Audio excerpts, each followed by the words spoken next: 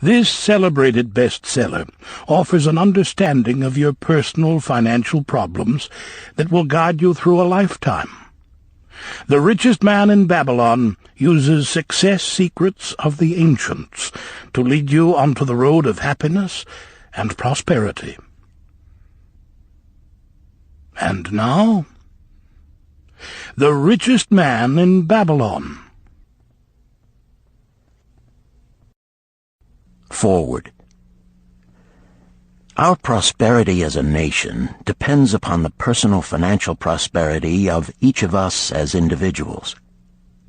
This book deals with the personal successes of each of us. Success means accomplishments as the result of our own efforts and abilities. Proper preparation is the key to our success. Our acts can be no wiser than our thoughts. Our thinking can be no wiser than our understanding. This book of cures for lean purses has been termed a guide to financial understanding. That indeed is its purpose, to offer those who are ambitious for financial success an insight which will aid them to acquire money, to keep money, and to make their surpluses earn more money. In the pages which follow, we are taken back to Babylon, the cradle in which was nurtured the basic principles of finance now recognized and used the world over. To new readers, the author is happy to extend the wish that its pages may contain for them the same inspiration for growing bank accounts, greater financial successes, and the solution of difficult personal financial problems so enthusiastically reported by readers from coast to coast. To the business executives who have distributed these tales in such generous quantities to friends, relatives, employees, and associates, the author takes this opportunity to express his gratitude. No endorsement could be higher than that of practical men who appreciate its teachings because they themselves have worked up to important successes by applying the very principles it advocates. Babylon became the wealthiest city of the ancient world because its citizens were the richest people of their time. They appreciated the value of money. They practiced sound financial principles in acquiring money, keeping money, and making their money earn more money. They provided for themselves what we all desire: incomes for the future. GSC. Chapter 1. The Man Who Desired Gold. Banseer, the chariot builder of Babylon, was thoroughly discouraged. From his seat upon the low wall surrounding his property, he gazed sadly at his simple home and the open workshop in which stood a partially completed chariot. His wife frequently appeared at the open door. Her furtive glances in his direction reminded him that the meal bag was almost empty and he should be at work finishing the chariot, hammering and hewing, polishing and painting, stretching taut the leather over the wheel rims, preparing it for delivery so he could collect from his wealthy customer. Nevertheless, his fat, muscular body sat stolidly upon the wall. His slow mind was struggling patiently with a problem for which he could find no answer. The hot tropical sun, so typical of this valley of the Euphrates, beat down upon him mercilessly. Beads of perspiration formed upon his brow and trickled down unnoticed to lose themselves in the hairy jungle on his chest. Beyond his home towered the high terraced walls surrounding the king's palace. Nearby, cleaving the blue heavens, was the painted tower of the Temple of Bel. In the shadow of such grandeur was his simple home and many others far less neat and well cared for. Babylon was like this, a mixture of grandeur and squalor, of dazzling wealth and direst poverty, crowded together without plan or system within the protecting walls of the city. Behind him, had he cared to turn and look, The noisy chariots of the rich jostled and crowded aside the sandaled tradesmen as well as the barefooted beggars. Even the rich were forced to turn into the gutters to clear the way for the long lines of slave water carriers on the king's business, each bearing a heavy goatskin of water to be poured upon the hanging gardens.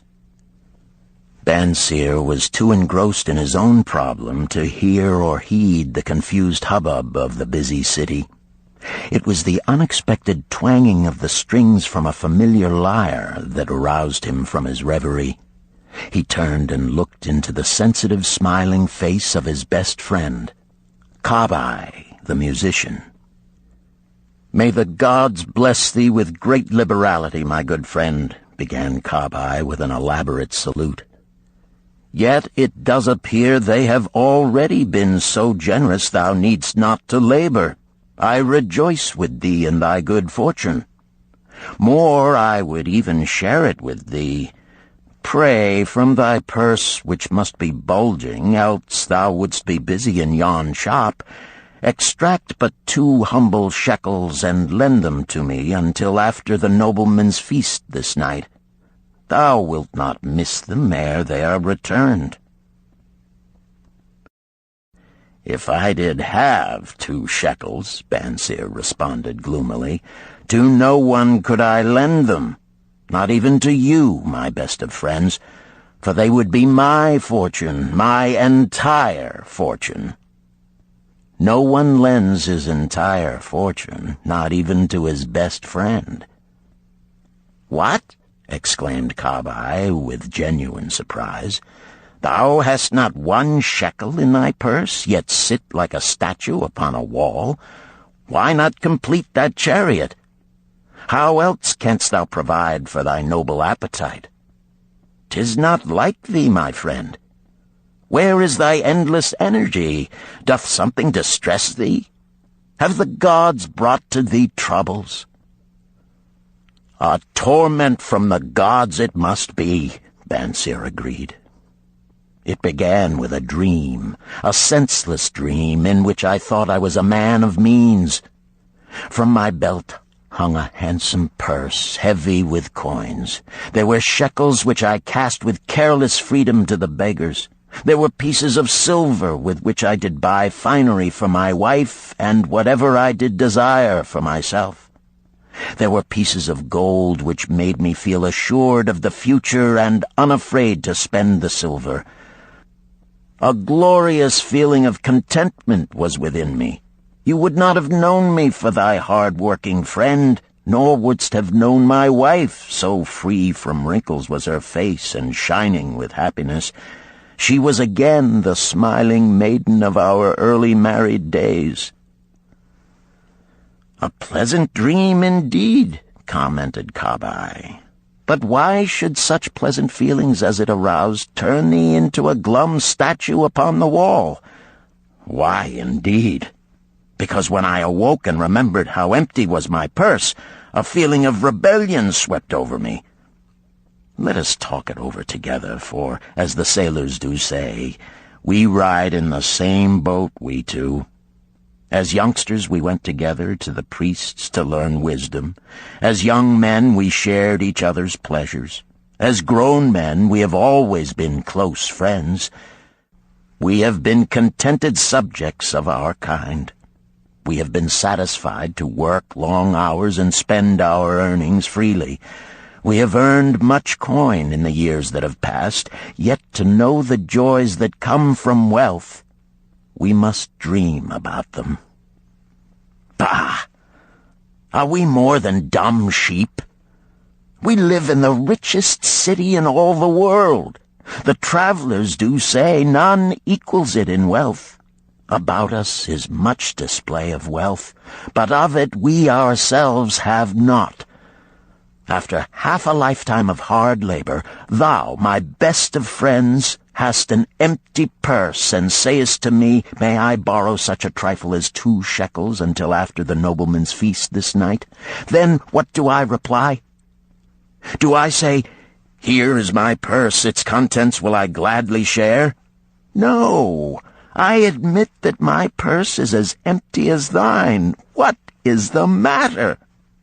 Why cannot we acquire silver and gold, more than enough for food and robes? Consider also our sons, Bansir continued. Are they not following in the footsteps of their fathers? Need they and their families, and their sons families, live all their lives in the midst of such treasures of gold, and yet, like us, be content to banquet upon sour goat's milk and porridge? Never in all the years of our friendship didst thou talk like this before, Bansir. Kabai was puzzled. Never in all those years did I think like this before. From early dawn until darkness stopped me, I have labored to build the finest chariots any man could make, soft-heartedly hoping some day the gods would recognize my worthy deeds and bestow upon me great prosperity. This they have never done. At last I realize this they will never do. Therefore my heart is sad. I wish to be a man of means. I wish to own lands and cattle, to have fine robes and coins in my purse. I am willing to work for these things with all the strength in my back, with all the skill in my hands, with all the cunning in my mind. But I wish my labors to be fairly rewarded. What is the matter with us? Again, I ask you, why cannot we have our just share of the good things so plentiful for those who have the gold with which to buy them? Would I knew the answer, Kabai replied. No better than thou am I satisfied. My earnings from my lyre are quickly gone. Often must I plan and scheme that my family be not hungry. Also within my breast is a deep longing for a lyre large enough that it may truly sing the strains of music that do surge through my mind. With such an instrument could I make music finer than even the king has ever heard before. Such a lyre thou shouldst have. No man in all Babylon could make it sing more sweetly. Could make it sing so sweetly not only the king, but the gods themselves would be delighted. But how mayest thou secure it while we both of us are as poor as the king's slaves? Listen to the bell. Here they come. He pointed to the long column of half-naked, sweating water-bearers plodding laboriously up the narrow street from the river. 5 abreast they marched, each bent under a heavy goatskin of water. A fine figure of a man he who doth lead them. Kabai indicated the wearer of the bell who marched in front without a load. A prominent man in his own country, 'tis easy to see. There are many good figures in the line, Bansir agreed, as good men as we.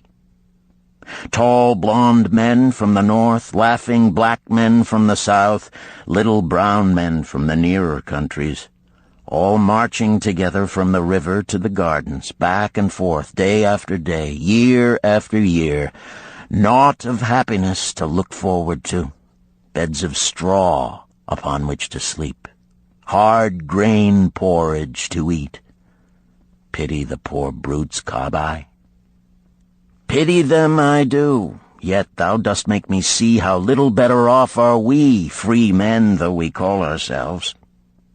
That is truth, Kabai, unpleasant thought though it may be. We do not wish to go on year after year living slavish lives, working, getting nowhere. Might we not find out how others acquire gold and do as they do? Kabai inquired. Perhaps there is some secret we might learn if we but sought from those who knew, replied Bansir thoughtfully. This very day, suggested Kabai, I did pass our old friend Arkad, riding in his golden chariot. This I will say, he did not look over my humble head as many in his station might consider his right. Instead, he did wave his hand that all onlookers might see him pay greetings and bestow his smile of friendship upon Kabai, the musician. He is claimed to be the richest man in all Babylon, Bansir mused.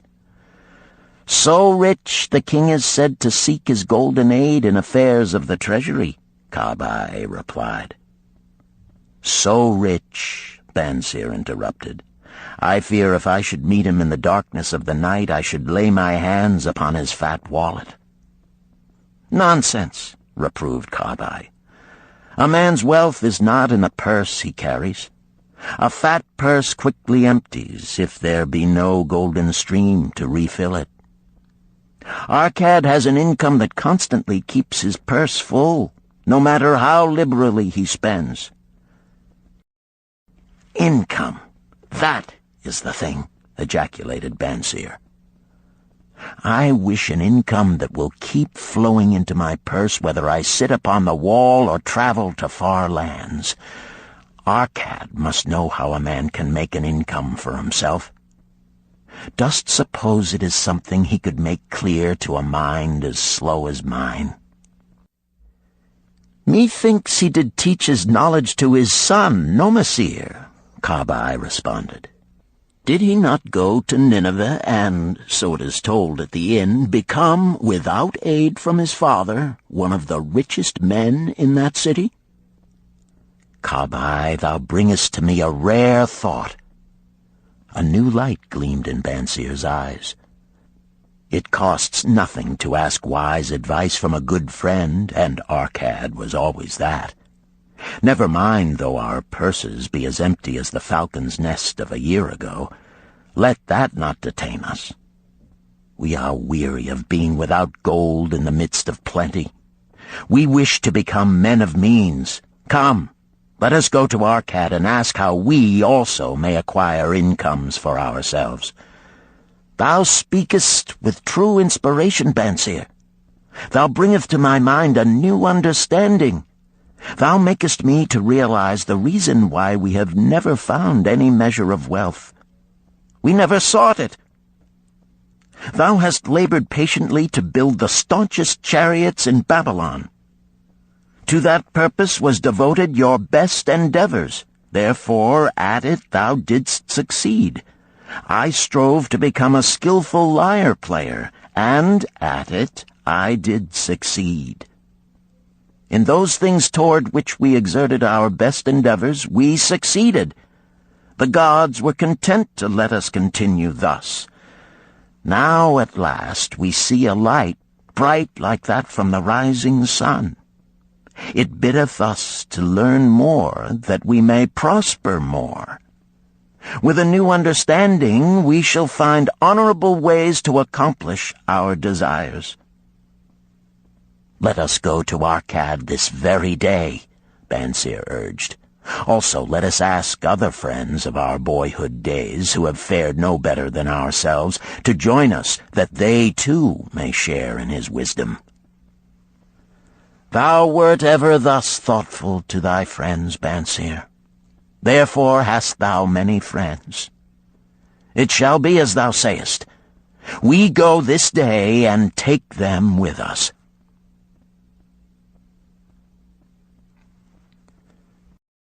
Chapter 2. The Richest Man in Babylon. In old Babylon there once lived a certain very rich man named Arkad.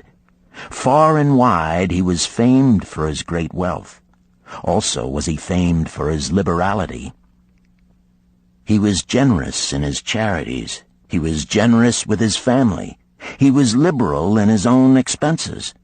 But nevertheless, each year his wealth increased more rapidly than he spent it. And there were certain friends of younger days who came to him and said, You, Arkad, are more fortunate than we. You have become the richest man in all Babylon, while we struggle for existence. You can wear the finest garments, and you can enjoy the rarest foods, while we must be content if we can clothe our families in raiment that is presentable and feed them as best we can. Yet once we were equal. We studied under the same master. We played in the same games, and in neither the studies nor the games did you outshine us. And in the years since, you have been no more an honorable citizen than we. Nor have you worked harder or more faithfully insofar as we can judge. Why, then, should a fickle fate single you out to enjoy all the good things of life and ignore us who are equally deserving? Thereupon Arcad remonstrated with them, saying, If you have not acquired more than a bare existence in the years since we were youths, it is because you either have failed to learn the laws that govern the building of wealth, or else you do not observe them. Fickle fate is a vicious goddess who brings no permanent good to anyone. On the contrary, she brings ruin to almost every man upon whom she showers unearned gold. She makes wanton spenders who soon dissipate all they receive and are left beset by overwhelming appetites and desires they have not the ability to gratify. Yet others whom she favors become misers and hoard their wealth, fearing to spend what they have, knowing they do not possess the ability to replace it. They further are beset by fear of robbers and doom themselves to lives of emptiness and secret misery. Others there probably are who can take unearned gold and add to it and continue to be happy and contented citizens. But so few are they, I know of them but by hearsay. Think you of the men who have inherited sudden wealth, and see if these things are not so. His friends admitted that of the men they knew who had inherited wealth, these words were true, and they besought him to explain to them how he had become possessed of so much prosperity, so he continued. In my youth, I looked about me and saw all the good things there were to bring happiness and contentment, and I realized that wealth increased the potency of all these. Wealth is a power. With wealth, many things are possible. One may ornament the home with the richest of furnishings. One may sail the distant seas. One may feast on the delicacies of far lands. One may buy the ornaments of the gold worker and the stone polisher. One may even build mighty temples for the gods. One may do all these things and many others in which there is delight for the senses and gratification for the soul. And when I realized all this, I decided to myself that I would claim my share of the good things of life. I would not be one of those who stand afar off, enviously watching others enjoy. I would not be content to clothe myself in the cheapest raiment that looked respectable. I would not be satisfied with the lot of a poor man. On the contrary, I would make myself a guest at this banquet of good things. Being, as you know, the son of a humble merchant, one of a large family with no hope of an inheritance, and not being endowed, as you have so frankly said, with superior powers or wisdom, I decided that if I was to achieve what I desired, time and study would be required. As for time, all men have it in abundance. You, each of you, have let slip by sufficient time to have made yourselves wealthy. Yet you admit you have nothing to show except your good families, of which you can be justly proud. As for study, did not our wise teacher teach us that learning was of two kinds, the one kind being the things we learned and knew, and the other being the training that taught us how to find out what we did not know? Therefore did I decide to find out how one might accumulate wealth, and, when I had found out, to make this my task and do it well. For is it not wise that we should enjoy while we dwell in the brightness of the sunshine? For sorrows enough shall descend upon us when we depart for the darkness of the world of spirit. I found employment as a scribe in the hall of records, and long hours each day I labored upon the clay tablets. Week after week, and month after month I labored, yet for my earnings I had naught to show. Food and clothing and penance to the gods, and other things of which I could remember not what, absorbed all my earnings, but my determination did not leave me. And one day Algamish, the moneylender, came to the house of the city master and ordered a copy of the 9th law, and he said to me, I must have this in 2 days, and if the task is done by that time, 2 coppers will I give to thee. So I labored hard, but the law was long, and when Algamish returned, the task was unfinished. He was angry, and had I been his slave, he would have beaten me. But knowing the city master would not permit him to injure me, I was unafraid. So I said to him, Algamish, you are a very rich man. Tell me how I may also become rich, and all night I will carve upon the clay, and when the sun rises, it shall be completed. He smiled at me and replied, You are a forward knave, but we will call it a bargain. All that night I carved, though my back pained and the smell of the wick made my head ache until my eyes could hardly see. But when he returned at sunup, the tablets were complete. Now, I said, tell me what you promised.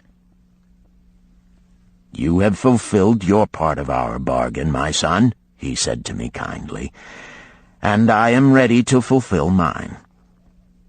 I will tell you these things you wish to know, because I am becoming an old man, and an old tongue loves to wag.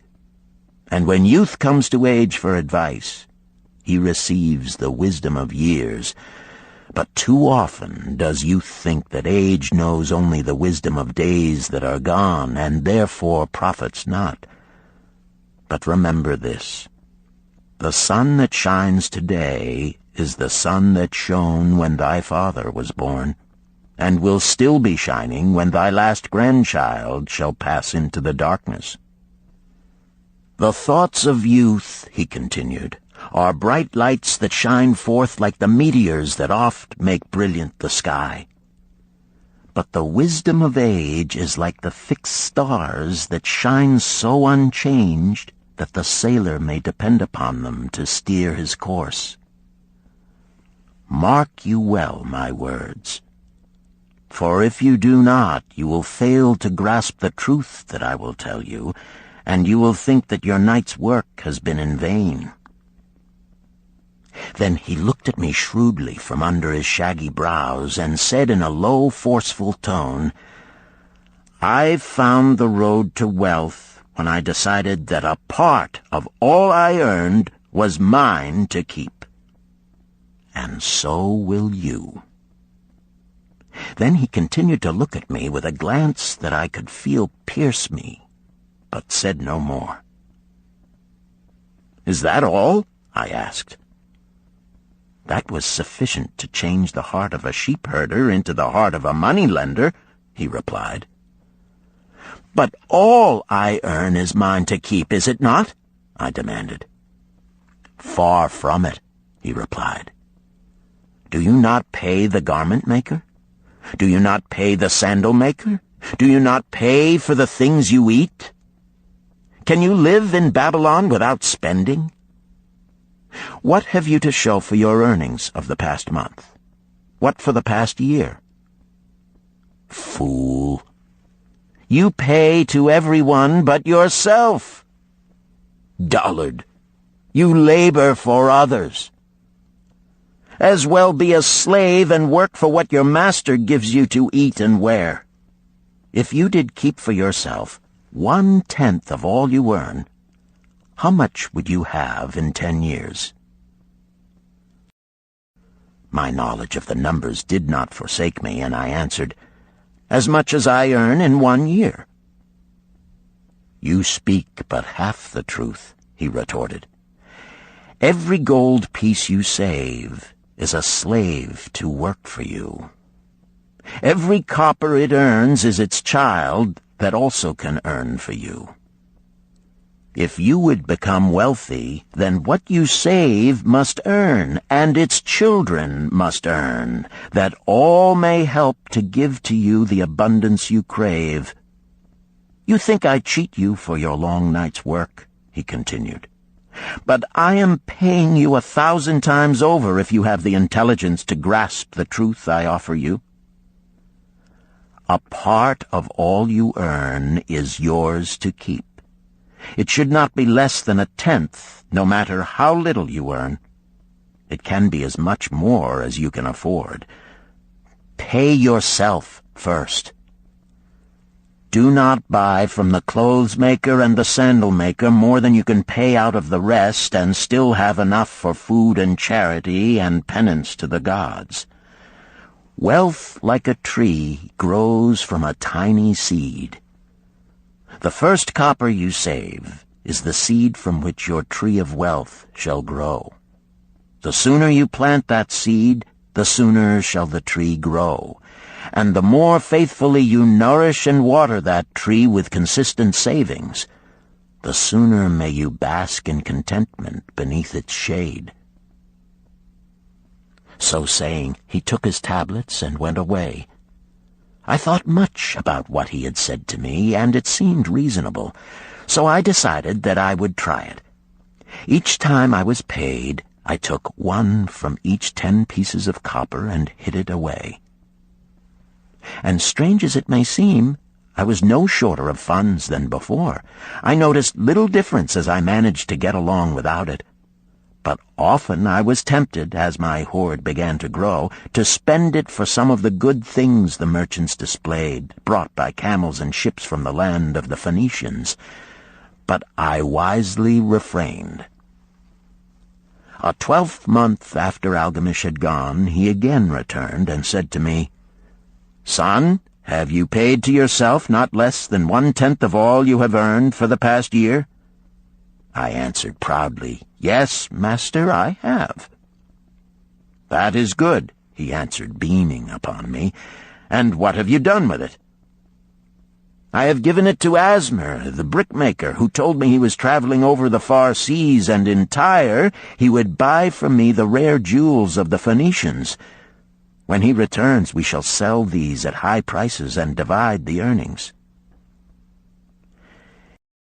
"Every fool must learn," he growled. "But why trust the knowledge of a brickmaker about jewels? Would you go to the breadmaker to inquire about the stars?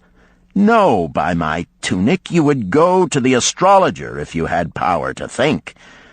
Your savings are gone, youth. You have jerked your wealth tree up by the roots. But plant another. Try again. And next time, if you would have advice about jewels, go to the jewel merchant. If you would know the truth about sheep, go to the herdsman. Advice is one thing that is freely given away, but watch that you take only what is worth having. He who takes advice about his savings from one who is inexperienced in such matters shall pay with his savings for proving the falsity of their opinions." Saying this, he went away. And it was as he said, for the Phoenicians are scoundrels and sold to Asmer worthless bits of glass that looked like gems. But as Algamish had bid me, I again saved each 10th copper, for I now had formed the habit, and it was no longer difficult. Again, 12 months later, Algamish came to the room of the scribes and addressed me. "What progress have you made since last I saw you?" "I have paid myself faithfully," I replied, "and my savings I have entrusted to Agar, the shield-maker, to buy bronze, and each 4th month he does pay me the rental." "That is good. And what do you do with the rental?" I do have a great feast with honey and fine wine and spiced cake. Also I have bought me a scarlet tunic, and some day I shall buy me a young ass upon which to ride." To which Algamish laughed, "You do eat the children of your savings. Then how do you expect them to work for you? And how can they have children that will also work for you? First get thee an army of golden slaves, and then many a rich banquet may you enjoy without regret." So saying, he again went away. Nor did I again see him for 2 years, when he once more returned, and his face was full of deep lines, and his eyes drooped, for he was becoming a very old man. And he said to me, "Arcad, hast thou yet achieved the wealth thou dreamed of?" And I answered, "Not yet all that I desire, but some I have, and it earns more, and its earnings earn more." "And do you still take the advice of brickmakers?" "About brickmaking they give me good advice," I retorted. "Arcad," he continued, "you have learned your lessons well. You first learned to live upon less than you could earn. Next, you learned to seek advice from those who were competent through their own experiences to give it. And lastly, you have learned to make gold work for you. You have taught yourself how to acquire money, how to keep it, and how to use it. Therefore, you are competent for a responsible position. I am becoming an old man. My sons think only of spending and give no thought to earning. My interests are great, and I fear too much for me to look after. If you will go to Nippur and look after my lands there, I shall make you my partner, and you shall share in my estate." So I went to Nippur and took charge of his holdings, which were large, and because I was full of ambition, and because I had mastered the 3 laws of successfully handling wealth, I was enabled to increase greatly the value of his properties. So I prospered much, and when the spirit of Algamish departed for the sphere of darkness, I did share in his estate as he had arranged under the law. So spake Arcad, and when he had finished his tale, one of his friends said, "You were indeed fortunate that Algamish made you an heir." "Fortunate only in that I had the desire to prosper before I first met him.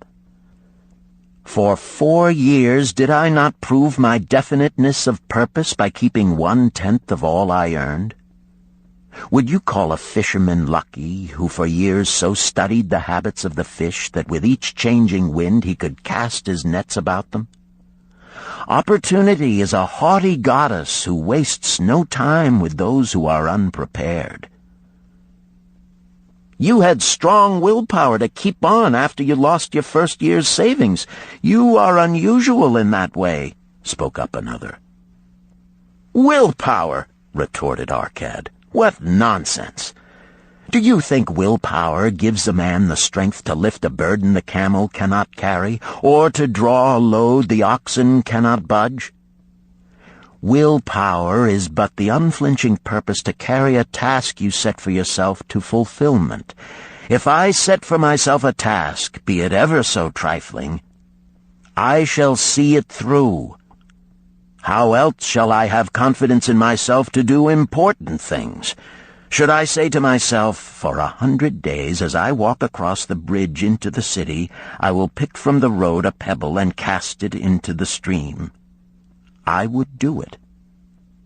If on the 7th day I passed by without remembering, I would not say to myself, tomorrow I will cast 2 pebbles which will do as well.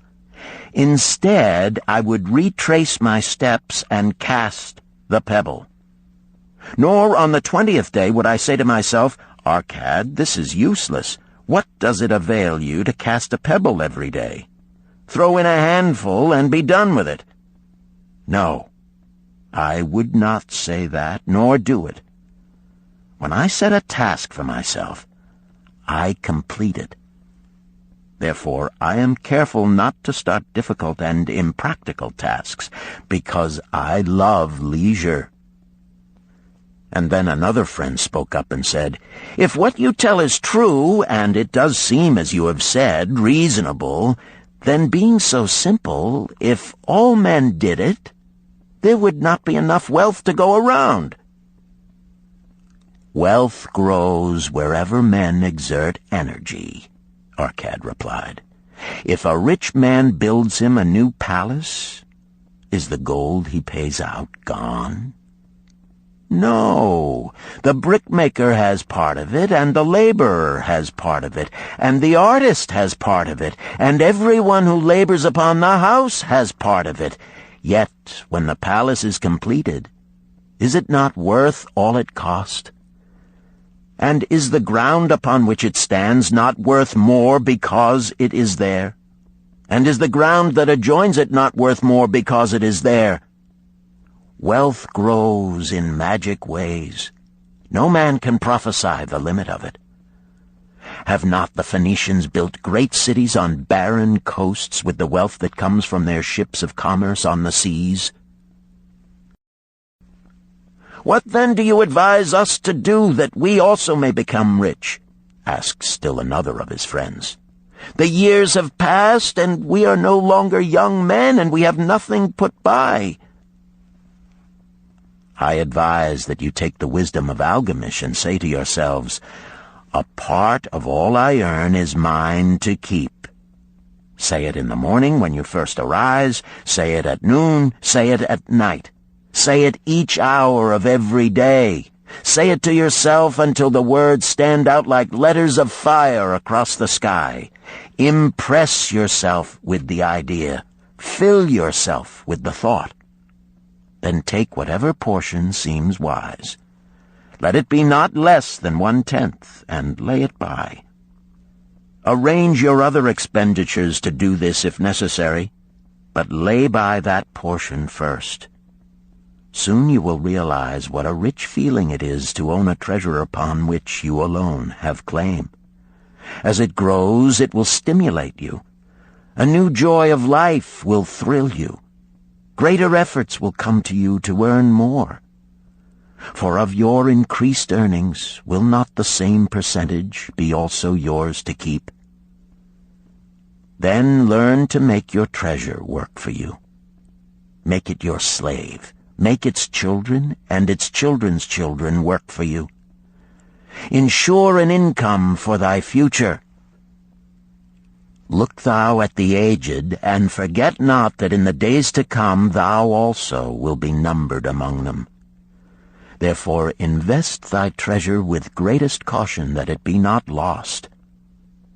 Usurious rates of return are deceitful sirens that sing but to lure the unwary upon the rocks of loss and remorse. Provide also that thy family may not want should the gods call thee to their realms. For such protection it is always possible to make provision with small payments at regular intervals. Therefore the provident man delays not in expectation of a large sum becoming available for such a wise purpose. Counsel with wise men. Seek the advice of men whose daily work is handling money. Let them save you from such an error as I myself made in entrusting my money to the judgment of Asmer, the brickmaker. A small return and a safe one is far more desirable than risk. Enjoy life while you are here. Do not overstrain or try to save too much. If 1/10 of all you earn is as much as you can comfortably keep, be content to keep this portion. Live otherwise according to your income, and let not yourself get niggardly and afraid to spend. Life is good, and life is rich with things worth while and things to enjoy. His friends thanked him and went away. Some were silent because they had no imagination and could not understand. Some were sarcastic because they thought that one so rich should divide with old friends not so fortunate. But some had in their eyes a new light. They realized that Algamish had come back each time to the room of the scribes because he was watching a man work his way out of darkness into light.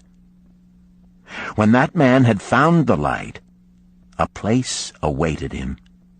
No one could fill that place until he had for himself worked out his own understanding, until he was ready for opportunity. These latter were the ones who, in the following years, frequently revisited Arcad, who received them gladly. He counseled with them and gave them freely of his wisdom, as men of broad experience are always glad to do, and he assisted them in so investing their savings that it would bring in a good interest with safety and would neither be lost nor entangled in investments that paid no dividends. The turning point in these men's lives came upon that day when they realized the truth that had come from Algamish to Arcad, and from Arcad to them. A part of all you earn is yours to keep.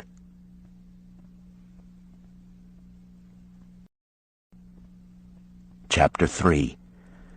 7 Cures for a Lean Purse. The glory of Babylon endures. Down through the ages, its reputation comes to us as the richest of cities, its treasures as fabulous. Yet it was not always so. The riches of Babylon were the results of the wisdom of its people. They first had to learn how to become wealthy. When the good King Sargon returned to Babylon after defeating his enemies, the Elamites, he was confronted with a serious situation. The royal chancellor explained it to the king thus: "After many years of great prosperity brought to our people because your majesty built the great irrigation canals and the mighty temples of the gods, now that these works are completed, the people seem unable to support themselves. The laborers are without employment. The merchants have few customers. The farmers are unable to sell their produce. The people have not enough gold to buy food." "But where has all the gold gone that we spent for these great improvements?" demanded the king. "It has found its way, I fear," responded the chancellor, "into the possession of a few very rich men of our city.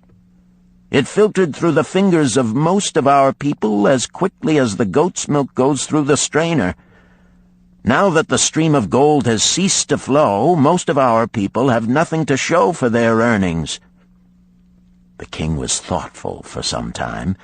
Then he asked, "Why should so few men be able to acquire all the gold?" "Because they know how," replied the chancellor. "One may not condemn a man for succeeding because he knows how. Neither may one with justice take away from a man what he has fairly earned, to give to men of less ability." "But why," demanded the king, "should not all the people learn how to accumulate gold and therefore become themselves rich and prosperous?" "Quite possible, Your Excellency. But who can teach them? Certainly not the priests, because they know naught of money-making." "Who knows best in all our city how to become wealthy, Chancellor?" asked the king. "Thy question answers itself, Your Majesty. Who has amassed the greatest wealth in Babylon?" "Well said, my able Chancellor.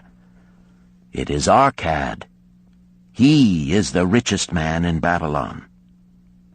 Bring him before me on the morrow." Upon the following day, as the king had decreed, Arcad appeared before him, straight and sprightly, despite his 80 years and 10. "Arcad," spoke the king, "is it true thou art the richest man in Babylon?" "So it is reported, Your Majesty, and no man disputes it." "How becamest thou so wealthy?" "By taking advantage of opportunities available to all citizens of our good city." Thou hadst nothing to start with? Only a great desire for wealth. Besides this, nothing. Arcad, continued the king, our city is in a very unhappy state because a few men know how to acquire wealth and therefore monopolize it, while the mass of our citizens lack the knowledge of how to keep any part of the gold they receive. It is my desire that Babylon be the wealthiest city in the world. Therefore, it must be a city of many wealthy men. Therefore, we must teach all the people how to acquire riches. Tell me, Arcad, is there any secret to acquiring wealth? Can it be taught? It is practical, Your Majesty. That which one man knows can be taught to others. The king's eyes glowed. Arcad, thou speakest the words I wish to hear. Wilt thou lend thyself to this great cause? Wilt thou teach thy knowledge to a school for teachers, each of whom shall teach others until there are enough trained to teach these truths to every worthy subject in my domain? Arcad bowed and said, I am thy humble servant to command.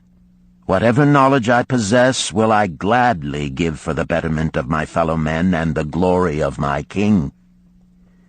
Let your good chancellor arrange for me a class of 100 men, and I will teach them those 7 cures which did fatten my purse, than which there was none leaner in all Babylon. A fortnight later, in compliance with the king's command, the chosen 100 assembled in the great hall of the Temple of Learning, seated upon colorful rings in a semicircle. Arcad sat beside a small tabaret upon which smoked a sacred lamp sending forth a strange and pleasing odor.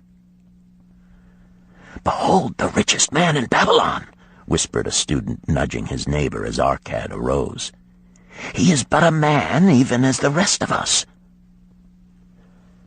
"As a dutiful subject of our great king," Arcad began, "I stand before you in his service.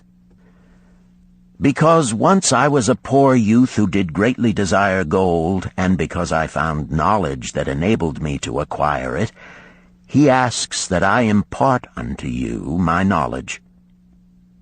I started my fortune in the humblest way.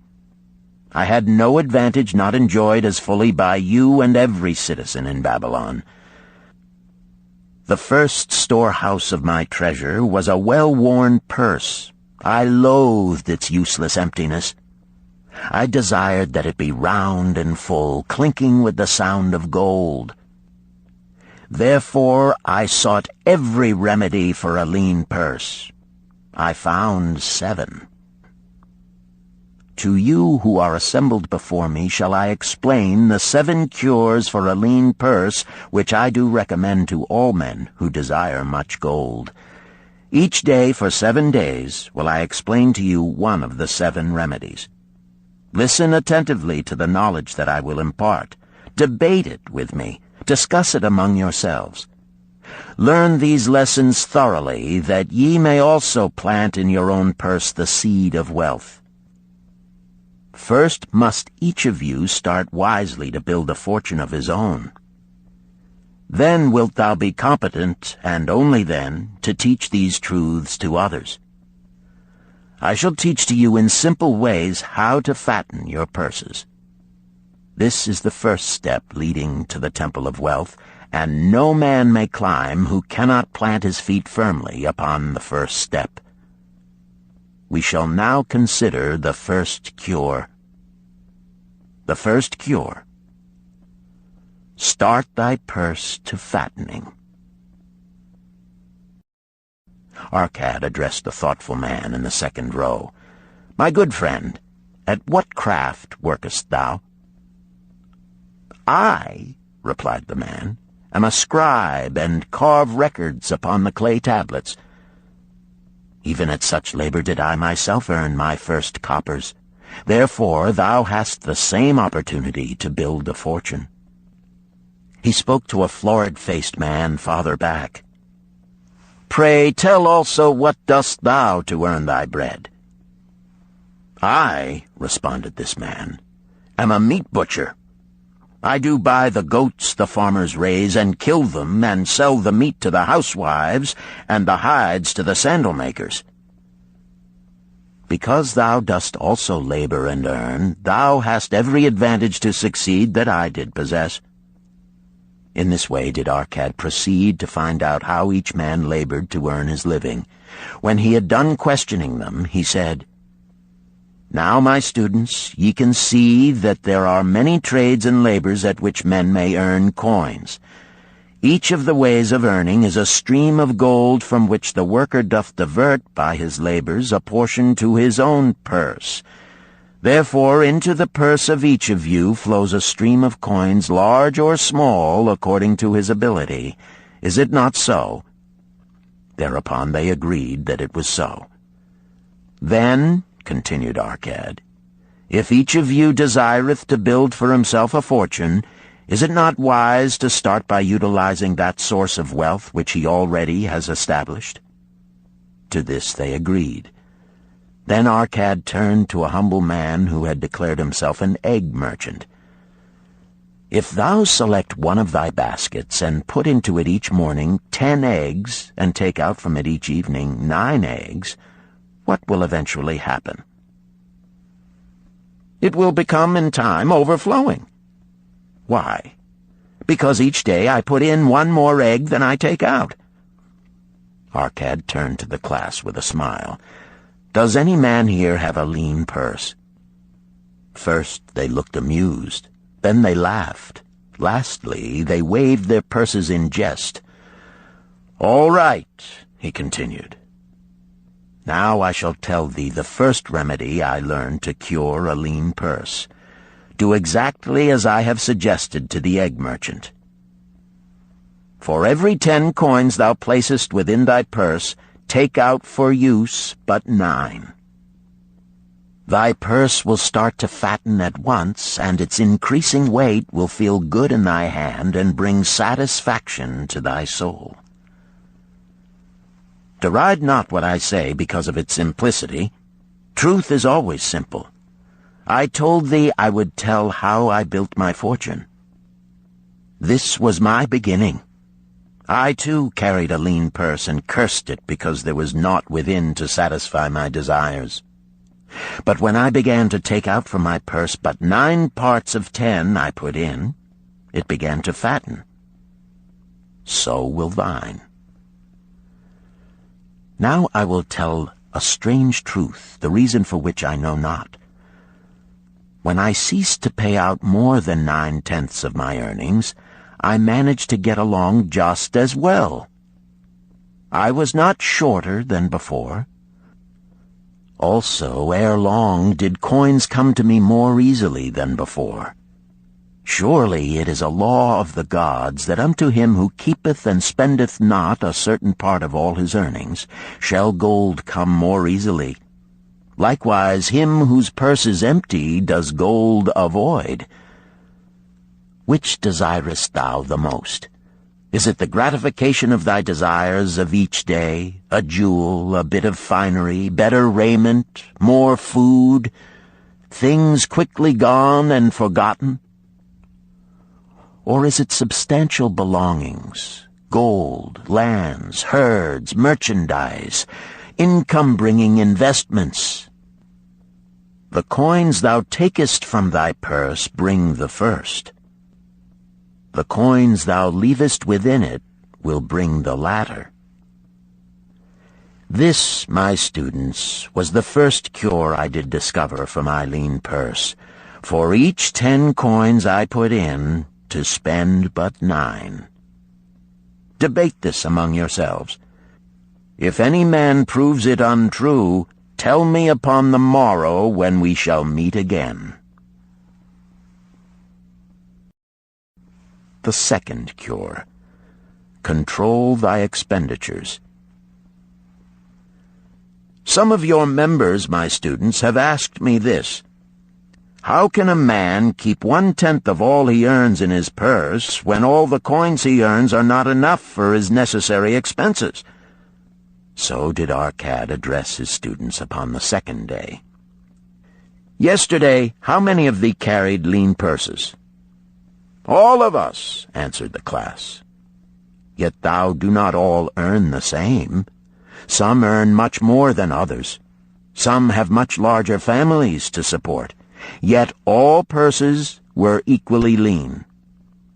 Now I will tell thee an unusual truth about men and sons of men.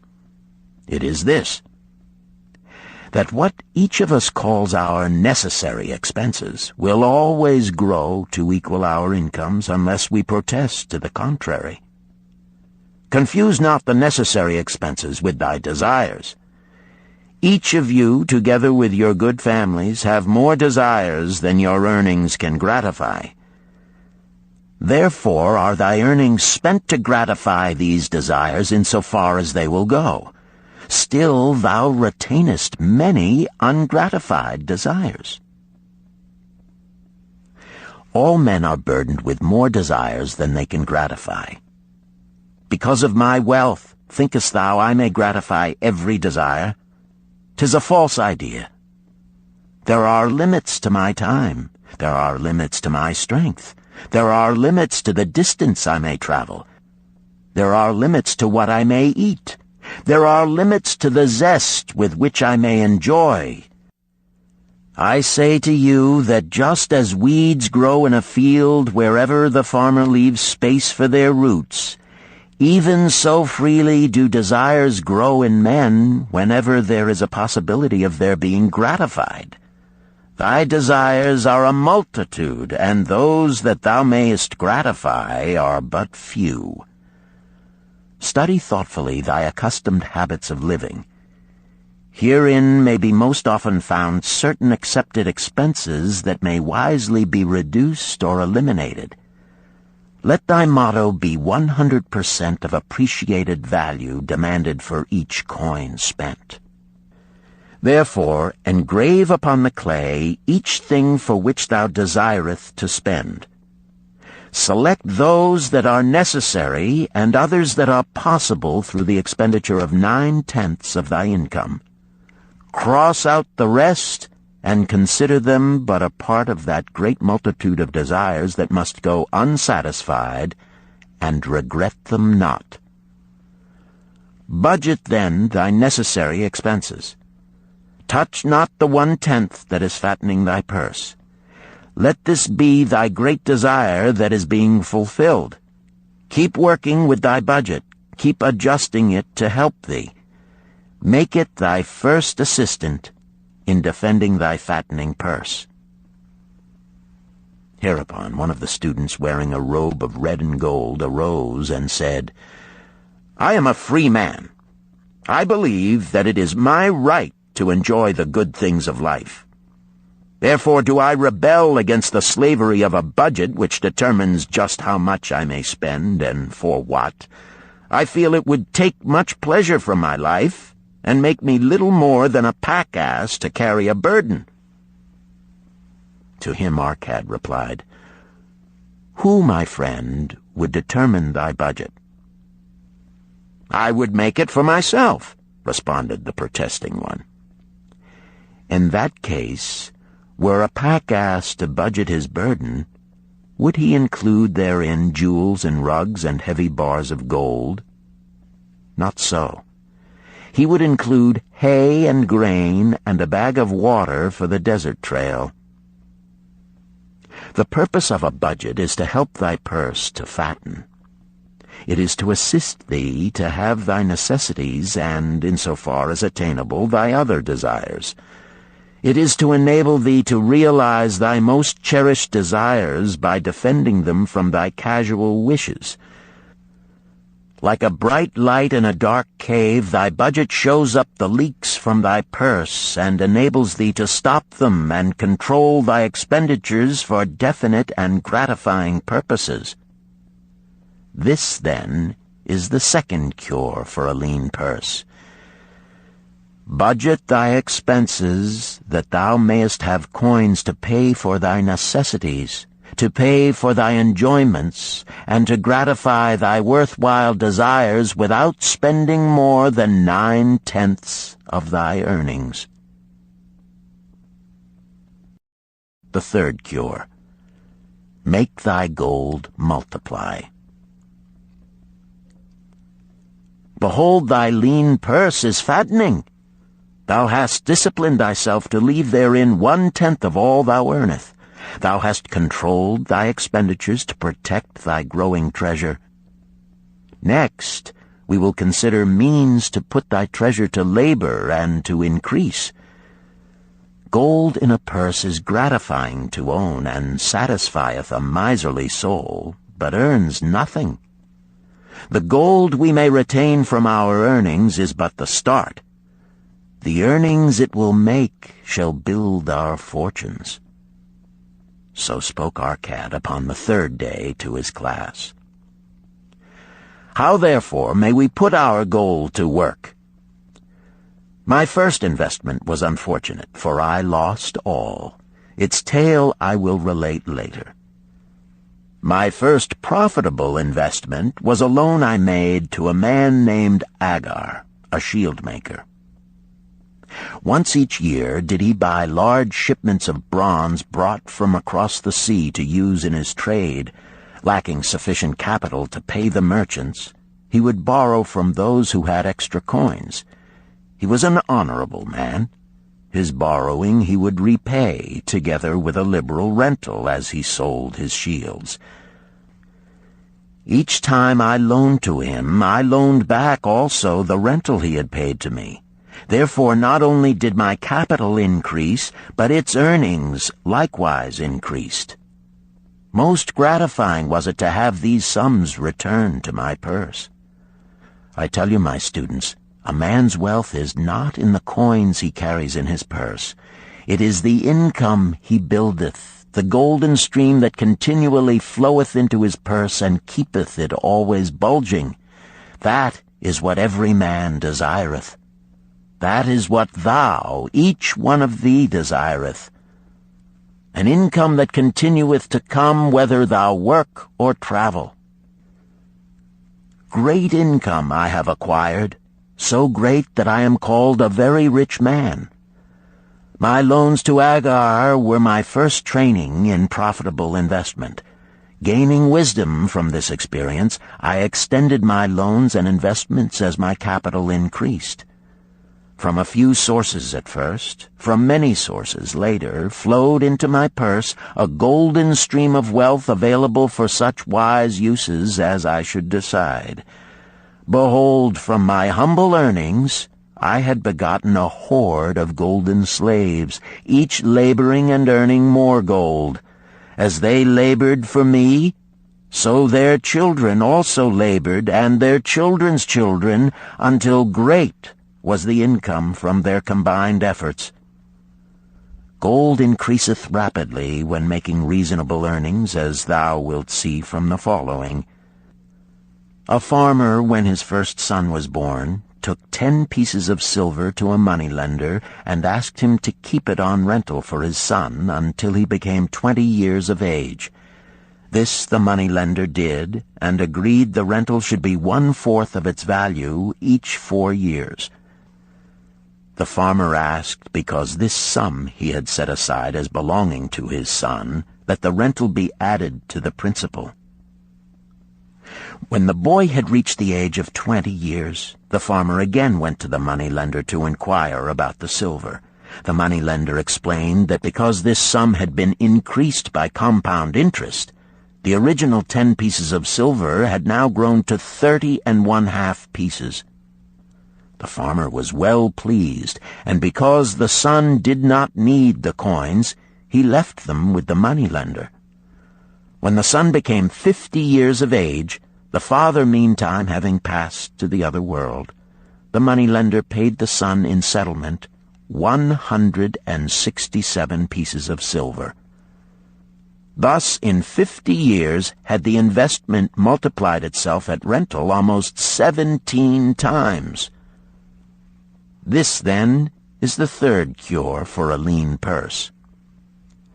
to put each coin to laboring, that it may reproduce its kind, even as the flocks of the field, and help bring to thee income, a stream of wealth that shall flow constantly into thy purse. The fourth cure. Guard thy treasures from loss. Misfortune loves a shining mark. Gold in a man's purse must be guarded with firmness, else it be lost. Thus it is wise that we must first secure small amounts and learn to protect them before the gods entrust us with larger. So spoke Arcad upon the fourth day to his class. Every owner of gold is tempted by opportunities whereby it would seem that he could make large sums by its investment in most plausible projects. Often friends and relatives are eagerly entering such investment and urge him to follow. The first sound principle of investment is security for thy principal. Is it wise to be intrigued by larger earnings when thy principal may be lost? I say not. The penalty of risk is probable loss. Study carefully, before parting with thy treasure, each assurance that it may be safely reclaimed. Be not misled by thine own romantic desires to make wealth rapidly. Before thou loan it to any man, assure thyself of his ability to repay and his reputation for doing so, that thou mayest not unwittingly be making him a present of thy hard-earned treasure. Before thou entrust it as an investment in any field, acquaint thyself with the dangers which may beset it. My own first investment was a tragedy to me at the time. The guarded savings of a year I did entrust to a brickmaker named Asmer, who was traveling over the far seas, and in Tyre agreed to buy for me the rare jewels of the Phoenicians. These we would sell upon his return and divide the profits. The Phoenicians were scoundrels and sold him bits of glass. My treasure was lost. Today, my training would show to me at once the folly of entrusting a brickmaker to buy jewels. Therefore do I advise thee from the wisdom of my experiences, be not too confident of thine own wisdom in entrusting thy treasures to the possible pitfalls of investments. Better by far to consult the wisdom of those experienced in handling money for profit. Such advice is freely given for the asking, and may readily possess a value equal in gold to the sum thou considerest investing. In truth, such is its actual value if it save thee from loss. This, then, is the fourth cure for a lean purse, and of great importance if it prevent thy purse from being emptied once it has become well filled.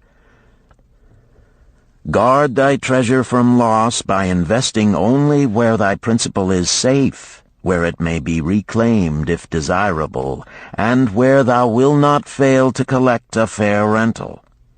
Consult with wise men. Secure the advice of those experienced in the profitable handling of gold. Let their wisdom protect thy treasure from unsafe investments. This ends Disc 1. The Richest Man in Babylon, Disc 2. The fifth cure. Make of thy dwelling a profitable investment. If a man setteth aside 9 parts of his earnings upon which to live and enjoy life, and if any part of this 9 parts he can turn into a profitable investment without detriment to his well-being, then so much faster will his treasures grow. So spake Arcad to his class at their 5th lesson. All too many of our men of Babylon do raise their families in unseemly quarters. They do pay to exacting landlords liberal rentals for rooms where their wives have not a spot to raise the blooms that gladden a woman's heart, and their children have no place to play their games except in the unclean alleys.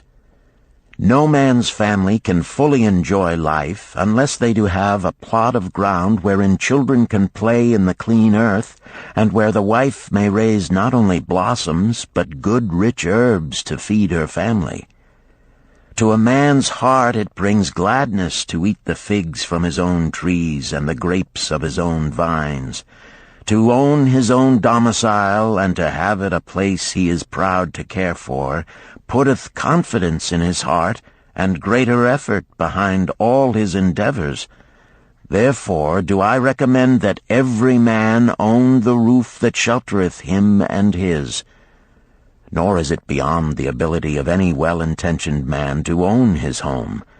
Hath not our great king so widely extended the walls of Babylon that within them much land is now unused, and may be purchased at sums most reasonable? Also I say to you, my students, that the money-lenders gladly consider the desires of men who seek homes and land for their families. Readily may thou borrow to pay the brickmaker and the builder for such commendable purposes, if thou can show a reasonable portion of the necessary sum which thou thyself hast provided for the purpose. Then when the house be built, thou canst pay the money-lender with the same regularity as thou didst pay the landlord, because each payment will reduce thy indebtedness to the money-lender. A few years will satisfy his loan. Then will thy heart be glad, because thou wilt own in thy own right a valuable property, and thy only cost will be the king's taxes. Also wilt thy good wife go more often to the river to wash thy robes, that each time returning she may bring a goatskin of water to pour upon the growing things. Thus come many blessings to the man who owneth his own house, and greatly will it reduce his cost of living, making available more of his earnings for pleasures and the gratification of his desires. This, then, is the fifth cure for a lean purse. Own thy own home. The sixth cure. Ensure a future income. The life of every man proceedeth from his childhood to his old age. This is the path of life, and no man may deviate from it, unless the gods call him prematurely to the world beyond. Therefore do I say that it behooves a man to make preparation for a suitable income in the days to come, when he is no longer young, and to make preparations for his family, should he be no longer with them to comfort and support them. This lesson shall instruct thee in providing a full purse when time has made thee less able to earn. So Arcad addressed his class upon the sixth day. The man who, because of his understanding of the laws of wealth, acquireth a growing surplus, should give thought to those future days. He should plan certain investments or provisions that may endure safely for many years, yet will be available when the time arrives which he has so wisely anticipated. There are diverse ways by which a man may provide with safety for his future. He may provide a hiding place and there bury a secret treasure. Yet no matter with what skill it be hidden, it may nevertheless become the loot of thieves. For this reason I recommend not this plan. A man may buy houses or lands for this purpose. If wisely chosen as to their usefulness and value in the future, they are permanent in their value and their earnings, or their sale will provide well for his purpose. A man may loan a small sum to the moneylender and increase it at regular periods. The rental which the moneylender adds to this will largely add to its increase. I do know a sandal-maker named Ansan, who explained to me not long ago that each week for 8 years he had deposited with his moneylender 2 pieces of silver. The moneylender had but recently given him an accounting over which he greatly rejoiced. The total of his small deposits with their rental at the customary rate of 1/4 their value for each 4 years had now become 1,040 pieces of silver. I did gladly encourage him further by demonstrating to him with my knowledge of the numbers that in 12 years more, if he would keep his regular deposits of but 2 pieces of silver each week, the moneylender would then owe him 4,000 pieces of silver, a worthy competence for the rest of his life. Surely when such a small payment made with regularity doth produce such profitable results, no man can afford not to insure a treasure for his old age and the protection of his family, no matter how prosperous his business and his investments may be. I would that I might say more about this. In my mind rests a belief that someday wise-thinking men will devise a plan to insure against death, whereby many men pay in but a trifling sum regularly, the aggregate making a handsome sum for the family of each member who passeth to the beyond. This do I see as something desirable and which I could highly recommend. But today it is not possible, because it must reach beyond the life of any man or any partnership to operate. It must be as stable as the king's throne. Some day do I feel that such a plan shall come to pass, and be a great blessing to many men, because even the first small payment will make available a snug fortune for the family of a member, should he pass on. But because we live in our own day, and not in the days which are to come, must we take advantage of those means and ways of accomplishing our purposes. Therefore do I recommend to all men that they, by wise and well-thought-out methods, do provide against a lean purse in their mature years. For a lean purse to a man no longer able to earn, or to a family without its head, is a sore tragedy. This, then, is the 6th cure for a lean purse. Provide in advance for the needs of thy growing age and the protection of thy family. The 7th cure. Increase thy ability to earn. This day do I speak to thee, my students, of one of the most vital remedies for a lean purse. Yet I will not talk of gold, but of yourselves, of the men beneath the robes of many colors who do sit before me. I will talk to you of those things within the minds and lives of men which do work for or against their success. So did Arcad address his class upon the 7th day. Not long ago came to me a young man seeking to borrow. When I questioned him the cause of his necessity, he complained that his earnings were insufficient to pay his expenses. Thereupon I explained to him, this being the case, he was a poor customer for the moneylender, as he possessed no surplus earning capacity to repay the loan. What you need, young man, I told him, is to earn more coins. What dost thou to increase thy capacity to earn? All that I can do, he replied. 6 times within 2 moons have I approached my master to request my pay be increased, but without success. No man can go oftener than that. We may smile at his simplicity, yet he did possess one of the vital requirements to increase his earnings. Within him was a strong desire to earn more, a proper and commendable desire. Preceding accomplishment must be desire. Thy desires must be strong and definite.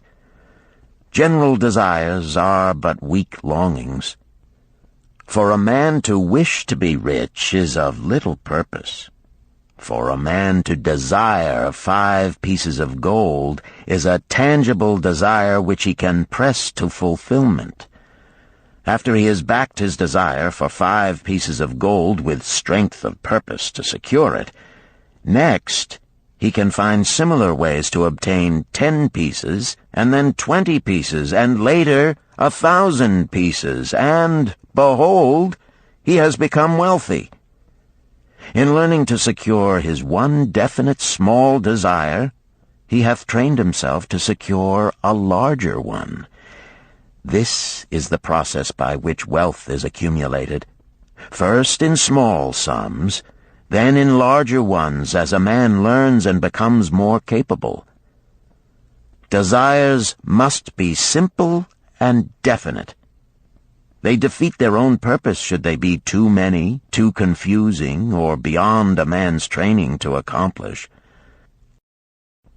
As a man perfecteth himself in his calling, even so doth his ability to earn increase.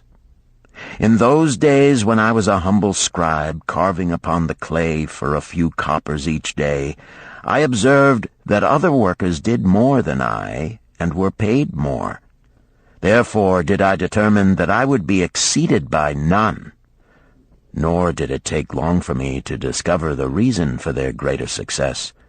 More interest in my work, more concentration upon my task, more persistence in my effort, and, behold, few men could carve more tablets in a day than I. With reasonable promptness my increased skill was rewarded, nor was it necessary for me to go 6 times to my master to request recognition. The more of wisdom we know, the more we may earn. That man who seeks to learn more of his craft shall be richly rewarded. If he is an artisan, he may seek to learn the methods and the tools of those most skillful in the same line. If he laboreth at the law or at healing, he may consult and exchange knowledge with others of his calling. If he be a merchant, he may continually seek better goods that can be purchased at lower prices. Always do the affairs of men change and improve, because keen-minded men seek greater skill that they may better serve those upon whose patronage they depend. Therefore, I urge all men to be in the front rank of progress and not to stand still, lest they be left behind. Many things come to make a man's life rich with gainful experiences. Such things as the following a man must do if he respects himself. He must pay his debts with all the promptness within his power, not purchasing that for which he is unable to pay. He must take care of his family, that they may think and speak well of him. He must make a will of record, that in case the gods call him, proper and honorable division of his property be accomplished. He must have compassion upon those who are injured and smitten by misfortune, and aid them within reasonable limits. He must do deeds of thoughtfulness to those dear to him. Thus, the 7th and last remedy for a lean purse is to cultivate thy own powers, to study and become wiser, to become more skillful, to so act as to respect thyself. Thereby shalt thou acquire confidence in thyself to achieve thy carefully considered desires.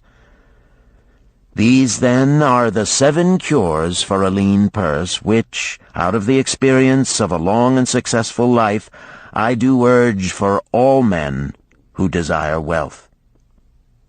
There is more gold in Babylon, my students, than thou dreamest of. There is abundance for all. Go thou forth and practice these truths, that thou mayest prosper and grow wealthy, as is thy right. Go thou forth and teach these truths, that every honorable subject of his majesty may also share liberally in the ample wealth of our beloved city. Chapter 4. Meet the Goddess of Good Luck. Babylonian proverb. If a man be lucky, there is no foretelling the possible extent of his good fortune. Pitch him into the Euphrates, and like as not he will swim out with a pearl in his hand. The desire to be lucky is universal. It was just as strong in the breasts of men 4,000 years ago in ancient Babylon as it is in the hearts of men today. We all hope to be favored by the whimsical goddess of good luck. Is there some way we can meet her and attract not only her favorable attention, but her generous favors? Is there a way to attract good luck? That is just what the men of ancient Babylon wished to know. It is exactly what they decided to find out. They were shrewd men and keen thinkers. That explains why their city became the richest and most powerful city of their time. In that distant past, they had no schools or colleges. Nevertheless, they had a center of learning, and a very practical one it was.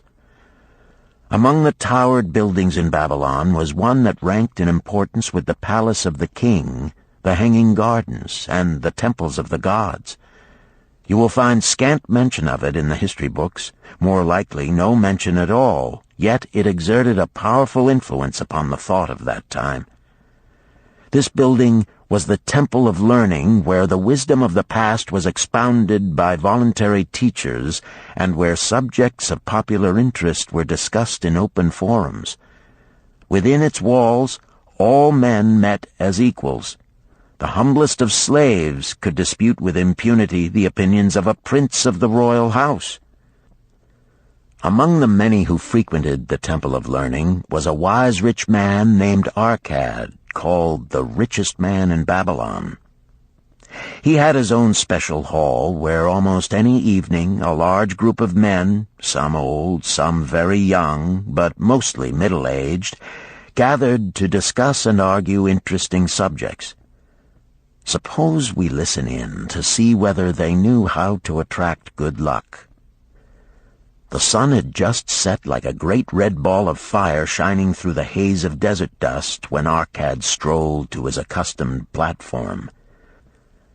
Already full 80 men were awaiting his arrival, reclining on their small rugs spread upon the floor. More were still arriving. "What shall we discuss this night?" Arcad inquired. After a brief hesitation, a tall cloth weaver addressed him, arising as was the custom. "I have a subject I would like to hear discussed, yet hesitate to offer, lest it seem ridiculous to you, Arcad, and my good friends here." Upon being urged to offer it, both by Arcad and by calls from the others, he continued, "This day I have been lucky, for I have found a purse in which there are pieces of gold.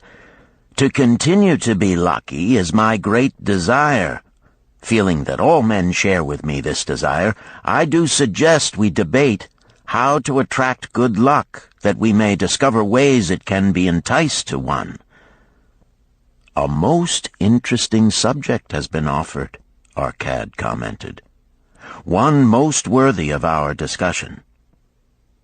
To some men, good luck bespeaks but a chance happening that, like an accident, may befall one without purpose or reason.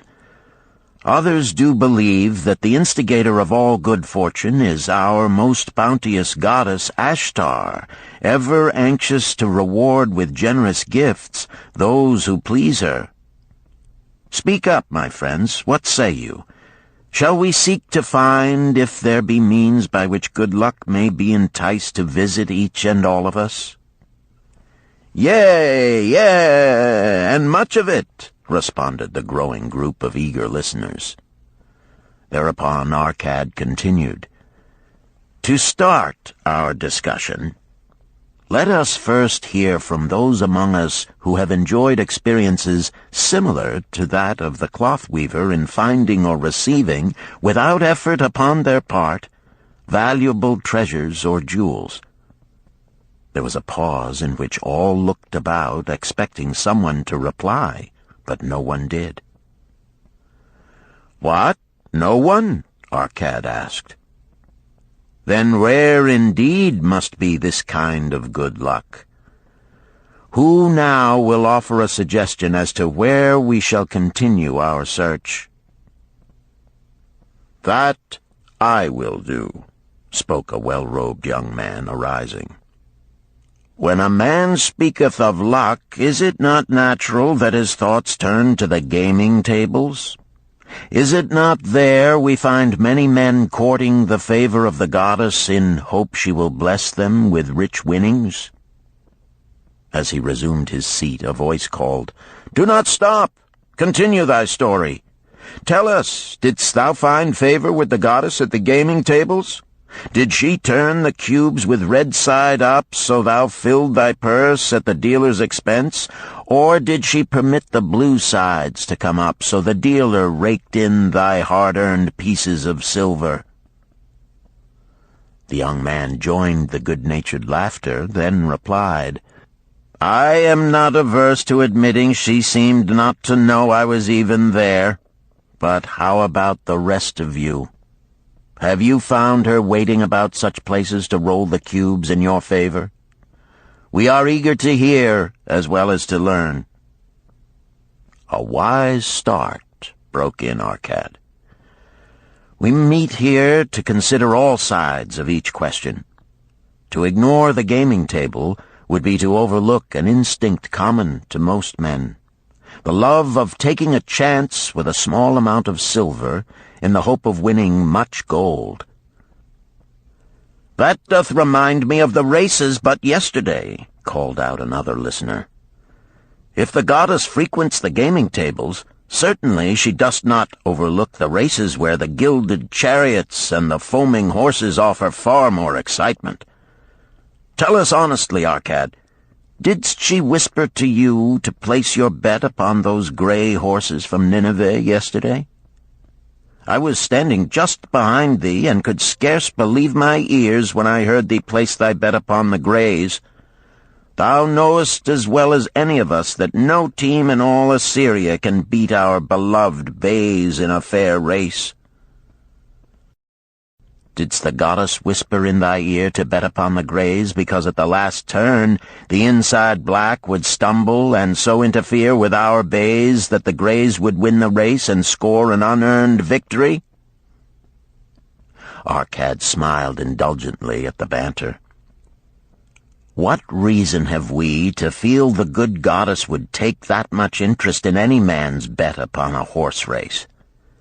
To me she is a goddess of love and dignity, whose pleasure it is to aid those who are in need and to reward those who are deserving.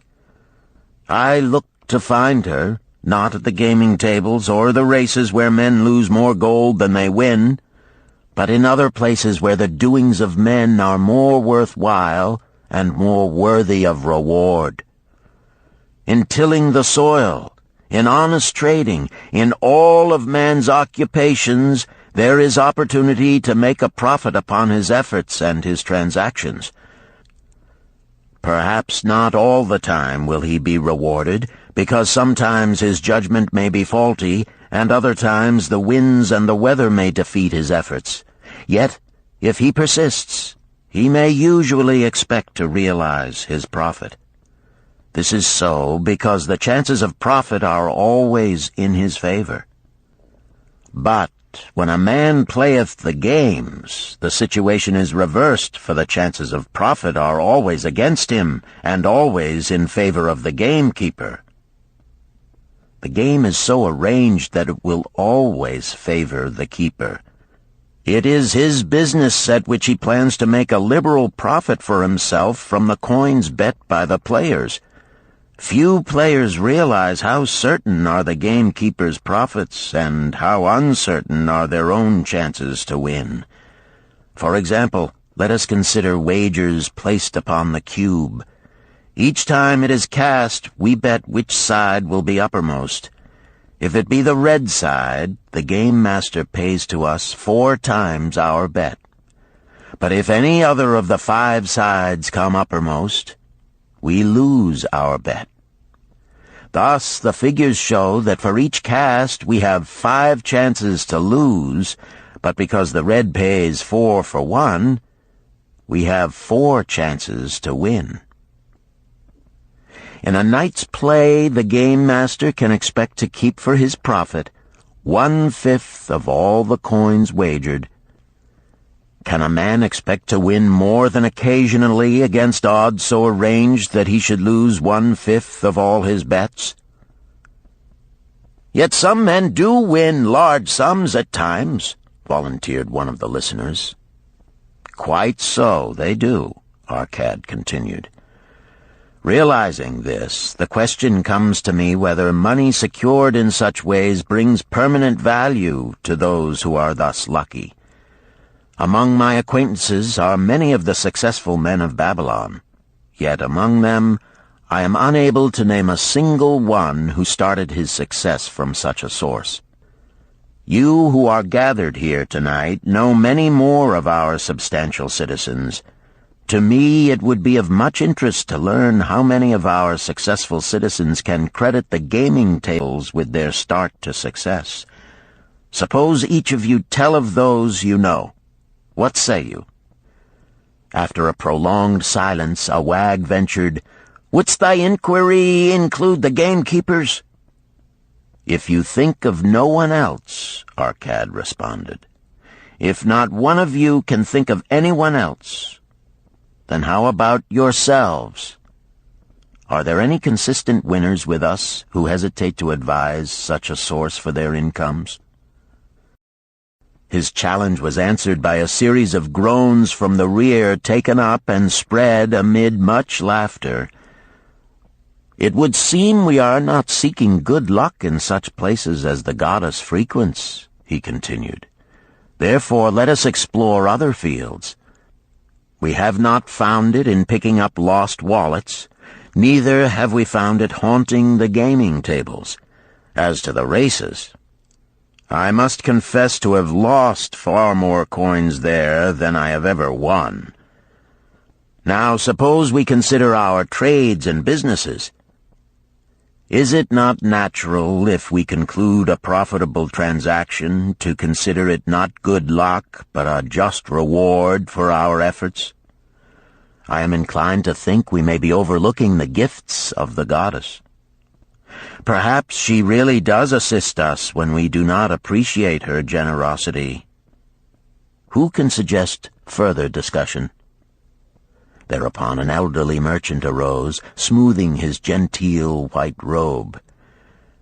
"With thy permission, most honorable Arcad and my friends, I offer a suggestion. If, as you have said, we take credit to our own industry and ability for our business success, why not consider the successes we almost enjoyed but which escaped us, happenings which would have been most profitable? They would have been rare examples of good luck if they had actually happened. Because they were not brought to fulfillment, we cannot consider them as our just rewards. Surely many men here have such experiences to relate." "Here is a wise approach," Arcad approved. "Who among you have had good luck within your grasp only to see it escape?" Many hands were raised, among them that of the merchant. Arcad motioned to him to speak. "As you suggested this approach, we should like to hear first from you." "I will gladly relate a tale," he resumed, "that doth illustrate how closely unto a man good luck may approach, and how blindly he may permit it to escape, much to his loss and later regret. Many years ago, when I was a young man, just married and well started to earning, my father did come one day and urge most strongly that I enter upon an investment. The son of one of his good friends had taken notice of a barren tract of land not far beyond the outer walls of our city. It lay high above the canal where no water could reach it. The son of my father's friend devised a plan to purchase this land, build 3 large water wheels that could be operated by oxen, and thereby raise the life-giving waters to the fertile soil. This accomplished, he planned to divide it into small tracts and sell to the residents of the city for herb patches. The son of my father's friend did not possess sufficient gold to complete such an undertaking. Like myself, he was a young man earning a fair sum. His father, like mine, was a man of large family and small means. He therefore decided to interest a group of men to enter the enterprise with him. The group was to comprise 12. Each of whom must be a money earner and agree to pay 1/10 of his earnings into the enterprise until the land was made ready for sale. All would then share justly in the profits in proportion to their investment. "Thou, my son," bespoke my father unto me, "art now in thy young manhood. It is my deep desire that thou begin the building of a valuable estate for thyself, that thou mayest become respected among men. I desire to see thou profit from a knowledge of the thoughtless mistakes of thy father." "This do I most ardently desire, my father," I replied. "Then this do I advise. Do what I should have done at thy age. From thy earnings keep out 1/10 to put into favorable investments. With this 1/10 of thy earnings, and what it will also earn, thou canst, before thou art my age, accumulate for thyself a valuable estate." "Thy words are words of wisdom, my father. Greatly do I desire riches. Yet there are many uses to which my earnings are called. Therefore do I hesitate to do as thou dost advise. I am young. There is plenty of time." "So I thought at thy age. Yet behold, many years have passed, and I have not yet made the beginning." "We live in a different age, my father. I shall avoid thy mistakes." "Opportunity stands before thee, my son. It is offering a chance that may lead to wealth. I beg of thee, do not delay. Go upon the morrow to the son of my friend, and bargain with him to pay 10% of thy earnings into this investment. Go promptly upon the morrow. Opportunity waits for no man. Today it is here, soon it is gone, therefore delay not." In spite of the advice of my father, I did hesitate. There were beautiful new robes just brought by the tradesmen from the East, robes of such richness and beauty my good wife and I felt we must each possess one. Should I agree to pay 1/10 of my earnings into the enterprise, we must deprive ourselves of these and other pleasures we dearly desired. I delayed making a decision until it was too late, much to my subsequent regret. The enterprise did prove to be more profitable than any man had prophesied.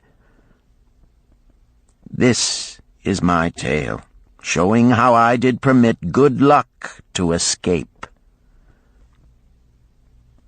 In this tale, we see how good luck waits to come to that man who accepts opportunity, commented a swarthy man of the desert.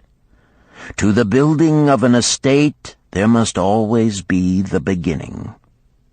That start may be a few pieces of gold or silver which a man diverts from his earnings to his first investment. I, myself, am the owner of many herds. The start of my herds I did begin when I was a mere boy, and did purchase with 1 piece of silver a young calf. This, being the beginning of my wealth, was of great importance to me. To take his first start to building an estate is as good luck as can come to any man. With all men, that first step, which changes them from men who earn from their own labor to men who draw dividends from the earnings of their gold, is important.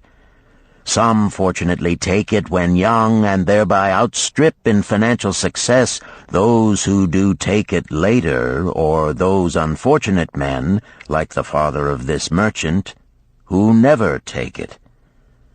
Had our friend the merchant taken this step in his early manhood when this opportunity came to him, this day he would be blessed with much more of this world's goods.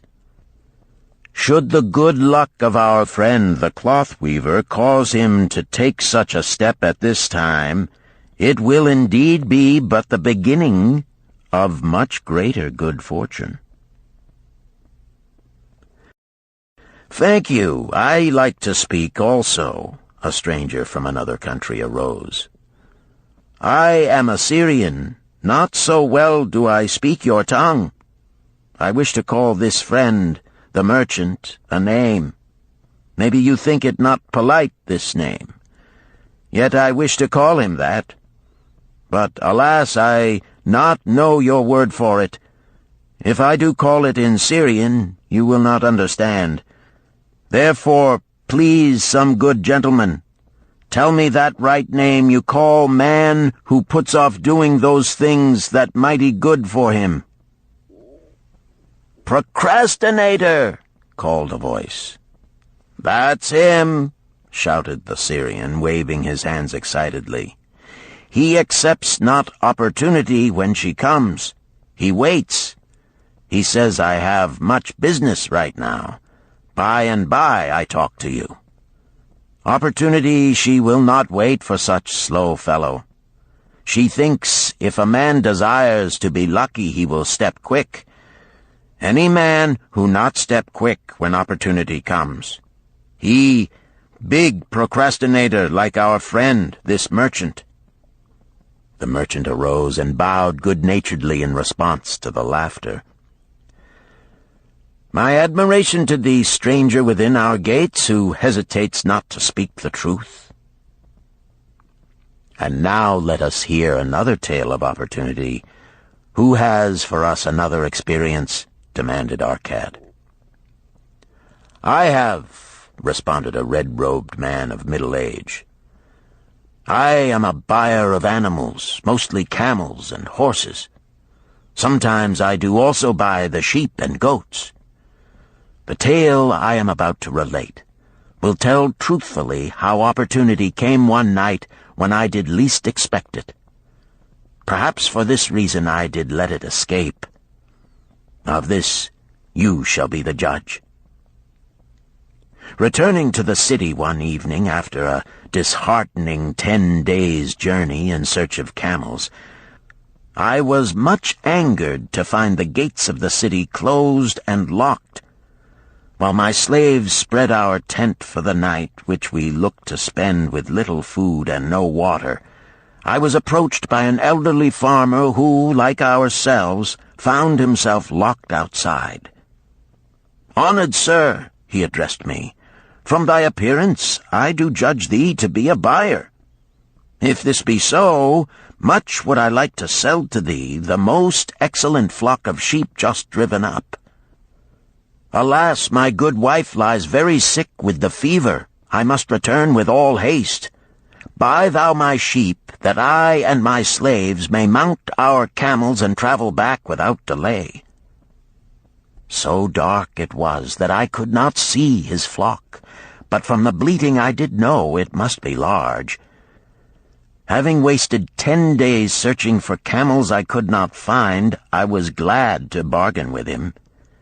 In his anxiety he did set a most reasonable price. I accepted, well knowing my slaves could drive the flock through the city gates in the morning and sell at a substantial profit. The bargain concluded, I called my slaves to bring torches that we might count the flock which the farmer declared to contain 900. I shall not burden you, my friends, with a description of our difficulty in attempting to count so many thirsty, restless, milling sheep. It proved to be an impossible task. Therefore, I bluntly informed the farmer I would count them at daylight and pay him then. "Please, most honorable sir," he pleaded, Pay me but 2/3 of the price tonight, that I may be on my way. I will leave my most intelligent and educated slave to assist to make the count in the morning. He is trustworthy, and to him thou canst pay the balance." But I was stubborn and refused to make payment that night. Next morning, before I awoke, the city gates opened and 4 buyers rushed out in search of flocks. They were most eager and willing to pay high prices because the city was threatened with siege and food was not plentiful. Nearly 3 times the price at which he had offered the flock to me did the old farmer receive for it. Thus was rare good luck allowed to escape. "Here is a tale most unusual," commented Arcad. "What wisdom doth it suggest?" "The wisdom of making a payment immediately when we are convinced our bargain is wise," suggested a venerable saddle-maker. "If the bargain be good, then dost thou need protection against thy own weaknesses as much as against any other man. We mortals are changeable. Alas, I must say more apt to change our minds when right than wrong. Wrong, we are stubborn indeed. Right, we are prone to vacillate and let opportunity escape. My first judgment is my best. Yet always have I found it difficult to compel myself to proceed with a good bargain when made. Therefore, as a protection against my own weaknesses, I do make a prompt deposit thereon. This doth save me from later regrets for the good luck that should have been mine." "Thank you. Again I like to speak." The Syrian was upon his feet once more. "These tales much alike. Each time opportunity fly away for same reason. Each time she come to procrastinator, bringing good plan. Each time they hesitate, not say, right now, best time, I do it quick. How can men succeed that way?" "Wise are thy words, my friend," responded the buyer. "Good luck fled from procrastination in both these tales. Yet this is not unusual. The spirit of procrastination is within all men. We desire riches, yet how often, when opportunity doth appear before us, that spirit of procrastination from within doth urge various delays in our acceptance. In listening to it, we do become our own worst enemies. In my younger days, I did not know it by this long word our friend from Syria doth enjoy. I did think at first it was my own poor judgment that did cause me loss at many profitable trades. Later I did credit it to my stubborn disposition. At last I did recognize it for what it was, a habit of needless delaying where action was required, action prompt and decisive. How I did hate it when its true character stood revealed. With the bitterness of a wild ass hitched to a chariot, I did break loose from this enemy to my success. "Thank you. I like ask question from Mr. Merchant," the Syrian was speaking. "You wear fine robes, not like those of poor man. You speak like successful man. Tell us, do you listen now when procrastination whispers in your ear?" "Like our friend the buyer, I also had to recognize and conquer procrastination," responded the merchant. "To me, it proved to be an enemy ever watching and waiting to thwart my accomplishments. The tale I did relate is but one of many similar instances I could tell to show how it drove away my opportunities. 'Tis not difficult to conquer once understood. No man willingly permits the thief to rob his bins of grain, nor does any man willingly permit an enemy to drive away his customers and rob him of his profits. When once I did recognize that such acts as these my enemy was committing, with determination I conquered him. So must every man master his own spirit of procrastination before he can expect to share in the rich treasures of Babylon. What sayest, Arcad? Because thou art the richest man in Babylon, many do proclaim thee to be the luckiest. Dost agree with me that no man can arrive at a full measure of success until he hath completely crushed the spirit of procrastination within him? It is even as thou sayest, Arcad admitted. During my long life, I have watched generation following generation, marching forward along those avenues of trade, science, and learning that lead to success in life. Opportunities came to all these men. Some grasped theirs and moved steadily to the gratification of their deepest desires, but the majority hesitated, faltered, and fell behind. Arcad turned to the cloth-weaver. Thou didst suggest that we debate good luck. Let us hear what thou now thinkest upon the subject. I do see good luck in a different light. I had thought of it as something most desirable that might happen to a man without effort upon his part. Now I do realize such happenings are not the sort of thing one may attract to himself. From our discussion have I learned that to attract good luck to oneself, it is necessary to take advantage of opportunities. Therefore, in the future, I shall endeavor to make the best of such opportunities as do come to me. Thou hast well grasped the truths brought forth in our discussion, Arcad replied. Good luck, we do find, often follows opportunity, but seldom comes otherwise. Our merchant friend would have found great good luck had he accepted the opportunity the good goddess did present to him. Our friend the buyer likewise would have enjoyed good luck had he completed the purchase of the flock and sold at such a handsome profit. We did pursue this discussion to find a means by which good luck could be enticed to us. I feel that we have found the way. Both the tales did illustrate how good luck follows opportunity. Herein lies a truth that many similar tales of good luck, won or lost, could not change. The truth is this: good luck can be enticed by accepting opportunity. Those eager to grasp opportunities for their betterment do attract the interest of the good goddess. She is ever anxious to aid those who please her.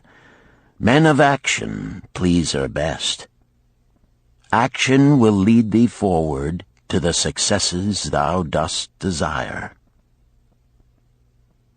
Men of action are favored by the goddess of good luck.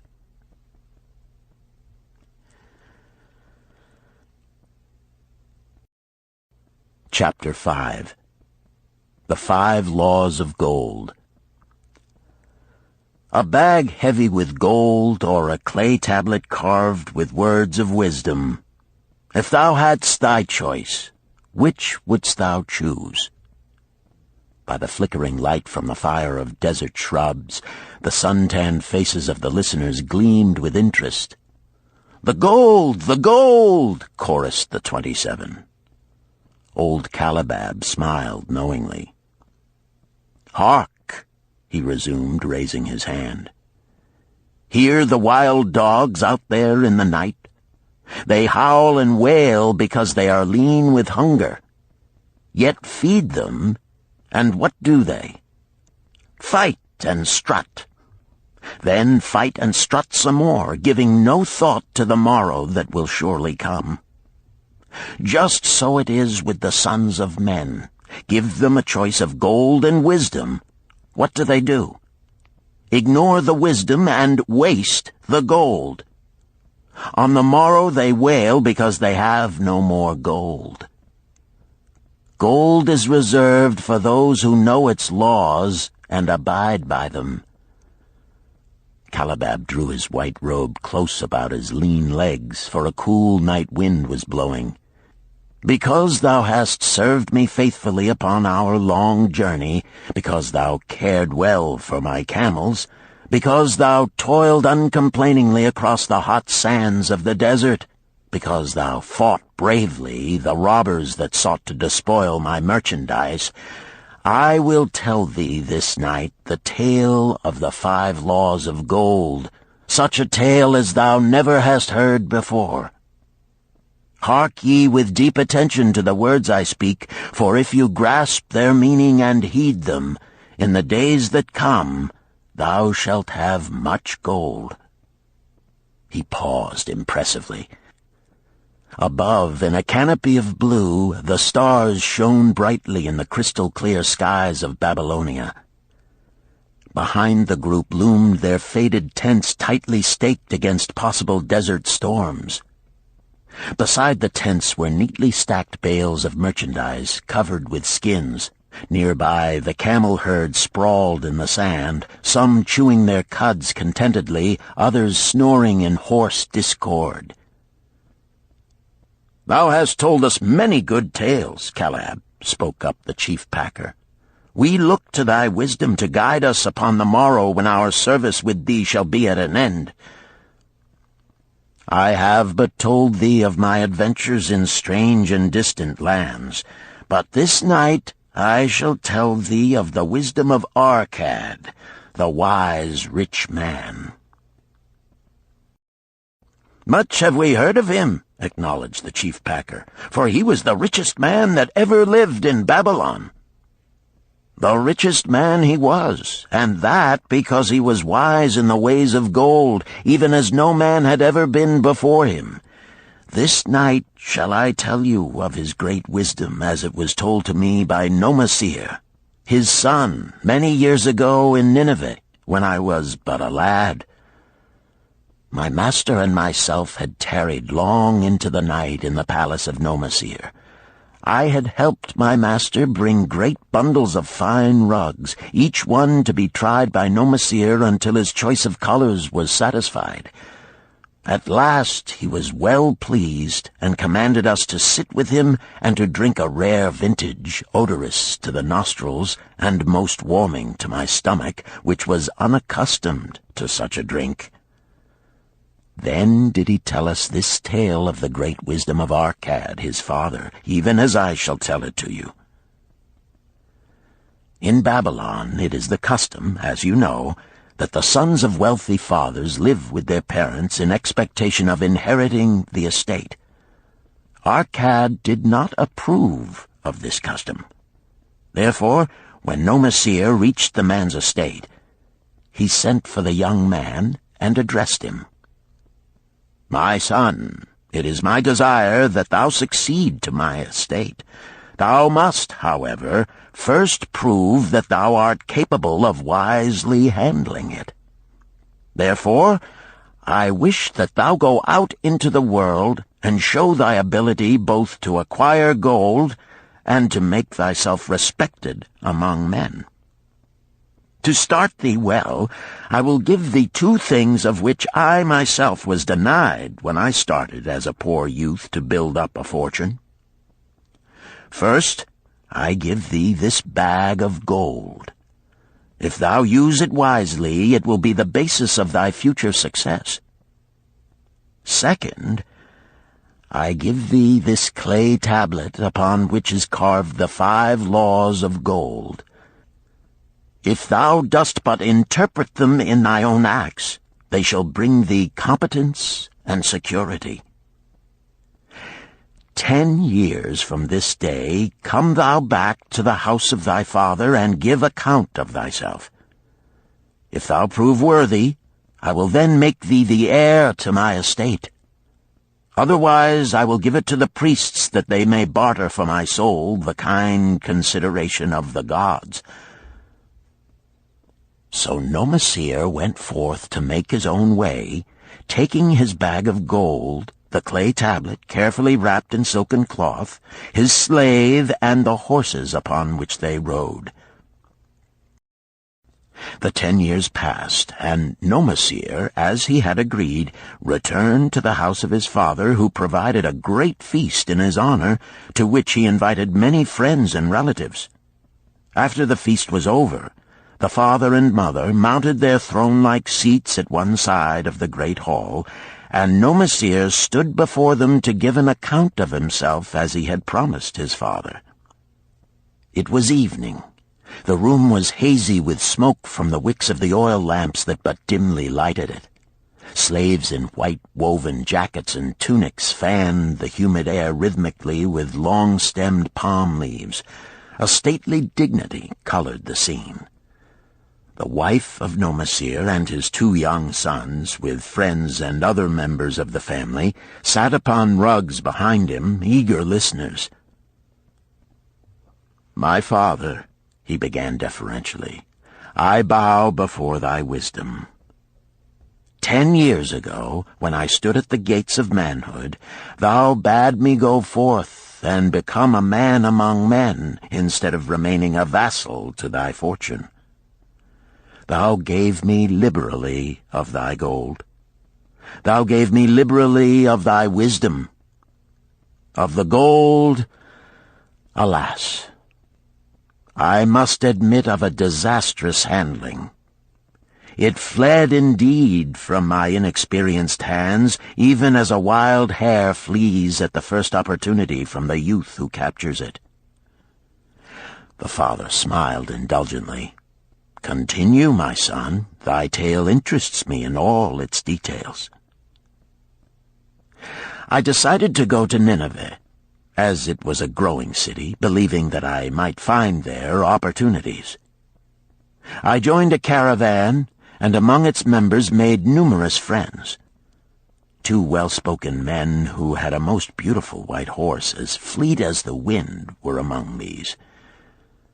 As we journeyed, they told me in confidence that in Nineveh was a wealthy man who owned a horse so swift that it had never been beaten. Its owner believed that no horse living could run with greater speed. Therefore would he wager any sum, however large, that his horse could outspeed any horse in all Babylonia. Compared to their horse, so my friend said, it was but a lumbering ass that could be beaten with ease. They offered, as a great favor, to permit me to join them in a wager. I was quite carried away with the plan. Our horse was badly beaten, and I lost much of my gold." The father laughed. "Later, I discovered that this was a deceitful plan of these men, and they constantly journeyed with caravans seeking victims. You see, the man in Nineveh was their partner and shared with them the bets he won. This shrewd deceit taught me my first lesson in looking out for myself. I was soon to learn another, equally bitter. In the caravan was another young man with whom I became quite friendly. He was the son of wealthy parents and, like myself, journeying to Nineveh to find a suitable location. Not long after our arrival, he told me that a merchant had died, and his shop with its rich merchandise and patronage could be secured at a paltry price. Saying that we would be equal partners, but first he must return to Babylon to secure his gold, he prevailed upon me to purchase the stock with my gold, agreeing that his would be used later to carry on our venture. He long delayed the trip to Babylon, proving in the meantime to be an unwise buyer and a foolish spender. I finally put him out, but not before the business had deteriorated to where we had only unsaleable goods and no gold to buy other goods. I sacrificed what was left to an Israelite for a pitiful sum. Soon there followed, I tell you, my father, bitter days. I sought employment and found it not, for I was without trade or training that would enable me to earn. I sold my horses, I sold my slave. I sold my extra robes that I might have food and a place to sleep, but each day grim want crouched closer. But in those bitter days, I remembered thy confidence in me, my father. Thou hadst sent me forth to become a man, and this I was determined to accomplish. The mother buried her face and wept softly. At this time I bethought me of the table thou had given to me, upon which thou had carved the 5 laws of gold. Thereupon I read most carefully thy words of wisdom, and realized that had I but sought wisdom first, my gold would not have been lost to me. I learned by heart each law, and determined that when once more the goddess of good fortune smiled upon me, I would be guided by the wisdom of age, and not by the inexperience of youth. For the benefit of you who are seated here this night, I will read the wisdom of my father as engraved upon the clay tablet which he gave to me 10 years ago. The 5 laws of gold. 1. Gold cometh gladly and in increasing quantity to any man who will put by not less than 1/10 of his earnings to create an estate for his future and that of his family. 2. Gold laboreth diligently and contentedly for the wise owner who finds for it profitable employment, multiplying even as the flocks of the field. 3. Gold clingeth to the protection of the cautious owner who invests it under the advice of men wise in its handling. 4. Gold slippeth away from the man who invests it in businesses or purposes with which he is not familiar, or which are not approved by those skilled in its keep. 5. Gold flees the man who would force it to impossible earnings, or who followeth the alluring advice of tricksters and schemers, or who trusts it to his own inexperience and romantic desires in investment. These are the 5 laws of gold as written by my father. I do proclaim them as of greater value than gold itself, as I will show by the continuance of my tale. He again faced his father. I have told thee of the depth of poverty and despair to which my inexperience brought me. However, there is no chain of disasters that will not come to an end. Mine came when I secured employment managing a crew of slaves working upon the new outer wall of the city. Profiting from my knowledge of the first law of gold, I saved a copper from my first earnings, adding to it at every opportunity until I had a piece of silver. It was a slow procedure, for one must live. I did spend grudgingly, I admit, because I was determined to earn back before the 10 years were over as much gold as you, my father, had given to me. One day the slave-master with whom I had become quite friendly said to me, "Thou art a thrifty youth who spends not wantonly what he earns. Hast thou gold put by that is not earning?" "Yes," I replied. "It is my greatest desire to accumulate gold, to replace that which my father gave to me and which I have lost. 'Tis a worthy ambition, I will grant. And do you know that the gold which you have saved can work for you and earn much more gold?" "Alas, my experience has been bitter, for my father's gold has fled from me, and I am in much fear lest my own do the same." "If thou hast confidence in me, I will give thee a lesson in the profitable handling of gold," he replied.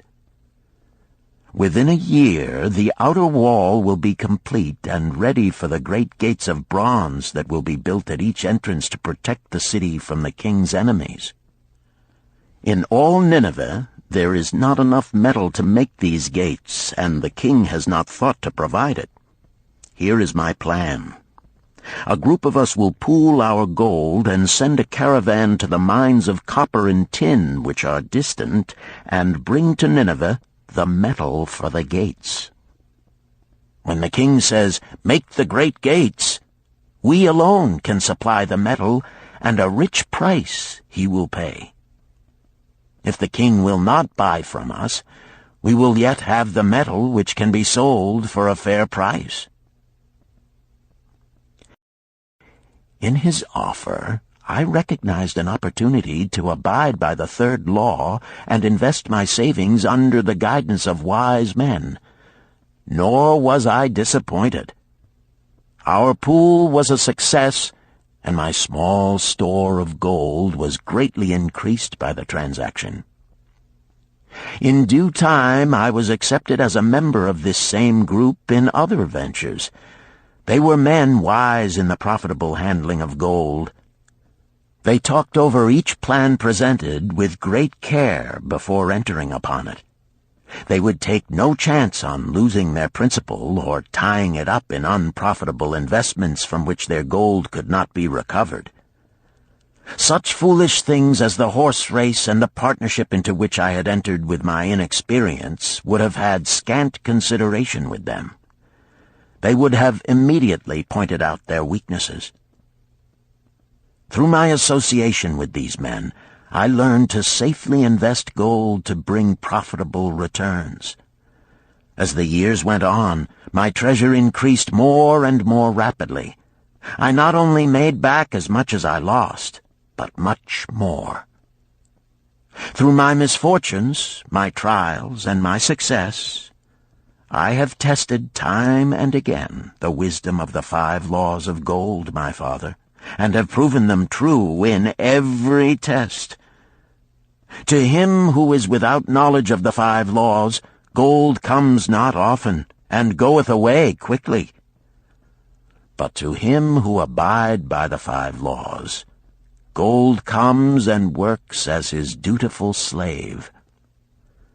Nomasir ceased speaking and motioned to a slave in the back of the room. The slave brought forward, one at a time, 3 heavy leather bags. One of these Nomasir took and placed upon the floor before his father, addressing him again.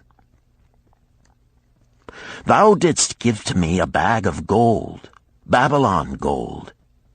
Behold, in its place I do return to thee a bag of Nineveh gold of equal weight, an equal exchange, as all will agree. Thou didst give to me a clay tablet inscribed with wisdom.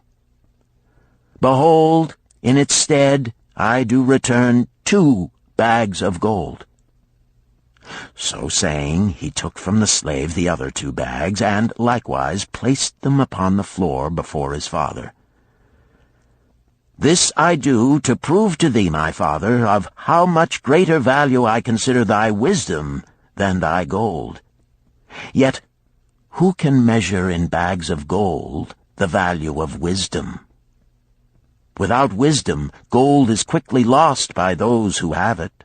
But with wisdom, gold can be secured by those who have it not, as these 3 bags of gold do prove. It does indeed give to me the deepest satisfaction, my father, to stand before thee and say that, because of thy wisdom, I have been able to become rich and respected before men." The father placed his hand fondly upon the head of Nomasir. "Thou hast learned well thy lessons, and I am indeed fortunate to have a son to whom I may entrust my wealth." Calabab ceased his tale and looked critically at his listeners. "What means this to thee, this tale of Nomasir?" he continued. "Who among thee can go to thy father or to the father of thy wife and give an account of wise handling of his earnings? What would these venerable men think were you to say, 'I have traveled much and learned much and labored much and earned much, yet alas, of gold I have little. Some I spent wisely, some I spent foolishly, and much I lost in unwise ways.' Dost still think it but an inconsistency of fate that some men have much gold and others have naught? Then you err. Men have much gold when they know the 5 laws of gold and abide thereby. Because I learned these 5 laws in my youth and abided by them, I have become a wealthy merchant. Not by some strange magic did I accumulate my wealth. Wealth that comes quickly goeth the same way. Wealth that stayeth to give enjoyment and satisfaction to its owner comes gradually, because it is a child born of knowledge and persistent purpose. To earn wealth is but a slight burden upon the thoughtful man. Bearing the burden consistently from year to year accomplishes the final purpose. The 5 laws of gold offer to thee a rich reward for their observance. Each of these 5 laws is rich with meaning, and lest thou overlook this in the briefness of my tale, I will now repeat them. I do know them each by heart, because in my youth I could see their value and would not be content until I knew them word for word. The first law of gold. Gold cometh gladly and in increasing quantity to any man who will put by not less than 1/10 of his earnings to create an estate for his future and that of his family. Any man who will put by 1/10 of his earnings consistently and invest it wisely will surely create a valuable estate that will provide an income for him in the future and further guarantee safety for his family in case the gods call him to the world of darkness. This law always saith that gold cometh gladly to such a man. I can truly certify this in my own life.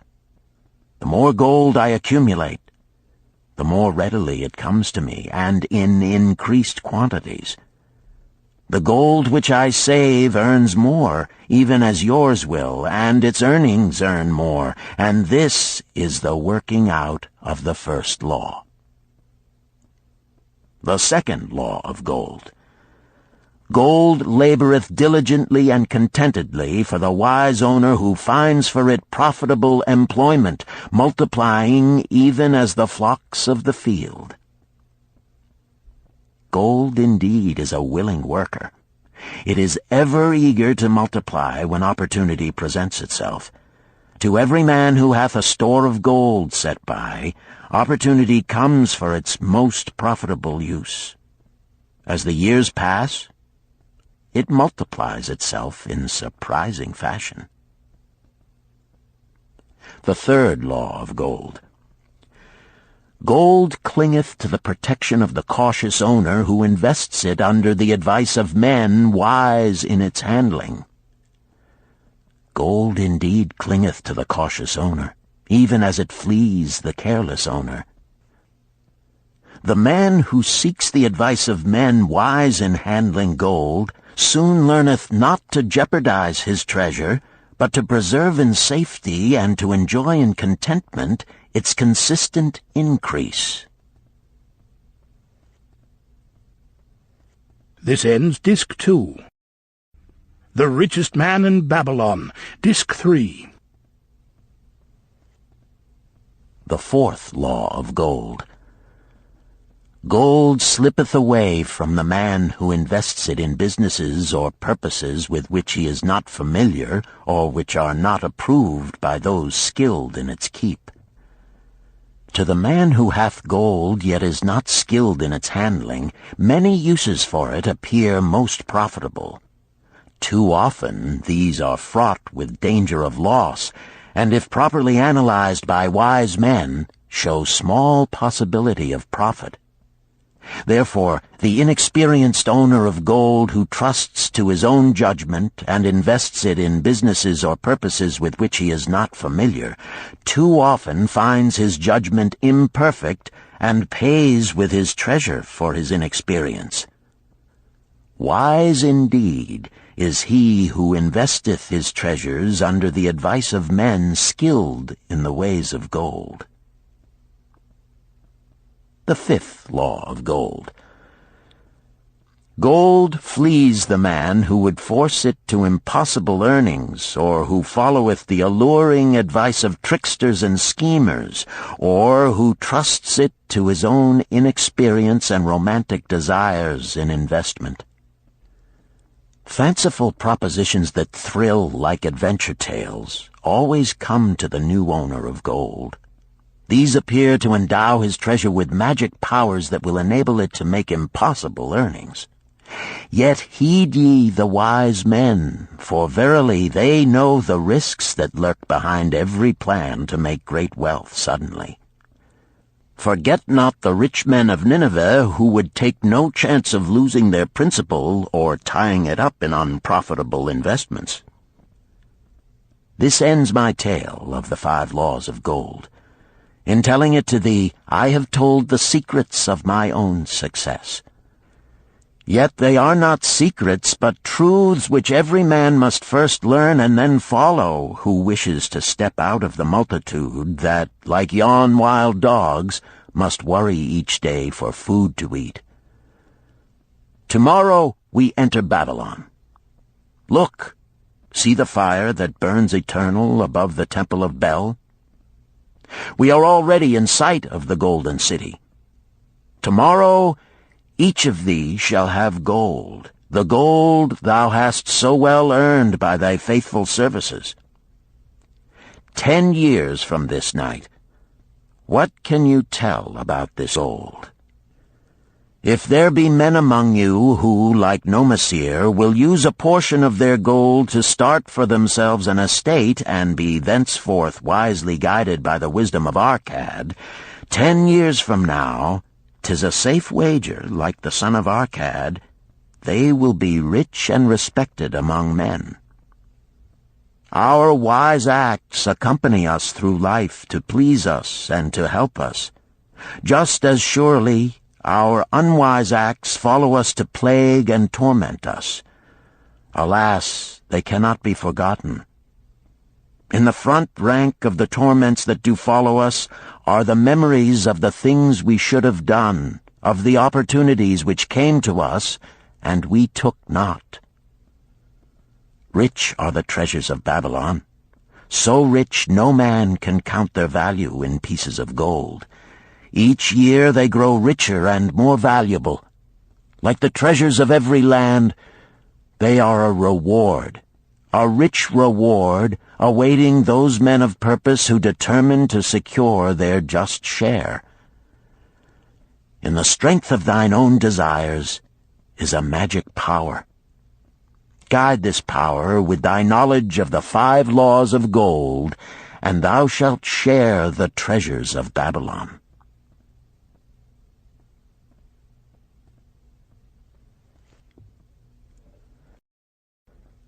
Chapter 6. The Gold Lender of Babylon. 50 pieces of gold. Never before had Rodan, the spearmaker of old Babylon, carried so much gold in his leather wallet. Happily down the king's highway from the palace of his most liberal majesty he strode. Cheerfully the gold clinked as the wallet at his belt swayed with each step, the sweetest music he had ever heard. 50 pieces of gold, all his. He could hardly realize his good fortune. What power in those clinking discs! They could purchase anything he wanted. A grand house, land, cattle, camels, horses, chariots, whatever he might desire. What use should he make of it? This evening, as he turned into a side street toward the home of his sister, he could think of nothing he would rather possess than those same glittering, heavy pieces of gold, his to keep. It was upon an evening some days later that a perplexed Rodan entered the shop of Mathon, the lender of gold and dealer in jewels and rare fabrics. Glancing neither to the right nor the left at the colorful articles artfully displayed, he passed through to the living quarters at the rear. Here he found the genteel Mathon lounging upon a rug partaking of a meal served by a black slave. I would counsel with thee, for I know not what to do." Rodan stood stolidly, feet apart, hairy breast exposed by the gaping front of his leather jacket. Mathon's narrow, sallow face smiled a friendly greeting. "What indiscretions hast thou done that thou shouldst seek the lender of gold? Hast been unlucky at the gaming table? Or hath some plump dame entangled thee? For many years have I known thee, yet never hast thou sought me to aid thee in thy troubles. No, no, not such as that. I seek no gold. Instead I crave thy wise advice.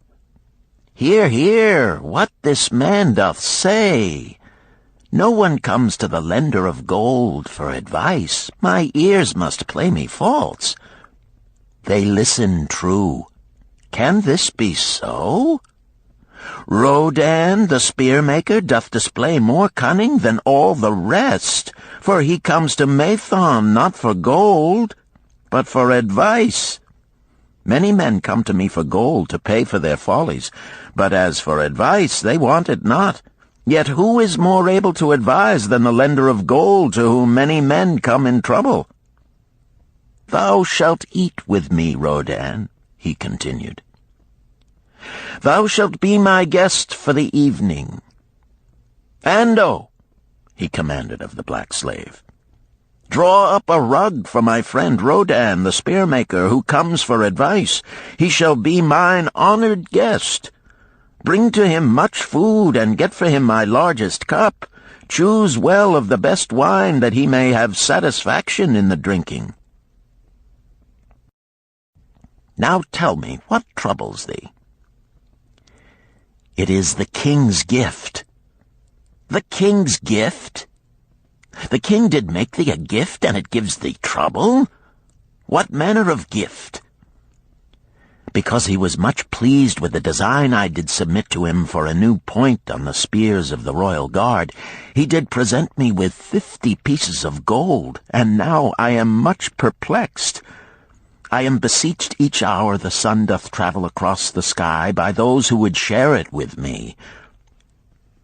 That is natural. More men want gold than have it, and would wish one who comes by it easily to divide.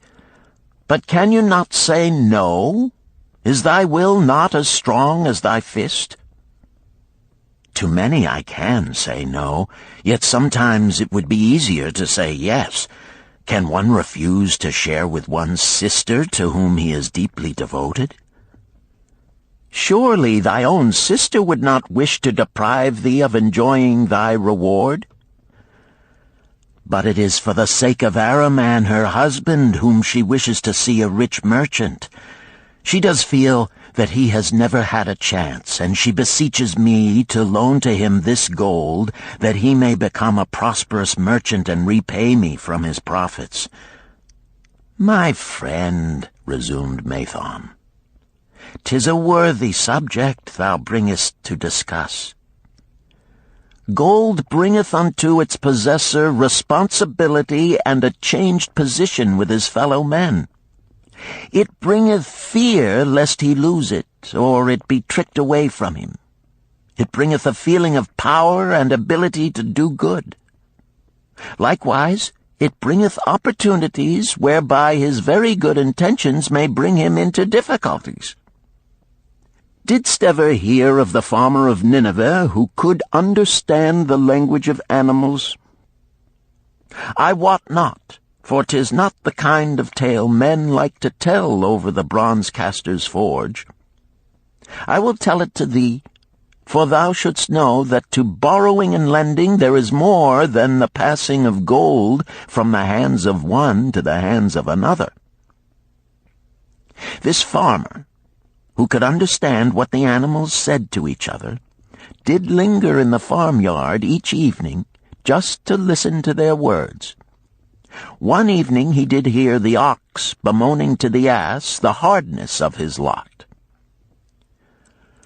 I do labor pulling the plow from morning until night, no matter how hot the day, or how tired my legs, or how the bow doth chafe my neck, still must I work. But you are a creature of leisure. You are trapped with a colorful blanket and do nothing more than carry our master about where he wishes to go. When he goes nowhere, you do rest and eat the green grass all the day." Now the ass, in spite of his vicious heels, was a goodly fellow and sympathized with the ox. "My good friend," he replied, "you do work very hard, and I would help ease your lot. Therefore will I tell you how you may have a day of rest. In the morning, when the slave comes to fetch you to the plow, lie upon the ground and bellow much, that he may say you are sick and cannot work." So the ox took the advice of the ass, and the next morning the slave returned to the farmer and told him the ox was sick and could not pull the plow. "Then," said the farmer, "hitch the ass to the plow, for the plowing must go on." All that day, the ass, who had only intended to help his friend, found himself compelled to do the ox's task. When night came and he was released from the plow, his heart was bitter, and his legs were weary, and his neck was sore where the bow had chafed it. The farmer lingered in the barnyard to listen. The ox began first. "You are my good friend. Because of your wise advice, I have enjoyed a day of rest." "And I," retorted the ass, "am like many another simple-hearted one who starts to help a friend and ends up by doing his task for him. Hereafter you draw your own plow, for I did hear the master tell the slave to send for the butcher were you sick again.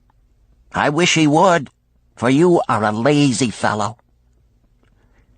Thereafter they spoke to each other no more. This ended their friendship. Canst thou tell the moral to this tale, Rodan? "'Tis a good tale," responded Rodan, "but I see not the moral." "I thought not that you would, but it is there, and simple too. Just this: if you desire to help thy friend, do so in a way that will not bring thy friend's burdens upon thyself." "I had not thought of that. It is a wise moral. I wish not to assume the burdens of my sister's husband. But tell me, you lend to many. Do not the borrowers repay?" Mathon smiled the smile of one whose soul is rich with much experience. "Could a loan be well made if the borrower cannot repay? Must not the lender be wise and judge carefully whether his gold can perform a useful purpose to the borrower and return to him once more? Or whether it will be wasted by one unable to use it wisely and leave him without his treasure, and leave the borrower with a debt he cannot repay? I will show to thee the tokens in my token chest, and let them tell thee some of their stories." Into the room he brought a chest as long as his arm, covered with red pigskin and ornamented with bronze designs. He placed it upon the floor and squatted before it, both hands upon the lid.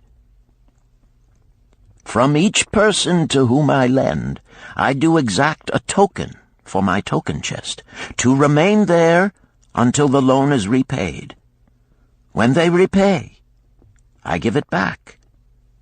But if they never repay, it will always remind me of one who was not faithful to my confidence. The safest loans, my token box tells me, are to those whose possessions are of more value than the one they desire. They own lands or jewels or camels or other things which could be sold to repay the loan. Some of the tokens given to me are jewels of more value than the loan.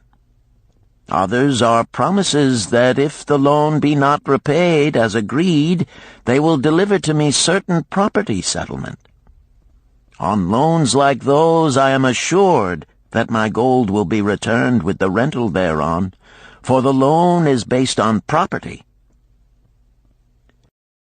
In another class are those who have the capacity to earn. They are such as you, who labor or serve and are paid. They have income. And if they are honest and suffer no misfortune, I know that they also can repay the gold I loan them and the rental to which I am entitled. Such loans are based on human effort. Others are those who have neither property nor assured earning capacity. Life is hard, and there will always be some who cannot adjust themselves to it. Alas for the loans I make them! Even though they be no larger than a pence, my token box may censure me in the years to come unless they be guaranteed by good friends of the borrower who know him honorable. Mathon released the clasp and opened the lid. Rodan leaned forward eagerly. At the top of the chest a bronze neckpiece lay upon a scarlet cloth. Mathon picked up the piece and patted it affectionately. "This shall always remain in my token chest, because the owner has passed on into the great darkness. I treasure it, his token, and I treasure his memory, for he was my good friend. We traded together with much success until out of the East he brought a woman to wed, beautiful but not like our women, a dazzling creature. He spent his gold lavishly to gratify her desires. He came to me in distress when his gold was gone. I counseled with him. I told him I would help him to once more master his own affairs. He swore by the sign of the great bull that he would. But it was not to be. In a quarrel she thrust a knife into the heart he dared her to pierce." "And she?" questioned Rodan. "Yes, of course. This was hers." He picked up the scarlet cloth. "In bitter remorse she threw herself into the Euphrates. These 2 loans will never be repaid. The chest tells you, Rodan, that humans in the throes of great emotions are not safe risks for the gold lender. Here, now, this is different." He reached for a ring carved of oxbone. "This belongs to a farmer. I buy the rugs of his women. The locusts came, and they had not food. I helped him, and when the new crop came, he repaid me. Later he came again and told of strange goats in a distant land, as described by a traveler. They had long hair so fine and soft it would weave into rugs more beautiful than any ever seen in Babylon. He wanted a herd, but he had no money. So I did lend him gold to make the journey and bring back goats. Now his herd is begun, and next year I shall surprise the lords of Babylon with the most expensive rugs it has been their good fortune to buy. Soon I must return his ring. He doth insist on repaying promptly." "Some borrowers do that?" queried Rodan. "If they borrow for purposes that bring money back to them, I find it so. But if they borrow because of their indiscretions, I warn thee to be cautious if thou wouldst ever have thy gold back in hand again." "Tell me about this," requested Rodan, picking up a heavy gold bracelet inset with jewels in rare designs. "The women do appeal to my good friend," bantered Mathon. "I am still much younger than you," retorted Rodan. "I grant that, but this time thou doth suspicion romance where it is not. The owner of this is fat and wrinkled, and doth talk so much and say so little, she drives me mad. Once they had much money and were good customers, but ill times came upon them. She has a son of whom she would make a merchant. So she came to me and borrowed gold that he might become a partner of a caravan owner who travels with his camels, bartering in one city what he buys in another. This man proved a rascal, for he left the poor boy in a distant city without money and without friends, pulling out early while the youth slept. Perhaps when this youth has grown to manhood he will repay. Until then I get no rental for the loan, only much talk. But I do admit the jewels are worthy of the loan." "Did this lady ask thy advice as to the wisdom of the loan?" "Quite otherwise. She had pictured to herself this son of hers as a wealthy and powerful man of Babylon. To suggest the contrary was to infuriate her. A fair rebuke I had. I knew the risk for this inexperienced boy, but as she offered security, I could not refuse her." "This," continued Mathon, waving a bit of pack rope tied into a knot, "belongs to Nebator, the camel trader. When he would buy a herd larger than his funds, he brings to me this knot, and I lend to him according to his needs. He is a wise trader. I have confidence in his good judgment and can lend him freely. Many other merchants of Babylon have my confidence because of their honorable behavior. Their tokens come and go frequently in my token box. Good merchants are an asset to our city, and it profits me to aid them to keep trade moving that Babylon be prosperous." Mathon picked out a beetle carved in turquoise and tossed it contemptuously on the floor. "A bug from Egypt. The lad who owns this does not care whether I ever receive back my gold. When I reproach him, he replies, 'How can I repay when ill fate pursues me? You have plenty more. What can I do?'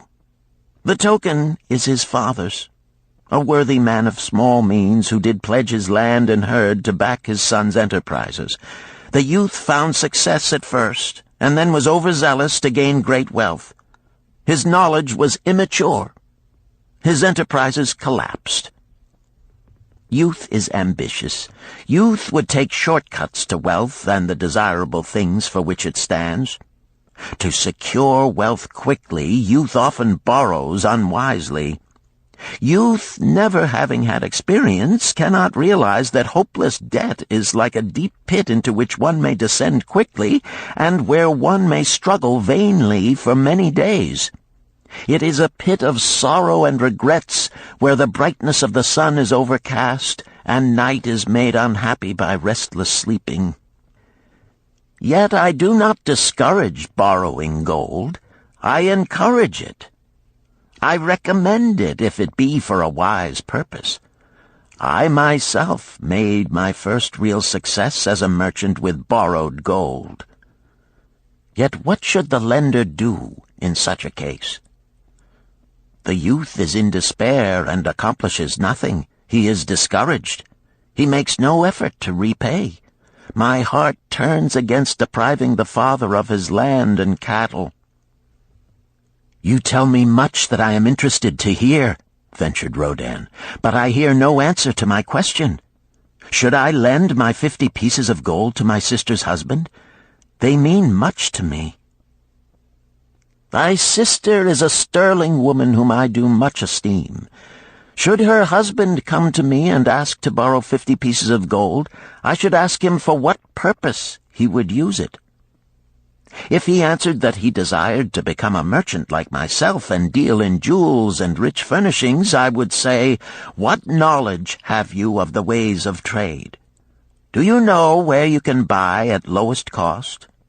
Do you know where you can sell at a fair price?' Could he say yes to these questions? No, he could not, Rodin admitted. He has helped me much in making spears, and he has helped some in the shops. Then would I say to him that his purpose was not wise. Merchants must learn their trade. His ambition, though worthy, is not practical, and I would not lend him any gold. But supposing he could say, yes, I have helped merchants much. I know how to travel to Smyrna and to buy at low cost the rugs the housewives weave. I also know many of the rich people of Babylon to whom I can sell these at a large profit.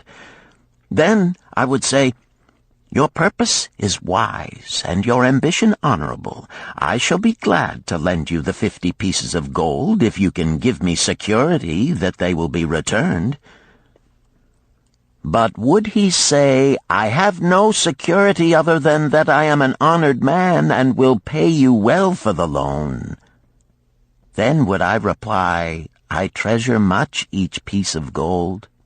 Were the robbers to take it from you as you journeyed to Smyrna, or take the rugs from you as you returned, then you would have no means of repaying me, and my gold would be gone. Gold, you see, Rodin, is the merchandise of the lender of money. It is easy to lend. If it is lent unwisely, then it is difficult to get back.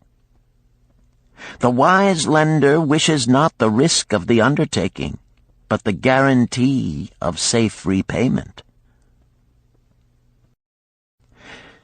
"'Tis well," he continued, "to assist those that are in trouble. 'Tis well to help those upon whom fate has laid a heavy hand. 'Tis well to help those who are starting, that they may progress and become valuable citizens. But help must be given wisely, lest, like the farmer's ass, in our desire to help, we but take upon ourselves the burden that belongs to another." Again I wandered from thy question, Rodin, but hear my answer. Keep thy 50 pieces of gold. What thy labor earns for thee and what is given thee for reward is thine own, and no man can put an obligation upon thee to part with it unless it do be thy wish. If thee wouldst lend it so that it may earn thee more gold, then lend with caution and in many places. I like not idle gold, even less I like too much of risk. How many years hast thou labored as a spear-maker? Fully 3. How much besides the king's gift hast saved? 3 gold pieces. Each year that thou hast labored, thou hast denied thyself good things to save from thine earnings 1 piece of gold? 'Tis as you say. Then mightest save in 50 years of labor 50 pieces of gold by thy self-denial? A lifetime of labor it would be.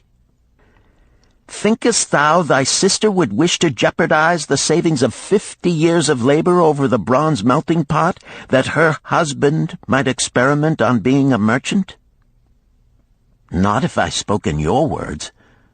Then go to her and say, 3 years I have labored each day except fast days, from morning until night, and I have denied myself many things that my heart craved. For each year of labor and self-denial, I have to show 1 piece of gold. Thou art my favored sister, and I wish that thy husband may engage in business in which he will prosper greatly. If he will submit to me a plan that seems wise and possible to my friend Mathon, then will I gladly lend to him my savings of an entire year, that he may have an opportunity to prove that he can succeed. Do that, I say, and if he has within him the soul to succeed, he can prove it. If he fails, he will not owe thee more than he can hope some day to repay. I am a gold lender because I own more gold than I can use in my own trade. I desire my surplus gold to labor for others and thereby earn more gold. I do not wish to take risk of losing my gold, for I have labored much and denied myself much to secure it. Therefore I will no longer lend any of it where I am not confident that it is safe and will be returned to me. Neither will I lend it where I am not convinced that its earnings will be promptly paid to me. I have told to thee, Rodan, a few of the secrets of my token chest. From them you may understand the weakness of men and their eagerness to borrow that which they have no certain means to repay. From this you can see how often their high hopes of the great earnings they could make if they but had gold are but false hopes they have not the ability or training to fulfill. Thou, Rodan, now have gold which thou shouldst put to earning more gold for thee. Thou art about to become, even as I, a gold lender. If thou dost safely preserve thy treasure, it will produce liberal earnings for thee, and be a rich source of pleasure and profit during all thy days. But if thou dost let it escape from thee, it will be a source of constant sorrow and regret as long as thy memory doth last. What desirest thou most of this gold in thy wallet? To keep it safe. Wisely spoken, replied Mathon approvingly. Thy first desire is for safety. Thinkest thou that in the custody of thy sister's husband it would be truly safe from possible loss? I fear not, for he is not wise in guarding gold. Then be not swayed by foolish sentiments of obligation to trust thy treasure to any person. If thou wouldst help thy family or thy friends, find other ways than risking the loss of thy treasure. Forget not that gold slippeth away in unexpected ways from those unskilled in guarding it. As well waste thy treasure in extravagance as let others lose it for thee. What next after safety dost desire of this treasure of thine? That it earn more gold. Again thou speakest with wisdom. It should be made to earn and grow larger. Gold wisely lent may even double itself with its earnings before a man like you groweth old. If you risk losing it, you risk losing all that it would earn as well. Therefore be not swayed by the fantastic plans of impractical men who think they see ways to force thy gold to make earnings unusually large. Such plans are the creations of dreamers unskilled in the safe and dependable laws of trade. Be conservative in what thou expectest to earn, that thou mayest keep and enjoy thy treasure. To hire it out with a promise of usurious returns is to invite loss.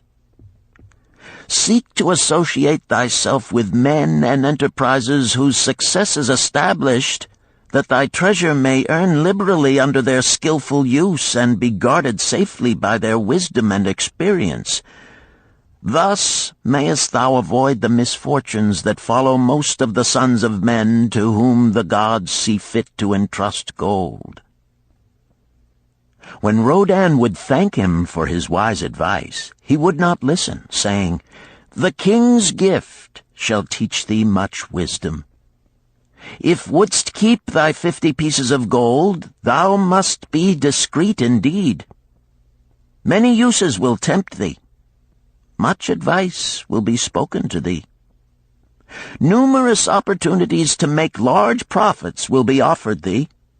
The stories from my token box should warn thee, before thou let any piece of gold leave thy pouch, to be sure that thou hast a safe way to pull it back again.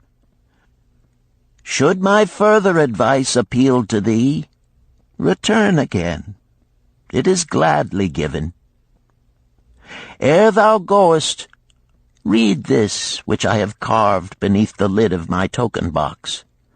It applies equally to the borrower and the lender. Better a little caution than a great regret.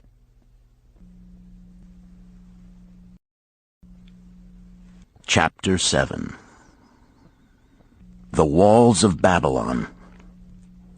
Old Banzar, grim warrior of another day, stood guard at the passageway leading to the top of the ancient walls of Babylon. Up above, valiant defenders were battling to hold the walls. Upon them depended the future existence of this great city with its hundreds of thousands of citizens. Over the walls came the roar of the attacking armies, the yelling of many men, the trampling of thousands of horses, the deafening boom of the battering rams pounding the bronzed gates. In the street behind the gate lounged the spearmen, waiting to defend the entrance should the gates give way. They were but few for the task. The main armies of Babylon were with their king, far away in the east on a great expedition against the Elamites. No attack upon the city having been anticipated during their absence, the defending forces were small. Unexpectedly from the north bore down the mighty armies of the Assyrians, and now the walls must hold or Babylon was doomed. About Banzar were great crowds of citizens, white-faced and terrified, eagerly seeking news of the battle. With hushed awe they viewed the stream of wounded and dead being carried or led out of the passageway. Here was the crucial point of attack. After 3 days of circling about the city, the enemy had suddenly thrown his great strength against this section and this gate. The defenders from the top of the wall fought off the climbing platforms and the scaling ladders of the attackers with arrows, burning oil, and, if any reached the top, spears. Against the defenders, thousands of the enemy's archers poured a deadly barrage of arrows. Old Banzar had the vantage point for news.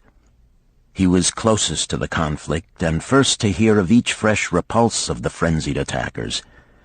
An elderly merchant crowded close to him, his palsied hands quivering. tell me," he pleaded. "They cannot get in. My sons are with the good king. There is no one to protect my old wife. My goods, they will steal all. My food, they will leave nothing. We are old, too old to defend ourselves, too old for slaves. We shall starve, we shall die. Tell me they cannot get in." "Calm thyself, good merchant," the guard responded. "The walls of Babylon are strong. Go back to the bazaar and tell your wife that the walls will protect you and all of your possessions as safely as they protect the rich treasures of the king.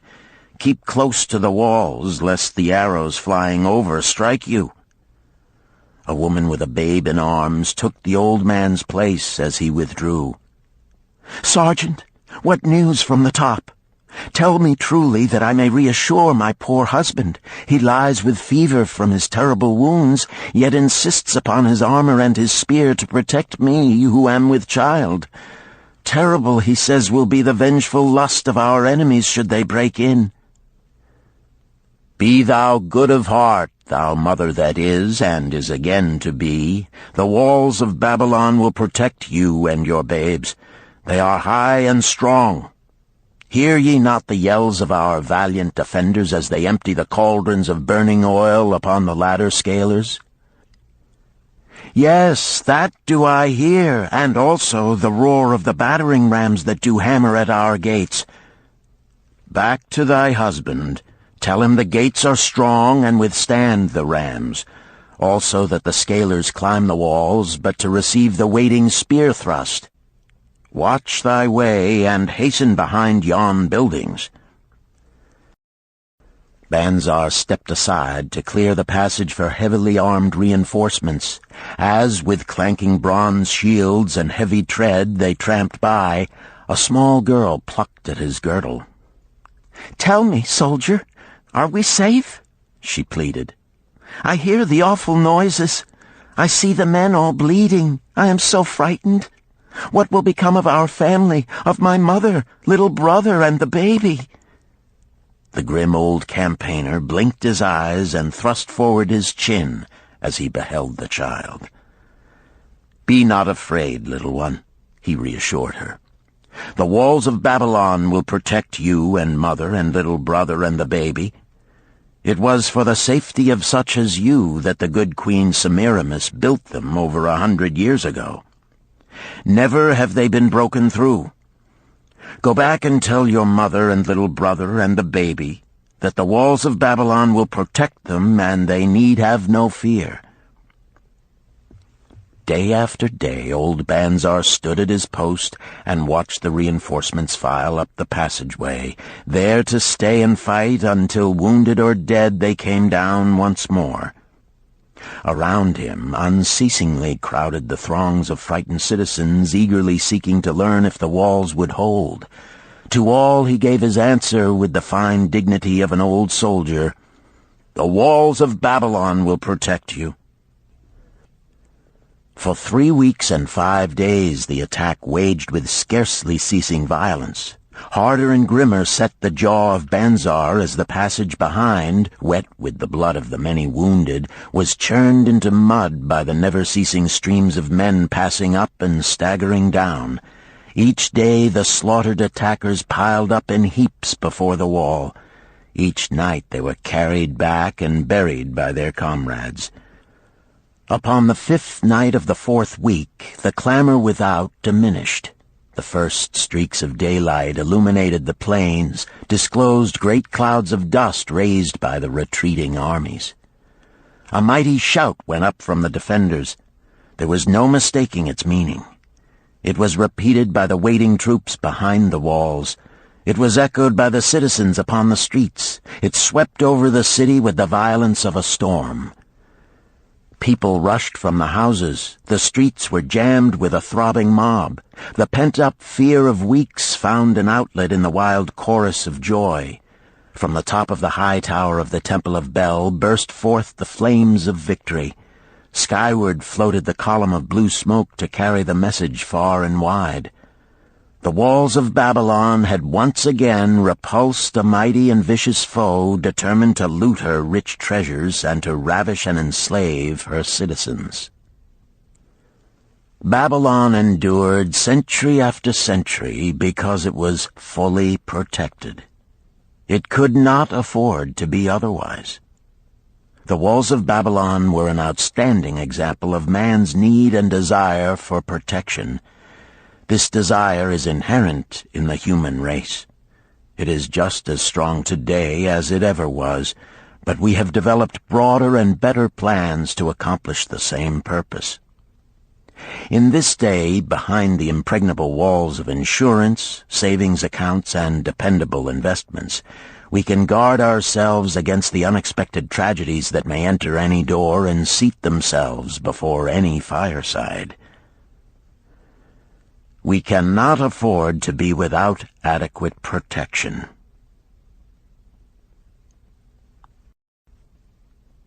Chapter 8. The Camel Trader of Babylon. The hungrier one becomes, the clearer one's mind works. Also, the more sensitive one becomes to the odors of food. Tarkad, the son of Azure, certainly thought so. For 2 whole days he had tasted no food except 2 small figs purloined from over the wall of a garden. Not another could he grab before the angry woman rushed forth and chased him down the street. Her shrill cries were still ringing in his ears as he walked through the marketplace. They helped him to restrain his restless fingers from snatching the tempting fruits from the baskets of the market women. Never before had he realized how much food was brought to the markets of Babylon and how good it smelled. Leaving the market, he walked across to the inn and paced back and forth in front of the eating house.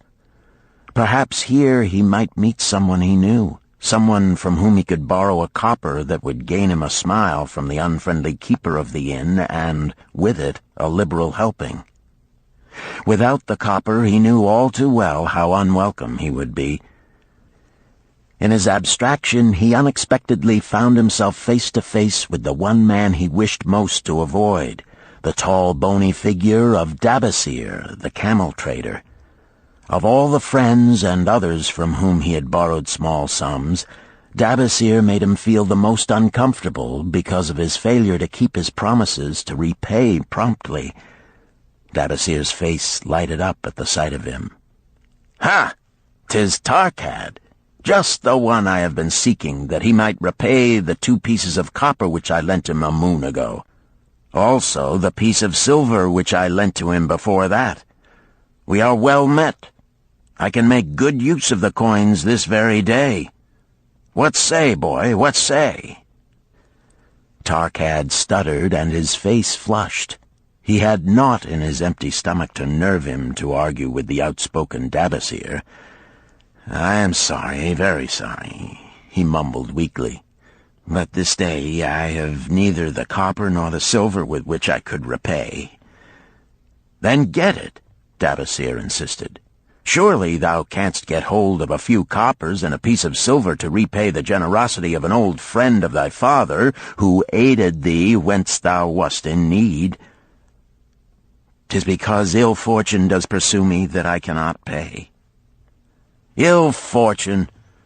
Wouldst blame the gods for thine own weakness? Ill fortune pursues every man who thinks more of borrowing than of repaying. Come with me, boy, while I eat. I am hungry, and I would tell thee a tale." Tarkad flinched from the brutal frankness of Dabasir, but here at least was an invitation to enter the coveted doorway of the eating-house. Dabasir pushed him to a far corner of the room where they seated themselves upon small rugs. When Koskor, the proprietor, appeared smiling, Dabasir addressed him with his usual freedom. "Fat lizard of the desert, bring to me a leg of the goat, very brown, with much juice, and bread and all of the vegetables, for I am hungry and want much food. Do not forget my friend here. Bring to him a jug of water. Have it cooled, for the day is hot." Tarkad's heart sank. Must he sit here and drink water while he watched this man devour an entire goat leg? He said nothing. He thought of nothing he could say. Dabasir, however, knew no such thing as silence. Smiling and waving his hand good-naturedly to the other customers, all of whom knew him, he continued. "I did hear from a traveler just returned from Urfa of a certain rich man who has a piece of stone cut so thin that one can look through it. He put it in the window of his house to keep out the rains. It is yellow, so this traveler does relate, and he was permitted to look through it, and all the outside world looks strange and not like it really is. What say you to that, Tarkad? Thinkest all the world could look to a man a different color from what it is?" "I dare say," responded the youth, much more interested in the fat leg of goat placed before Dabasir.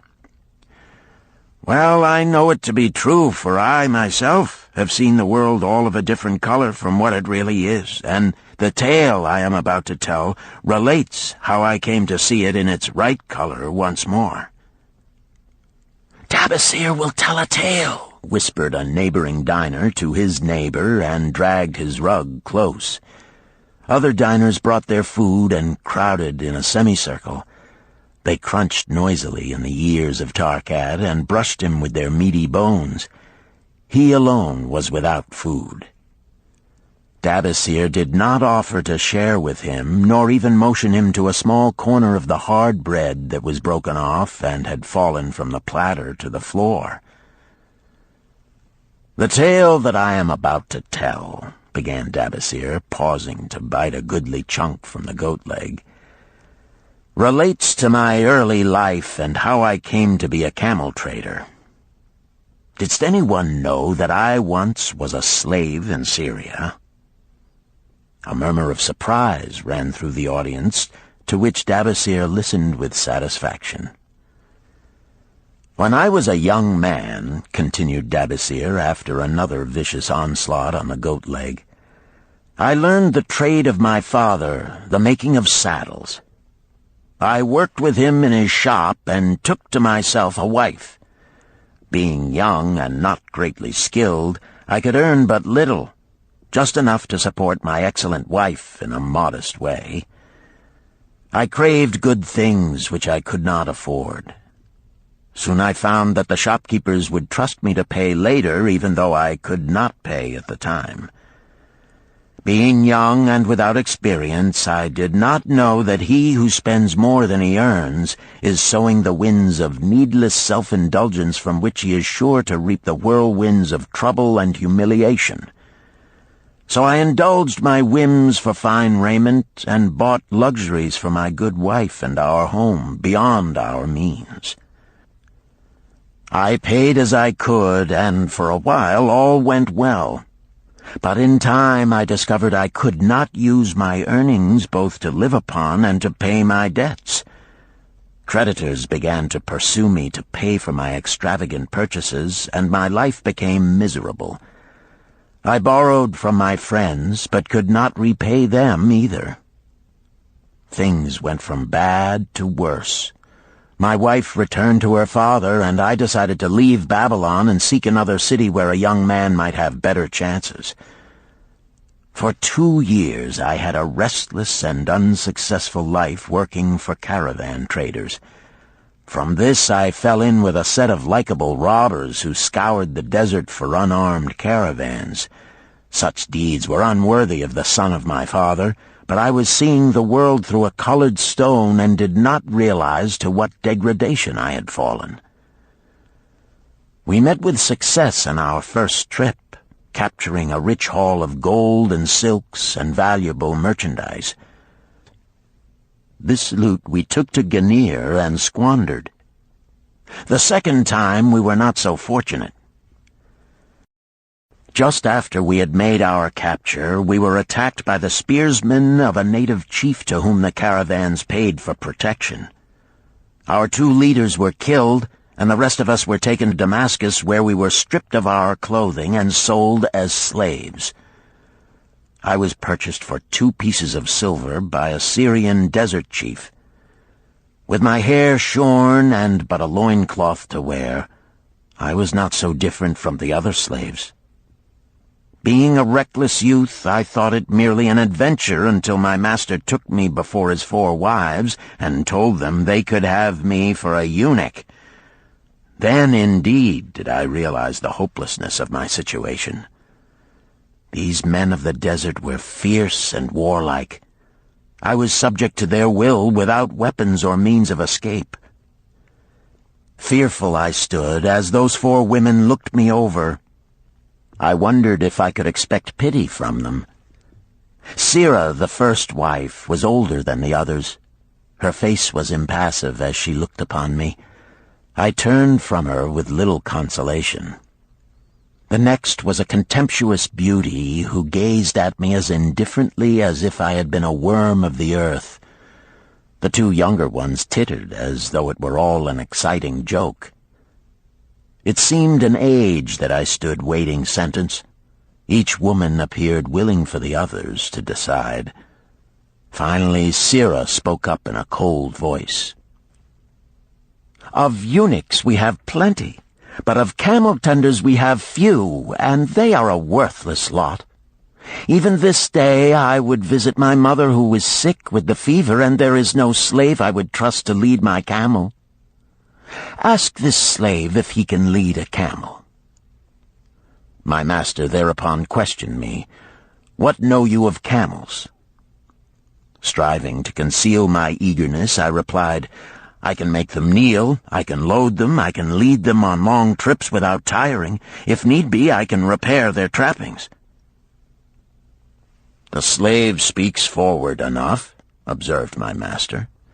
"If thou so desire, Sirah, take this man for thy camel tender." So I was turned over to Sirah, and that day I led her camel upon a long journey to her sick mother. I took the occasion to thank her for her intercession, and also to tell her that I was not a slave by birth, but the son of a freeman, an honorable saddle-maker of Babylon. I also told her much of my story. Her comments were disconcerting to me, and I pondered much afterward on what she said. How can you call yourself a free man when your weakness has brought you to this? If a man has in himself the soul of a slave, will he not become one, no matter what his birth, even as water seeks its level?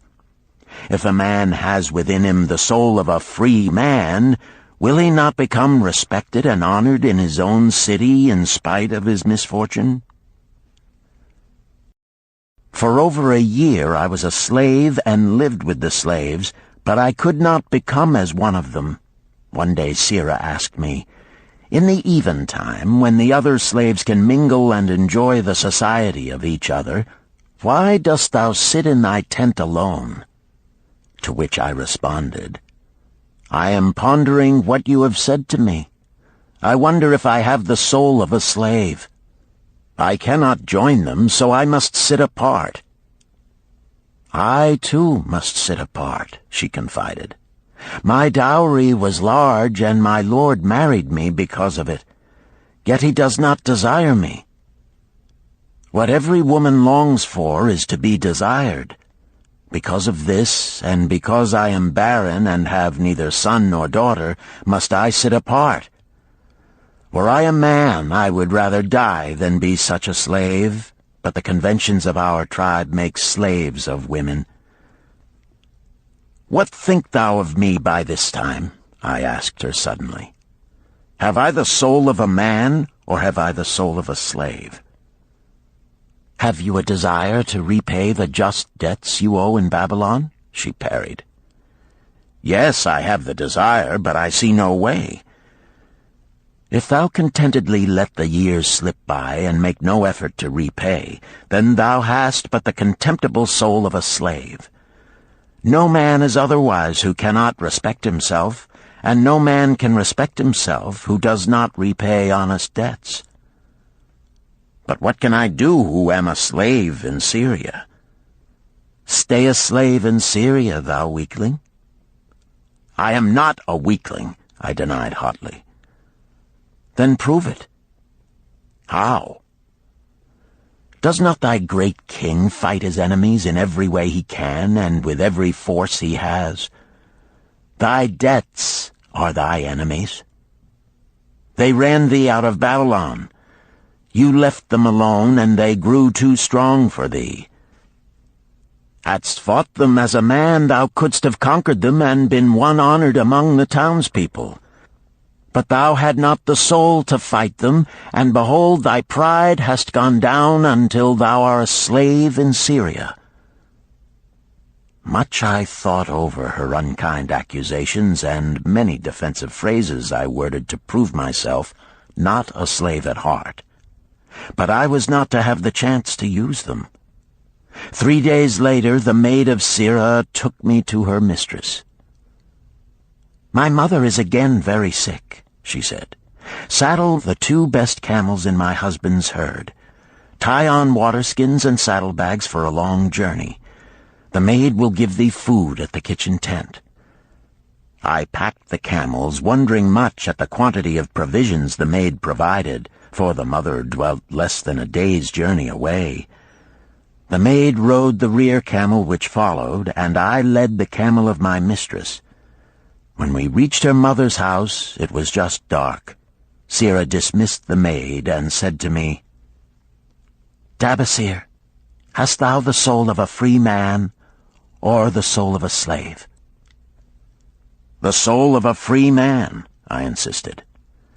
"Now is thy chance to prove it. Thy master hath imbibed deeply, and his chiefs are in a stupor. Take then these camels and make thy escape. Here in this bag is raiment of thy master's to disguise thee. I will say thou stole the camels and ran away while I visited my sick mother." "Thou hast the soul of a queen," I told her. "Much do I wish that I might lead thee to happiness."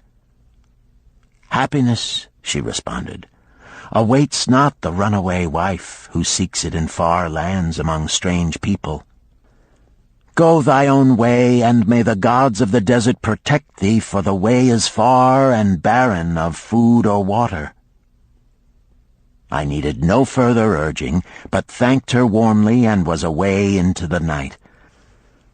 I knew not this strange country, and had only a dim idea of the direction in which lay Babylon, but struck out bravely across the desert toward the hills. One camel I rode, and the other I led.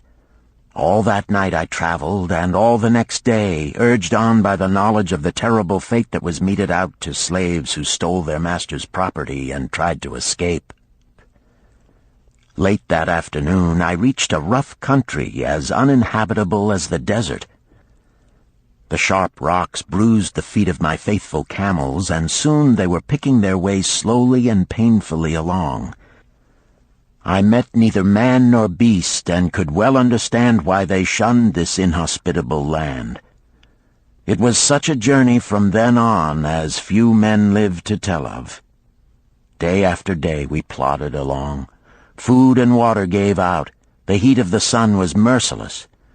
At the end of the 9th day I slid from the back of my mount with the feeling that I was too weak to ever remount, and I would surely die, lost in this abandoned country.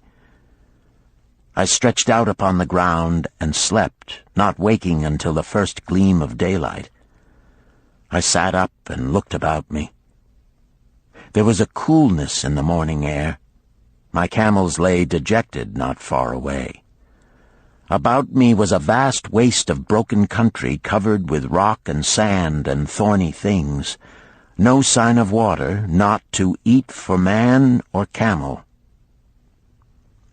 Could it be that in this peaceful quiet I faced my end?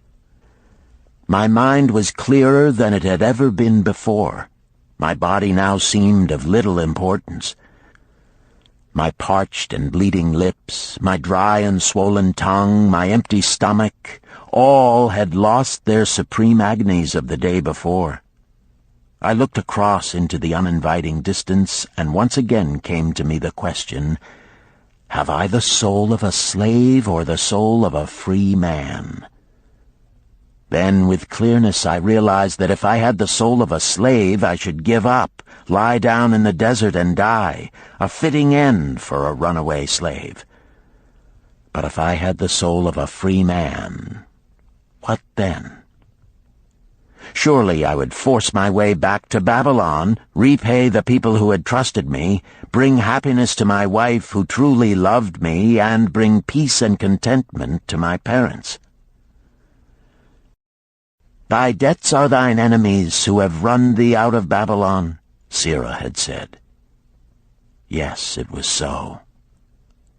Why had I refused to stand my ground like a man?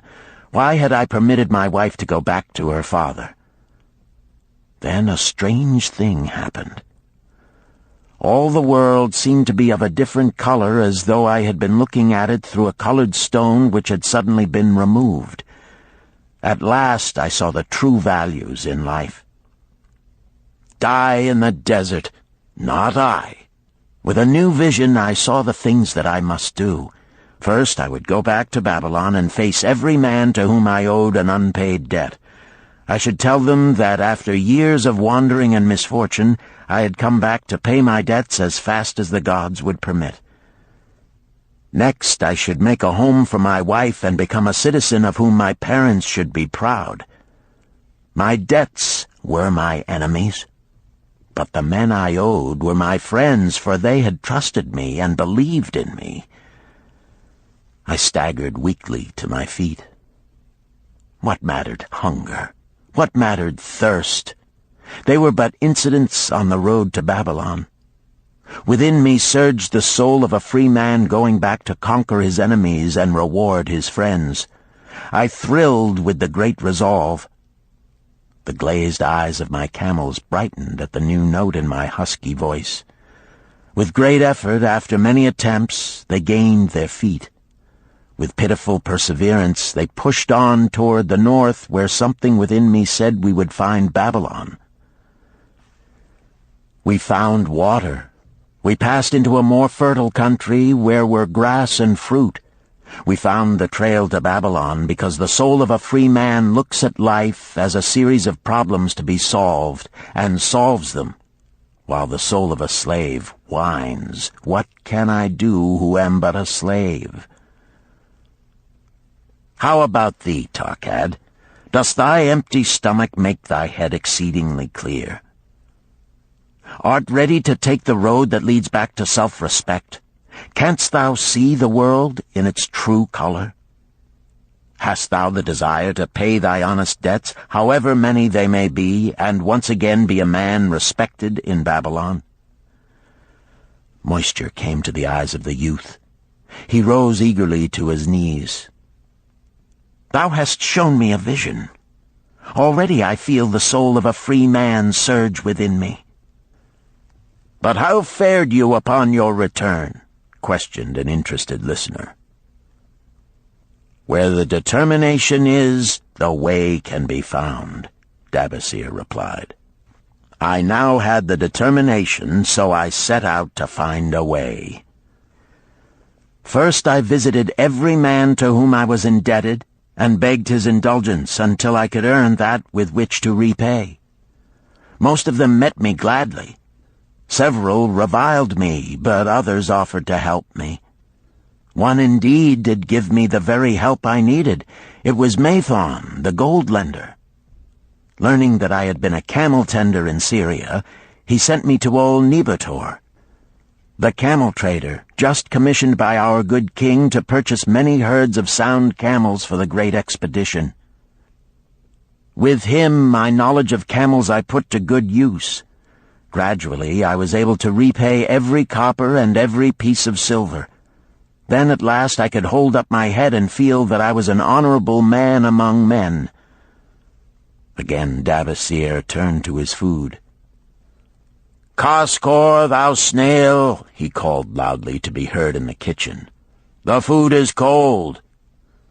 Bring me more meat fresh from the roasting. Bring thou also a very large portion for Tarkad, the son of my old friend, who is hungry and shall eat with me." So ended the tale of Dabasir, the camel trader of old Babylon. He found his own soul when he realized a great truth, a truth that had been known and used by wise men long before his time. It has led men of all ages out of difficulties and into success, and it will continue to do so for those who have the wisdom to understand its magic power. It is for any man to use who reads these lines. Where the determination is, the way can be found.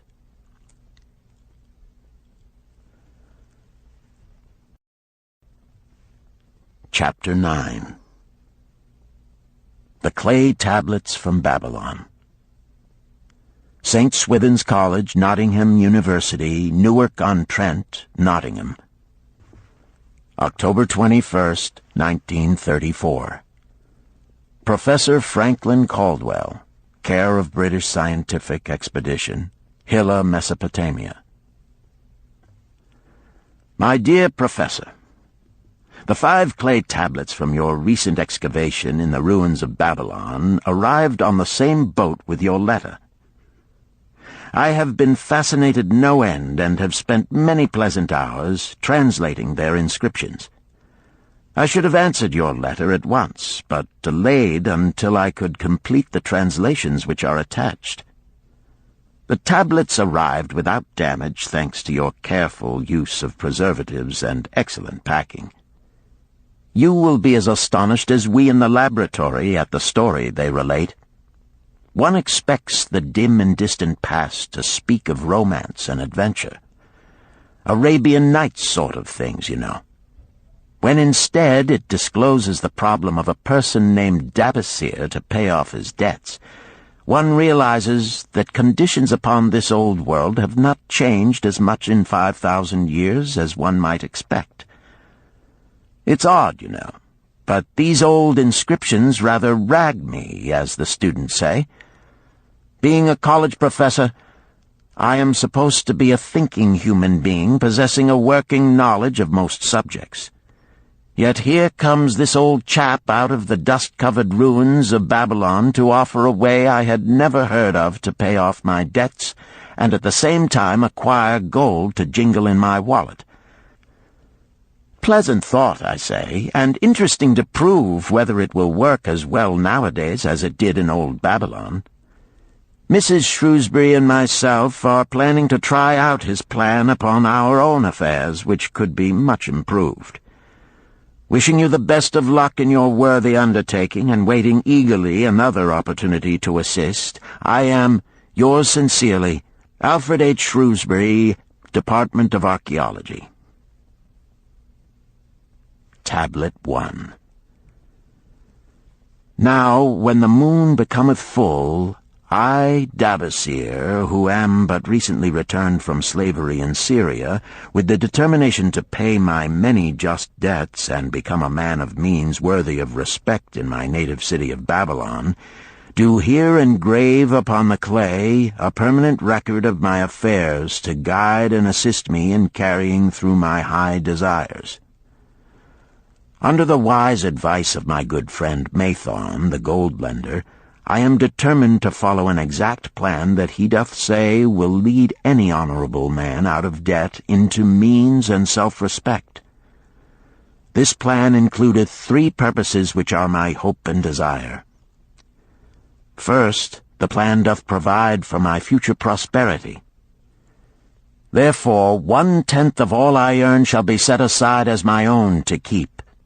For Mathon speaketh wisely when he saith, That man who keepeth in his purse both gold and silver that he need not spend is good to his family and loyal to his king. The man who hath but a few coppers in his purse is indifferent to his family and indifferent to his king.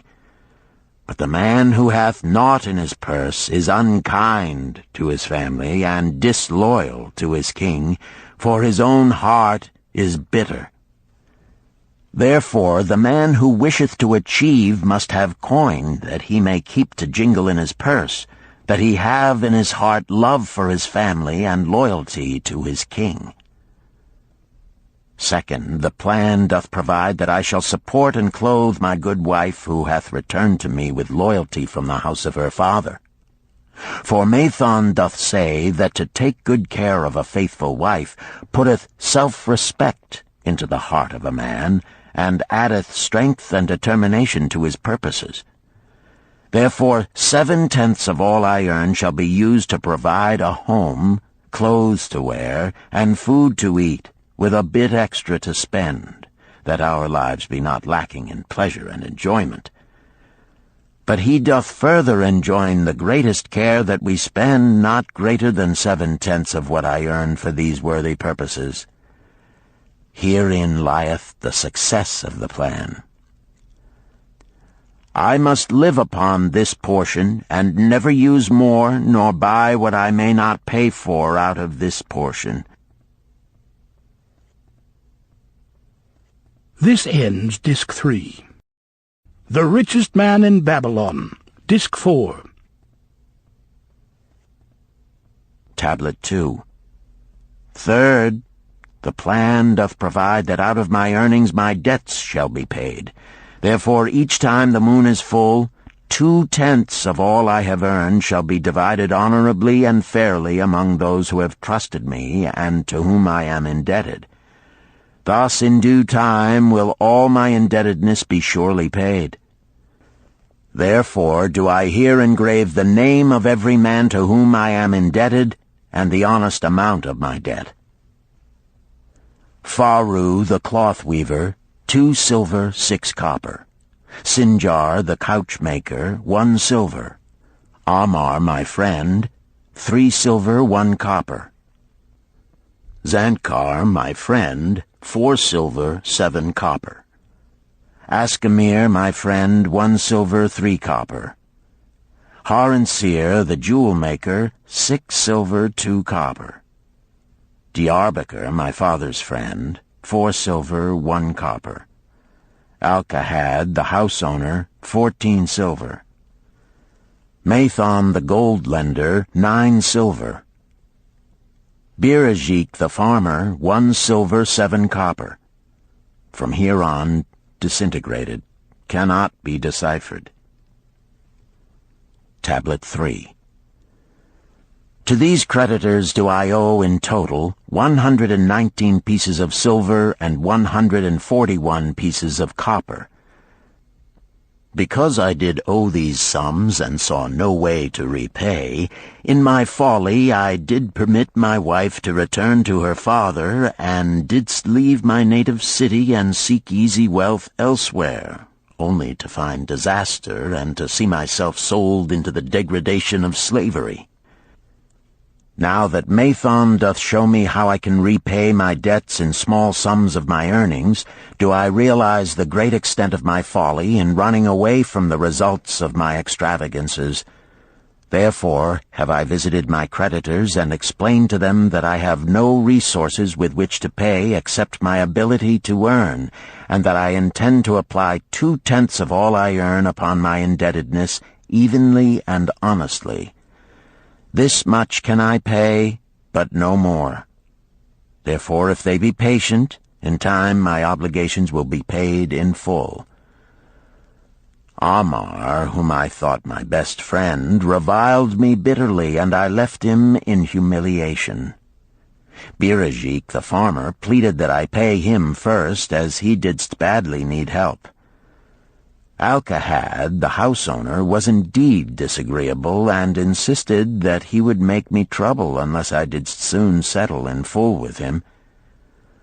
All the rest willingly accepted my proposal. Therefore am I more determined than ever to carry through, being convinced that it is easier to pay one's just debts than to avoid them.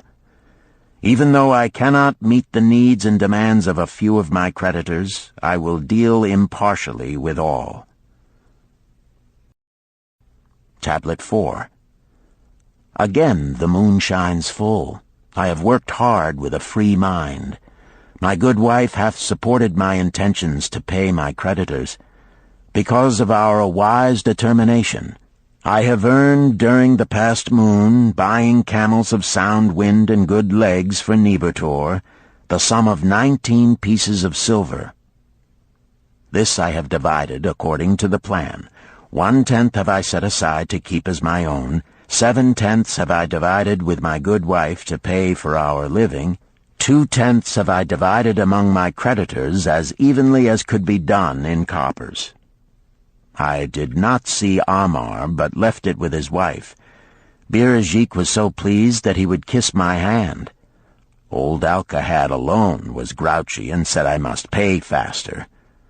To which I replied that if I were permitted to be well fed and not worried, that alone would enable me to pay faster. All the others thanked me and spoke well of my efforts. Therefore, at the end of one moon, my indebtedness is reduced by almost 4 pieces of silver, and I possess almost 2 pieces of silver besides, upon which no man hath claim. My heart is lighter than it hath been for a long time. Again the moon shines full. I have worked hard, but with poor success. Few camels have I been able to buy. Only 11 pieces of silver have I earned. Nevertheless, my good wife and I have stood by the plan, even though we have bought no new raiment and eaten little but herbs. Again I paid ourselves 1/10 of the 11 pieces, while we lived upon 7/10.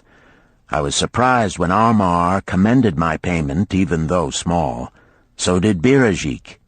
Alcahad flew into a rage, but when told to give back his portion if he did not wish it, he became reconciled. The others, as before, were content. Again the moon shines full, and I am greatly rejoiced. I intercepted a fine herd of camels and bought many sound ones, therefore my earnings were 42 pieces of silver. This moon my wife and myself have bought much-needed sandals and raiment. Also we have dined well on meat and fowl. More than 8 pieces of silver we have paid to our creditors. Even Alcahad did not protest. Great is the plan, for it leadeth us out of debt, and giveth us wealth which is ours to keep. 3 times the moon hath been full since I last carved upon this clay. Each time I paid to myself 1/10 of all I earned. Each time my good wife and I have lived upon 7/10, even though at times it was difficult. Each time have I paid to my creditors 2/10. In my purse I now have 21 pieces of silver that are mine. It maketh my head to stand straight upon my shoulders, and maketh me proud to walk among my friends. My wife keepeth well our home, and is becomingly gowned. We are happy to live together. The plan is of untold value. Hath it not made an honorable man of an ex-slave? Tablet 5. Again the moon shines full, and I remember that it is long since I carved upon the clay. 12 moons in truth have come and gone. But this day I will not neglect my record, because upon this day I have paid the last of my debts. This is the day upon which my good wife and my thankful self celebrate with great feasting that our determination hath been achieved. Many things occurred upon my final visit to my creditors that I shall long remember. Amar begged my forgiveness for his unkind words, and said that I was one of all others he most desired for a friend. Old Alcahad is not so bad after all, for he said, "Thou wert once a piece of soft clay to be pressed and molded by any hand that touched thee. But now thou art a piece of bronze capable of holding an edge. If thou needst silver or gold at any time, come to me." Nor is he the only one who holdeth me in high regard. Many others speak deferentially to me. My good wife looketh upon me with a light in her eyes that doth make a man have confidence in himself. Yet it is the plan that hath made my success. It hath enabled me to pay all my debts and to jingle both gold and silver in my purse. I do commend it to all who wish to get ahead. For truly, if it will enable an ex-slave to pay his debts and have gold in his purse, will it not aid any man to find independence? Nor am I, myself, finished with it, for I am convinced that if I follow it further, it will make me rich among men. St. Swithin's College, Nottingham University, Newark-on-Trent, Nottingham. November 7th, 1936. Professor Franklin Caldwell, care of British Scientific Expedition, Hilla, Mesopotamia. My dear Professor, if in your further digging into those ruins of Babylon you encounter the ghost of a former resident, an old camel trader named Dabasir, do me a favor.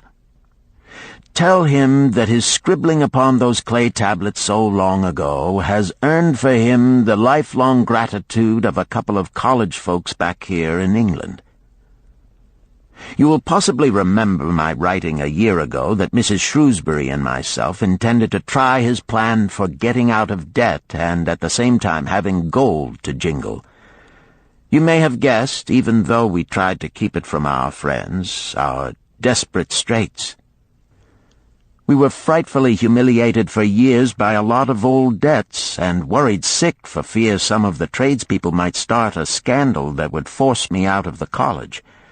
We paid and paid, every shilling we could squeeze out of income, but it was hardly enough to hold things even. Besides, we were forced to do all our buying where we could get further credit regardless of higher costs. It developed into one of those vicious circles that grow worse instead of better.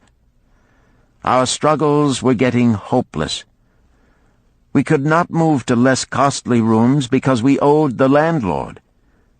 There did not appear to be anything we could do to improve our situation. Then here comes your acquaintance, the old camel trader from Babylon, with a plan to do just what we wished to accomplish. He jolly well stirred us up to follow his system. We made a list of all our debts, and I took it around and showed it to every one we owed. I explained how it was simply impossible for me to ever repay them the way things were going along. They could readily see this themselves from the figures. Then I explained that the only way I saw to pay in full was to set aside 20% of my income each month to be divided pro rata, which would pay them in full in a little over 2 years. That in the meantime we would go on a cash basis and give them the further benefit of our cash purchases. They were really quite decent. Our greengrocer, a wise old chap, put it in a way that helped to bring around the rest. If you pay for all you buy and then pay some on what you owe, that is better than you have done, for you ain't paid down the account none in 3 years. Finally, I secured all their names to an agreement binding them not to molest us as long as the 20% of income was paid regularly. Then we began scheming on how to live upon 70%. We were determined to keep that extra 10% to jingle. The thought of silver and possibly gold was most alluring. It was like having an adventure to make the change. We enjoyed figuring this way and that to live comfortably upon that remaining 70%. We started with rent and managed to secure a fair reduction. Next, we put our favorite brands of tea and such under suspicion, and were agreeably surprised how often we could purchase superior qualities at less cost. It is too long a story for a letter, but anyhow it did not prove difficult. We managed, and right cheerfully at that. What a relief it proved to have our affairs in such a shape we were no longer persecuted by past due accounts. I must not neglect, however, to tell you about that extra 10% we were supposed to jingle. Well, we did jingle it for some time. Now, don't laugh too soon. You see, that is the sporty part. It is the real fun to start accumulating money that you do not want to spend. There is more pleasure in running up such a surplus than there could be in spending it. After we had jingled to our heart's content, we found a more profitable use for it. We took up an investment upon which we could pay that 10% each month. This is proving to be the most satisfying part of our regeneration. It is the first thing we pay out of my check. There is a most gratifying sense of security to know our investment is growing steadily. By the time my teaching days are over, it should be a snug sum, large enough so the income will take care of us from then on. All this out of my same old check. Difficult to believe, yet absolutely true. All our debts being gradually paid, and at the same time our investment increasing. Besides, we get along financially even better than before. Who would believe there could be such a difference in results between following a financial plan and just drifting along? At the end of the next year, when all our old bills shall have been paid, we will have more to pay upon our investment besides some extra for travel. We are determined never again to permit our living expenses to exceed 70% of our income. Now you can understand why we would like to extend our personal thanks to that old chap whose plan saved us from our hell on earth. He knew. He had been through it all. He wanted others to benefit from his own bitter experiences. That is why he spent tedious hours carving his message upon the clay.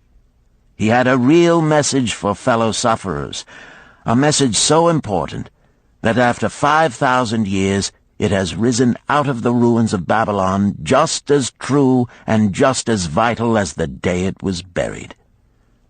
Yours sincerely, Alfred H. Shrewsbury, Department of Archaeology.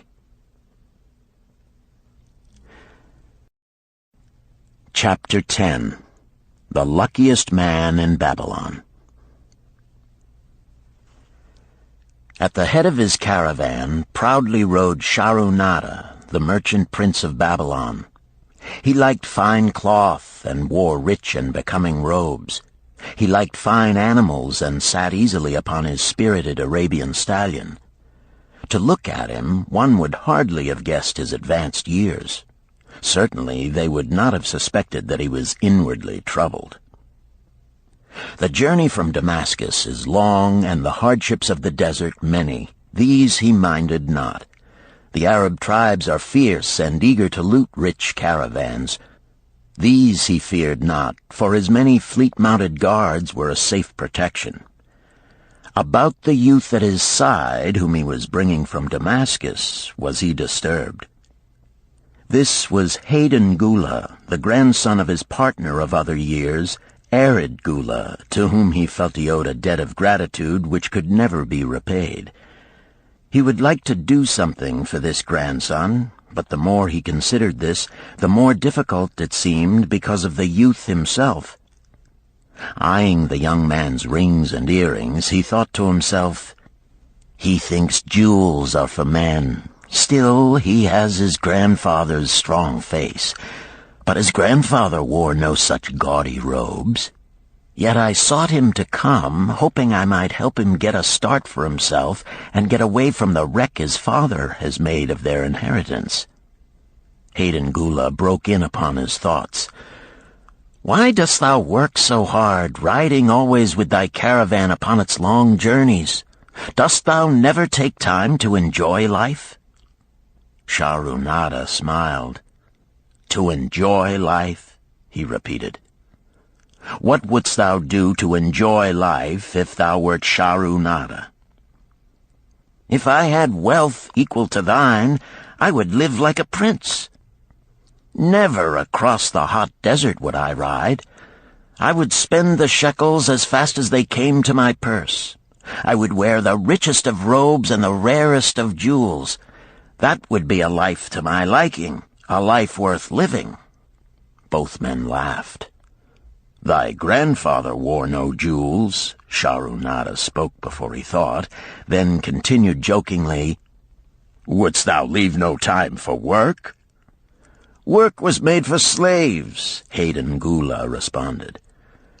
Shahrunada bit his lip but made no reply, riding in silence until the trail led them to the slope. Here he reined his mount, and pointing to the green valley far away, "See, there is the valley.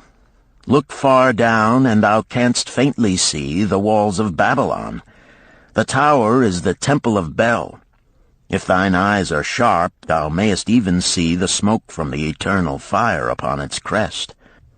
"So that is Babylon? Always have I longed to see the wealthiest city in all the world," Hayden Gula commented. "Babylon, where my grandfather started his fortune. Would he were still alive, we would not be so sorely pressed. Why wish his spirit to linger on earth beyond its allotted time? Thou and thy father can well carry on his good work. Alas, of us neither has his gift. Father and myself know not his secret for attracting the golden shekels." Shahrunada did not reply, but gave rein to his mount and rode thoughtfully down the trail to the valley. Behind them followed the caravan in a cloud of reddish dust. Some time later they reached the King's Highway and turned south through the irrigated farms. 3 old men plowing a field caught Shahrunada's attention. They seemed strangely familiar. How ridiculous! One does not pass a field after 40 years and find the same men plowing there. Yet something within him said they were the same. One, with an uncertain grip, held the plow. The others laboriously plodded beside the oxen, ineffectually beating them with their barrel staves to keep them pulling. 40 years ago, he had envied these men. How gladly he would have exchanged places. But what a difference now! With pride he looked back at his trailing caravan, well-chosen camels and donkeys loaded high with valuable goods from Damascus. All this was but one of his possessions. He pointed to the plowers, saying, "Still plowing the same field where they were 40 years ago. They look it, but why thinkest thou they are the same?" "I saw them there," Shahrunada replied. Recollections were racing rapidly through his mind. Why could he not bury the past and live in the present? Then he saw, as in a picture, the smiling face of Arid Gula. The barrier between himself and the cynical youth beside him dissolved. But how could he help such a superior youth with his spendthrift ideas and bejeweled hands? Work he could offer in plenty to willing workers, but not for men who considered themselves too good for work. Yet he owed it to Arid Gula to do something, not a half-hearted attempt. He and Arid Gula had never done things that way. They were not that sort of men. A plan came almost in a flash. There were objections. He must consider his own family and his own standing. It would be cruel. It would hurt. Being a man of quick decisions, he waived objections and decided to act. "Wouldst thou be interested in hearing how thy worthy grandfather and myself joined in the partnership which proved so profitable?" he questioned. "Why not just tell me how thou madest the golden shekels? That is all I need to know," the young man parried. Sharunada ignored the reply and continued, "We start with those men plowing. I was no older than thou. As the column of men in which I marched approached, good old Megiddo, the farmer, scoffed at the slipshod way in which they plowed. Megiddo was chained next to me. 'Look at the lazy fellows,' he protested. 'The plow holder makes no effort to plow deep, nor do the beaters keep the oxen in the furrow. How can they expect to raise a good crop with poor plowing?' "Didst thou say Megiddo was chained to thee?" Hayden Gula asked in surprise. "Yes, with bronze collars about our necks and a length of heavy chain between us. Next to him was Zabado, the sheep thief. I had known him in Harun. At the end was a man we called Pirate because he told us not his name. We judged him as a sailor as he had entwined serpents tattooed upon his chest in sailor fashion. The column was made up thus, so the men could walk in fours." "Thou wert chained as a slave?" Hayden Gula asked incredulously. "Did not thy grandfather tell thee I was once a slave? He often spoke of thee, but never hinted of this. He was a man thou couldst trust with innermost secrets. Thou, too, are a man I may trust, am I not right?" Sharunada looked him squarely in the eye. "Thou mayest rely upon my silence, but I am amazed.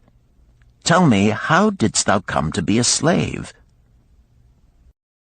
Sharunada shrugged his shoulders. "Any man may find himself a slave. It was a gaming house and barley beer that brought me disaster. I was the victim of my brother's indiscretions.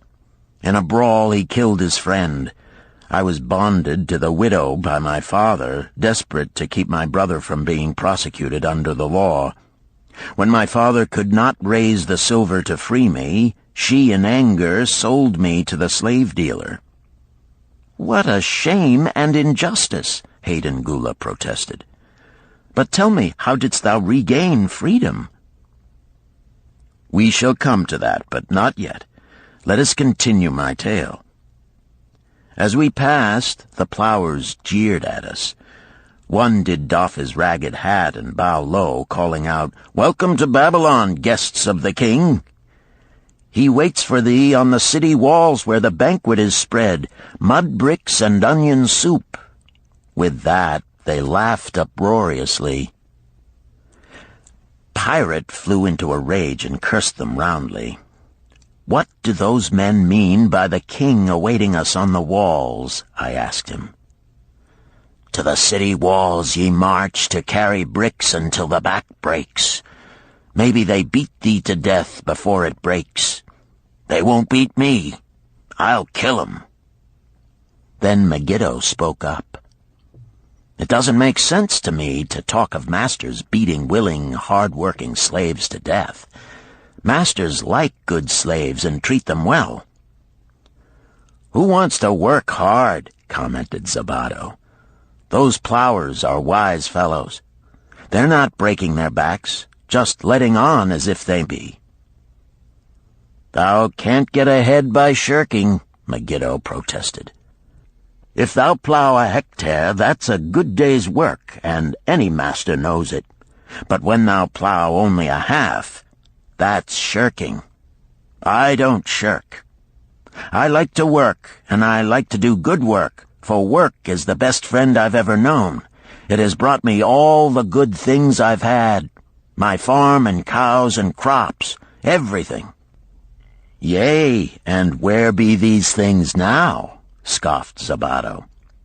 "I figure it pays better to be smart and get by without working. You watch Zabato. If we're sold to the walls, he'll be carrying the water bag or some easy job, when thou, who like to work, will be breaking thy back carrying bricks." He laughed his silly laugh. Terror gripped me that night. I could not sleep. I crowded close to the guard rope, and when the others slept, I attracted the attention of Godoso, who was doing the first guard watch. He was one of those brigand Arabs, the sort of rogue who, if he robbed thee of thy purse, would think he must also cut thy throat. "Tell me, Godoso," I whispered, "when we get to Babylon, will we be sold to the walls?" "Why want to know?" he questioned cautiously.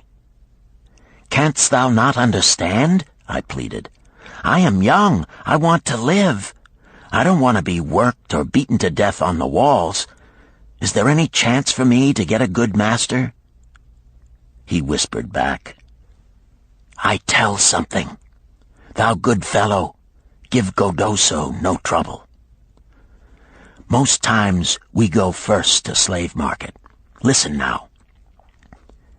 When buyers come, tell 'em you good worker, like to work hard for good master, make 'em want to buy. You not make 'em buy, next day you carry brick. Mighty hard work." After he walked away, I lay in the warm sand looking up at the stars and thinking about work. What Megiddo had said about it being his best friend made me wonder if it would be my best friend. Certainly it would be if it helped me out of this. When Megiddo awoke, I whispered my good news to him. It was our one ray of hope as we marched toward Babylon. Late in the afternoon, we approached the walls and could see the lines of men, like black ants, climbing up and down the steep diagonal paths. As we drew closer, we were amazed at the thousands of men working. Some were digging in the moat, others mixed the dirt into mud bricks. The greatest number were carrying the bricks in large baskets up those steep trails to the masons. Overseers cursed the laggards and cracked bullock whips over the backs of those who failed to keep in line. Poor, worn-out fellows were seen to stagger and fall beneath their heavy baskets, unable to rise again. If the lash failed to bring them to their feet, they were pushed to the side of the paths and left writhing in agony. Soon they would be dragged down to join other craven bodies beside the roadway to await unsanctified graves. As I beheld the ghastly sight, I shuddered. So this was what awaited my father's son if he failed at the slave market. Godoso had been right. We were taken through the gates of the city to the slave prison, and next morning marched to the pens in the market. Here the rest of the men huddled in fear, and only the whips of our guard could keep them moving so the buyers could examine them. Megiddo and myself eagerly talked to every man who permitted us to address him. The slave dealer brought soldiers from the king's guard who shackled Pirate and brutally beat him when he protested. As they led him away, I felt sorry for him. Megiddo felt that we would soon part. When no buyers were near, he talked to me earnestly to impress upon me how valuable work would be to me in the future. Some men hate it. They make it their enemy. Better to treat it like a friend. Make thyself like it. Don't mind because it is hard. If thou thinkest about what a good house thou build, then who cares if the beams are heavy and it is far from the well to carry the water for the plaster? Promise me, boy, if thou get a master, work for him as hard as thou canst. If he does not appreciate all thou do, never mind. Remember, work well done does good to the man who does it. It makes him a better man. He stopped as a burly farmer came to the enclosure and looked at us critically. Megiddo asked about his farm and crops, soon convincing him that he would be a valuable man. After violent bargaining with the slave dealer, the farmer drew a fat purse from beneath his robe, and soon Megiddo had followed his new master out of sight. A few other men were sold during the morning. At noon, Godoso confided to me that the dealer was disgusted and would not stay over another night, but would take all who remained at sundown to the king's buyer. I was becoming desperate when a fat, good-natured man walked up to the wall and inquired if there was a baker among us. I approached him, saying, "Why should a good baker like thyself seek another baker of inferior ways? Would it not be easier to teach a willing man like myself thy skilled ways? Look at me. I am young, strong, and like to work. Give me a chance, and I will do my best to earn gold and silver for thy purse." He was impressed by my willingness, and began bargaining with the dealer, who had never noticed me since he had bought me, but now waxed eloquent on my abilities, good health, and good disposition. I felt like a fat ox being sold to a butcher. At last, much to my joy, the deal was closed. I followed my new master away, thinking I was the luckiest man in Babylon. My new home was much to my liking. Nananeid, my master, taught me how to grind the barley in the stone bowl that stood in the courtyard, how to build the fire in the oven, and then how to grind very fine the sesame flour for the honey cakes. I had a couch in the shed where his grain was stored. The old slave housekeeper, Swasti, fed me well and was pleased at the way I helped her with the heavy tasks. Here was the chance I had longed for to make myself valuable to my master, and, I hoped, to find a way to earn my freedom. I asked Nananeid to show me how to knead the bread and to bake. This he did, much pleased at my willingness. Later, when I could do this well, I asked him to show me how to make the honey cakes, and soon I was doing all the baking. My master was glad to be idle, but Swasti shook her head in disapproval. "No work to do is bad for any man," she declared. I felt it was time for me to think of a way by which I might start to earn coins to buy my freedom. As the baking was finished at noon, I thought Nananeid would approve if I found profitable employment for the afternoons and might share my earnings with me. Then the thought came to me, why not bake more of the honey cakes and peddle them to hungry men upon the streets of the city? I presented my plan to Nananeid this way. "If I can use my afternoons after the baking is finished to earn for thee coins, would it be only fair for thee to share my earnings with me, that I might have money of my own to spend for those things which every man desires and needs?" Fair enough," he admitted.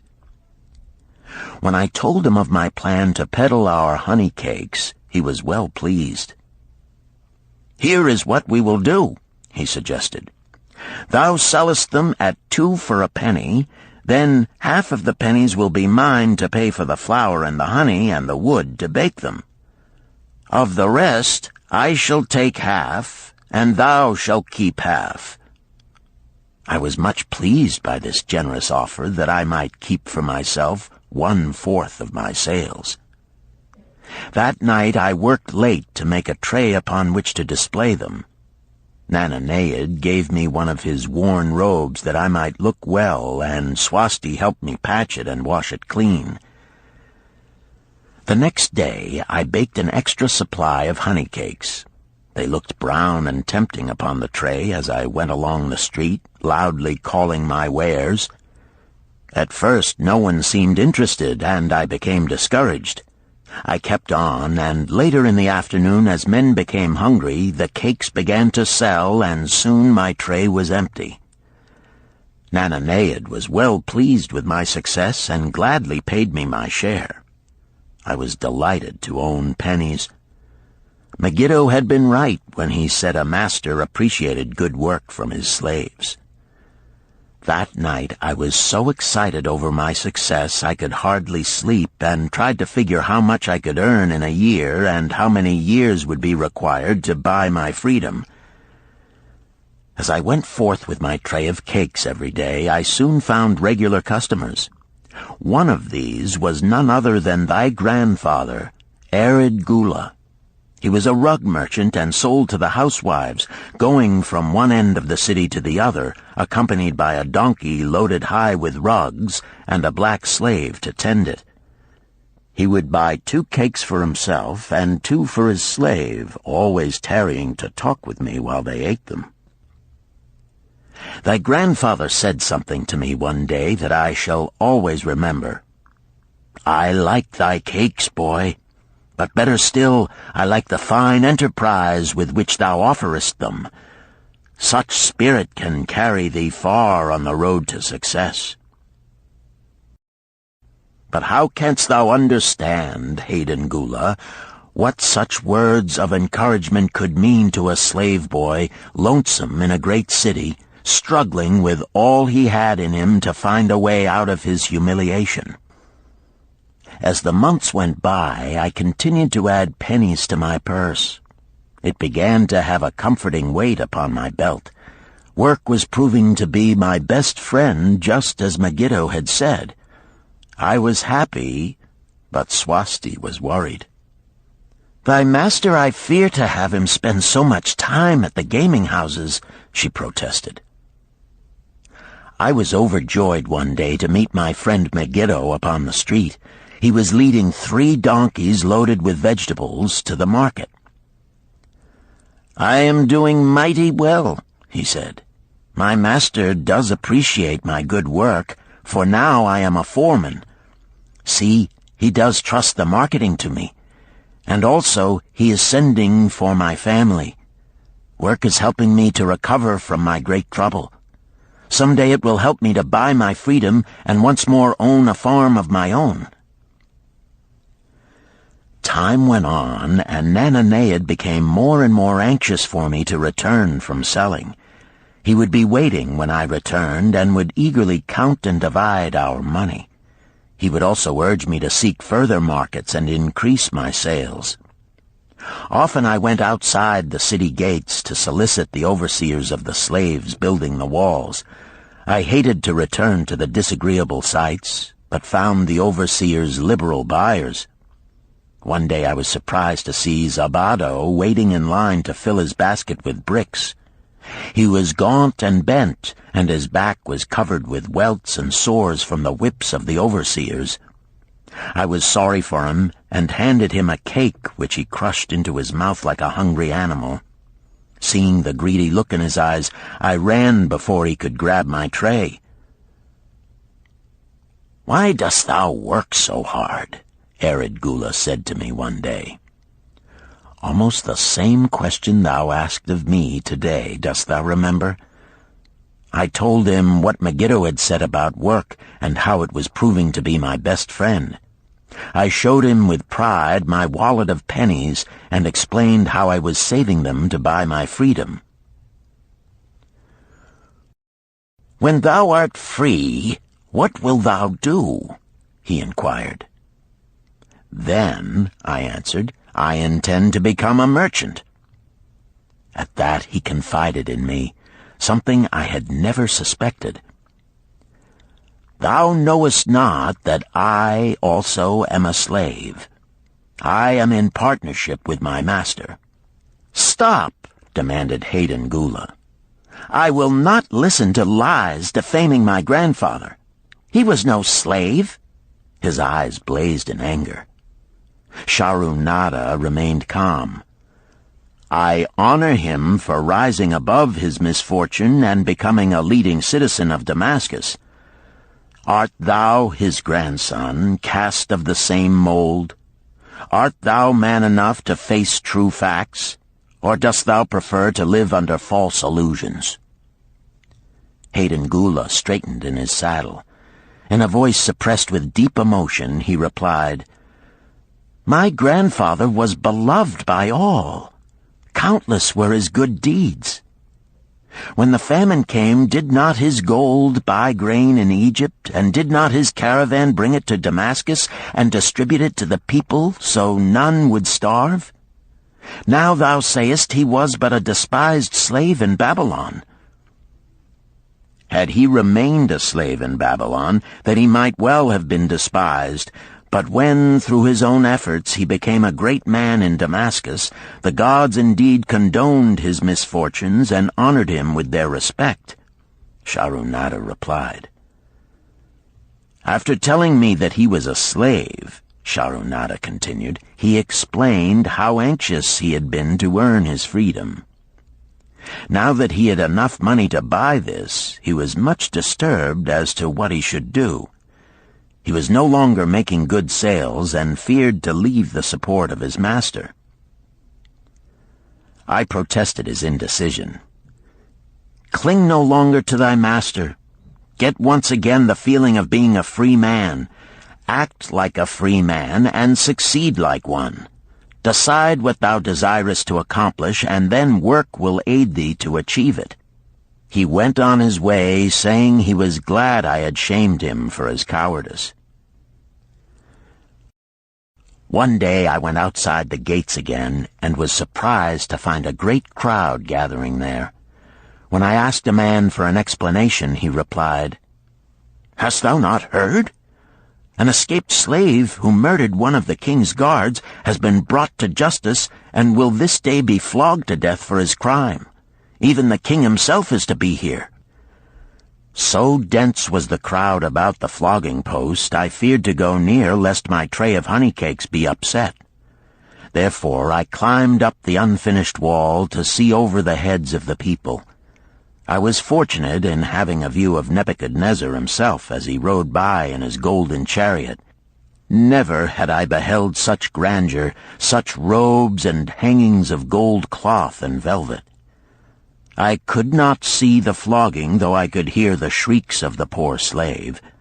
I wondered how one so noble as our handsome king could endure to see such suffering, yet when I saw he was laughing and joking with his nobles, I knew he was cruel and understood why such inhuman tasks were demanded of the slaves building the walls. After the slave was dead, his body was hung upon a pole by a rope attached to his leg so all might see. As the crowd began to thin, I went close.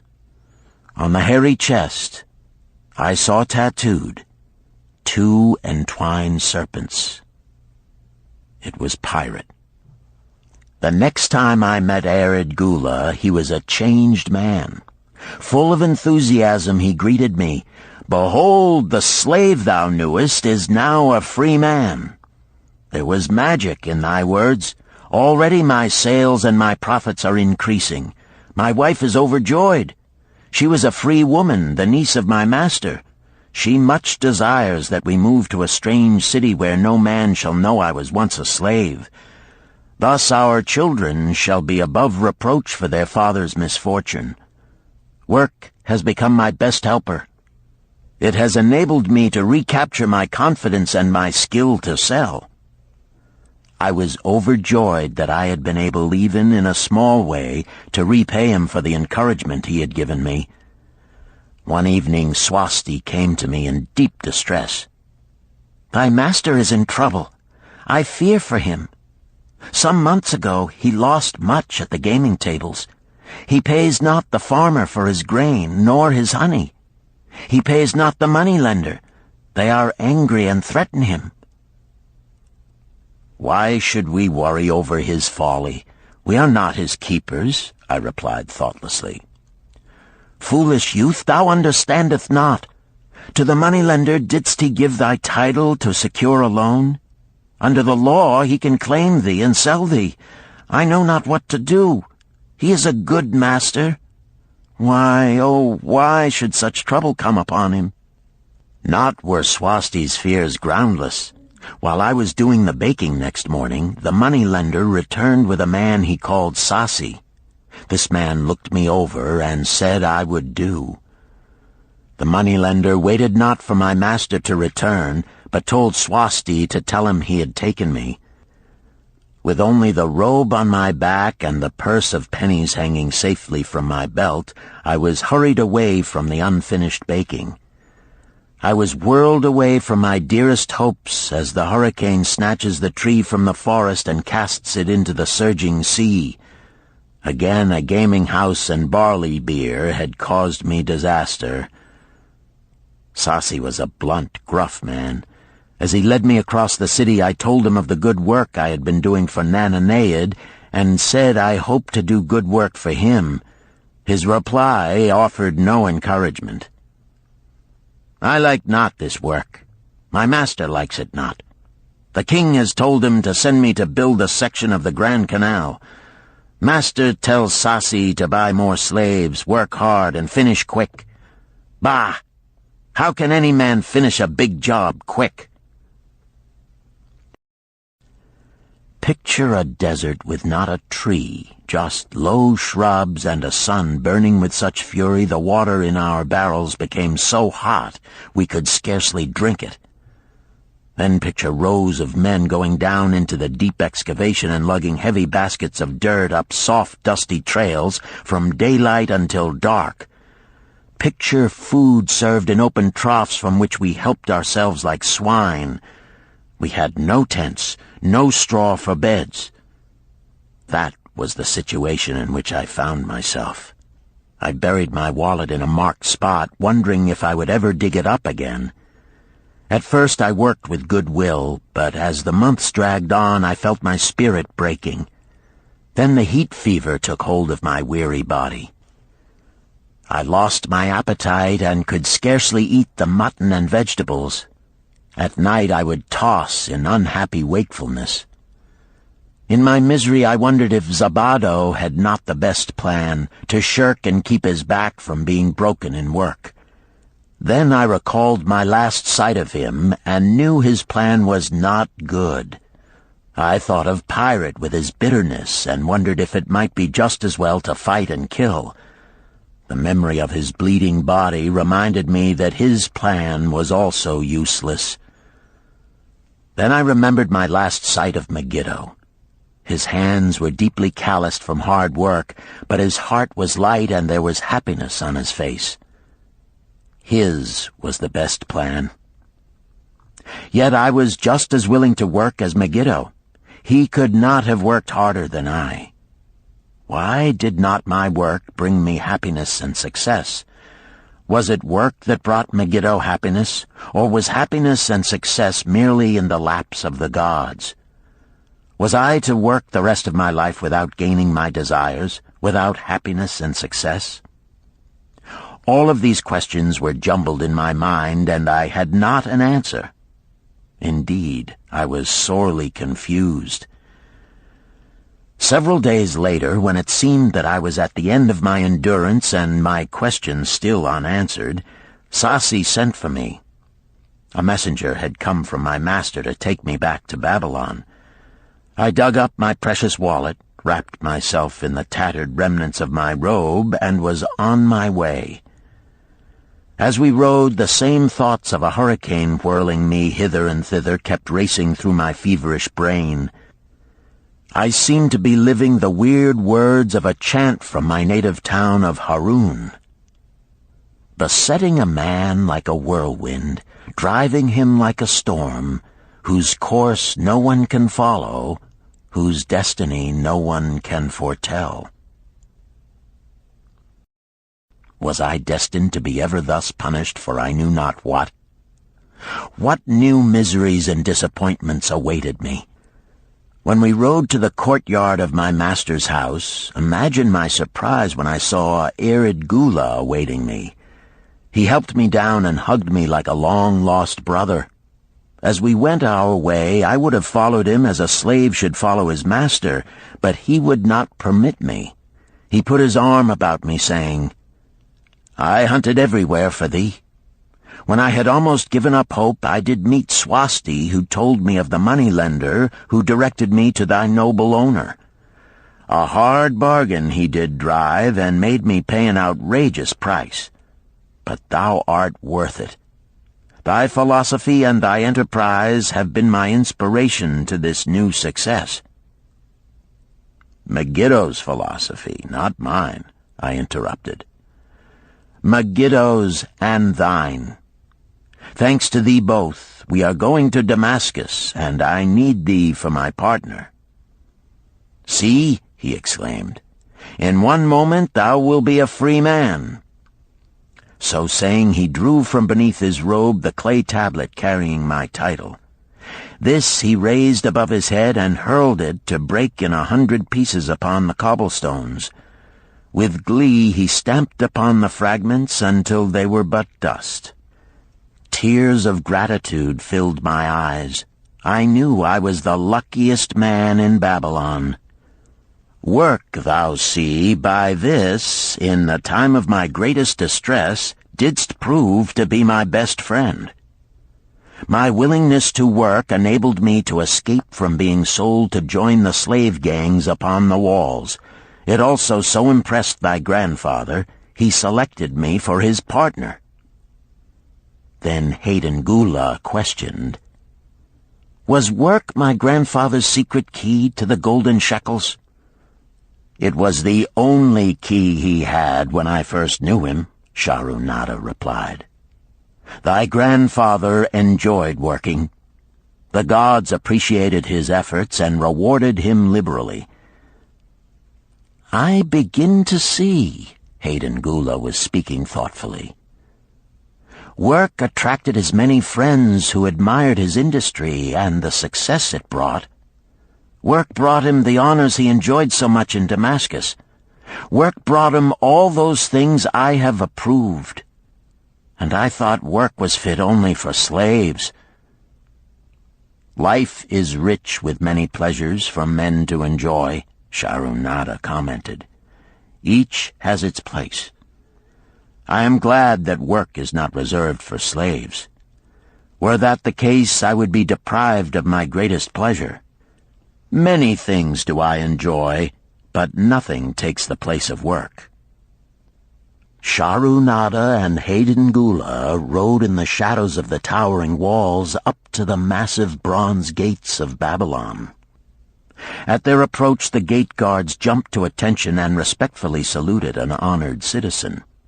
With head held high, Sharunada led the long caravan through the gates and up the streets of the city. "I have always hoped to be a man like my grandfather," Hayden Gula confided to him. "Never before did I realize just what kind of man he was. This thou hast shown me. Now that I understand, I do admire him all the more and feel more determined to be like him. I fear I can never repay thee for giving me the true key to his success. From this day forth I shall use his key.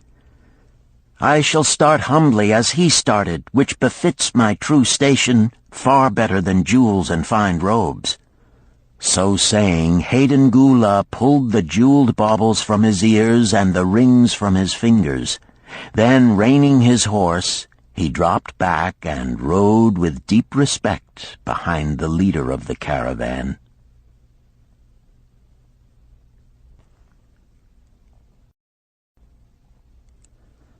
Chapter 11. An Historical Sketch of Babylon. In the pages of history there lives no city more glamorous than Babylon. Its very name conjures visions of wealth and splendor. Its treasures of gold and jewels were fabulous.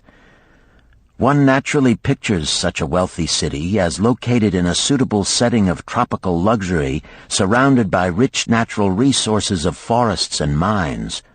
Such was not the case. It was located beside the Euphrates River in a flat, arid valley. It had no forests, no mines, not even stone for building. It was not even located upon a natural trade route. The rainfall was insufficient to raise crops. Babylon is an outstanding example of man's ability to achieve great objectives using whatever means are at his disposal. All of the resources supporting this large city were man-developed. All of its riches were man-made. Babylon possessed just two natural resources: a fertile soil and water in the river. With one of the greatest engineering accomplishments of this or any other day, Babylonian engineers diverted the waters from the river by means of dams and immense irrigation canals. Far out across that arid valley went these canals to pour the life-giving waters over the fertile soil. This ranks among the first engineering feats known to history. Such abundant crops as were the reward of this irrigation system the world had never seen before. Fortunately, during its long existence, Babylon was ruled by successive lines of kings to whom conquest and plunder were but incidental. While it engaged in many wars, most of these were local or defensive against ambitious conquerors from other countries who coveted the fabulous treasures of Babylon. The outstanding rulers of Babylon live in history because of their wisdom, enterprise, and justice. Babylon produced no strutting monarchs who sought to conquer the known world that all nations might pay homage to their egotism. As a city, Babylon exists no more. When those energizing human forces that built and maintained the city for thousands of years were withdrawn, it soon became a deserted ruin.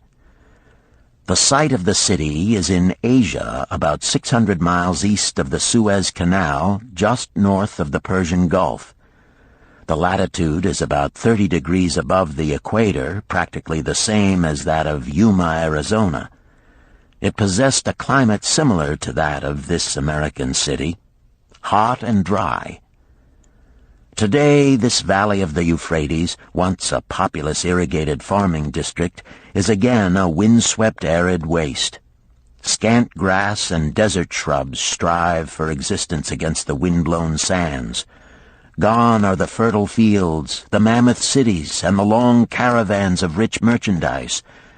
Nomadic bands of Arabs, securing a scant living by tending small herds, are the only inhabitants. Such it has been since about the beginning of the Christian era. Dotting this valley are earthen hills. For centuries they were considered by travelers to be nothing else. The attention of archaeologists were finally attracted to them because of broken pieces of pottery and brick washed down by the occasional rainstorms. Expeditions, financed by European and American museums, were sent here to excavate and see what could be found. Picks and shovels soon proved these hills to be ancient cities. City graves, they might well be called. Babylon was one of these. Over it for something like 20 centuries, the winds had scattered the desert dust. Built originally of brick, all exposed walls had disintegrated and gone back to earth once more. Such is Babylon, the wealthy city, today. A heap of dirt, so long abandoned that no living person even knew its name until it was discovered by carefully removing the refuse of centuries from the streets and the fallen wreckage of its noble temples and palaces. Many scientists considered the civilization of Babylon and other cities in this valley to be the oldest of which there is a definite record. Positive dates have been proved reaching back 8,000 years. An interesting fact in this connection is the means used to determine these dates. Uncovered in the ruins of Babylon were descriptions of an eclipse of the sun. Modern astronomers readily computed the time when such an eclipse, visible in Babylon, occurred, and thus established a known relationship between their calendar and our own. In this way, we have proved that 8,000 years ago, the Sumerites, who inhabited Babylonia, were living in walled cities. one can only conjecture for how many centuries previous such cities had existed. Their inhabitants were not mere barbarians living within protecting walls. They were an educated and enlightened people. So far as written history goes, they were the first engineers, the first astronomers, the first mathematicians, the first financiers, and the first people to have a written language. Mention has already been made of the irrigation systems which transformed the arid valley into an agricultural paradise. The remains of these canals can still be traced, although they are mostly filled with accumulated sand. Some of them were of such size that, when empty of water, a dozen horses could be ridden abreast along their bottoms. In size they compare favorably with the largest canals in Colorado and Utah. In addition to irrigating the valley lands, Babylonian engineers completed another project of similar magnitude.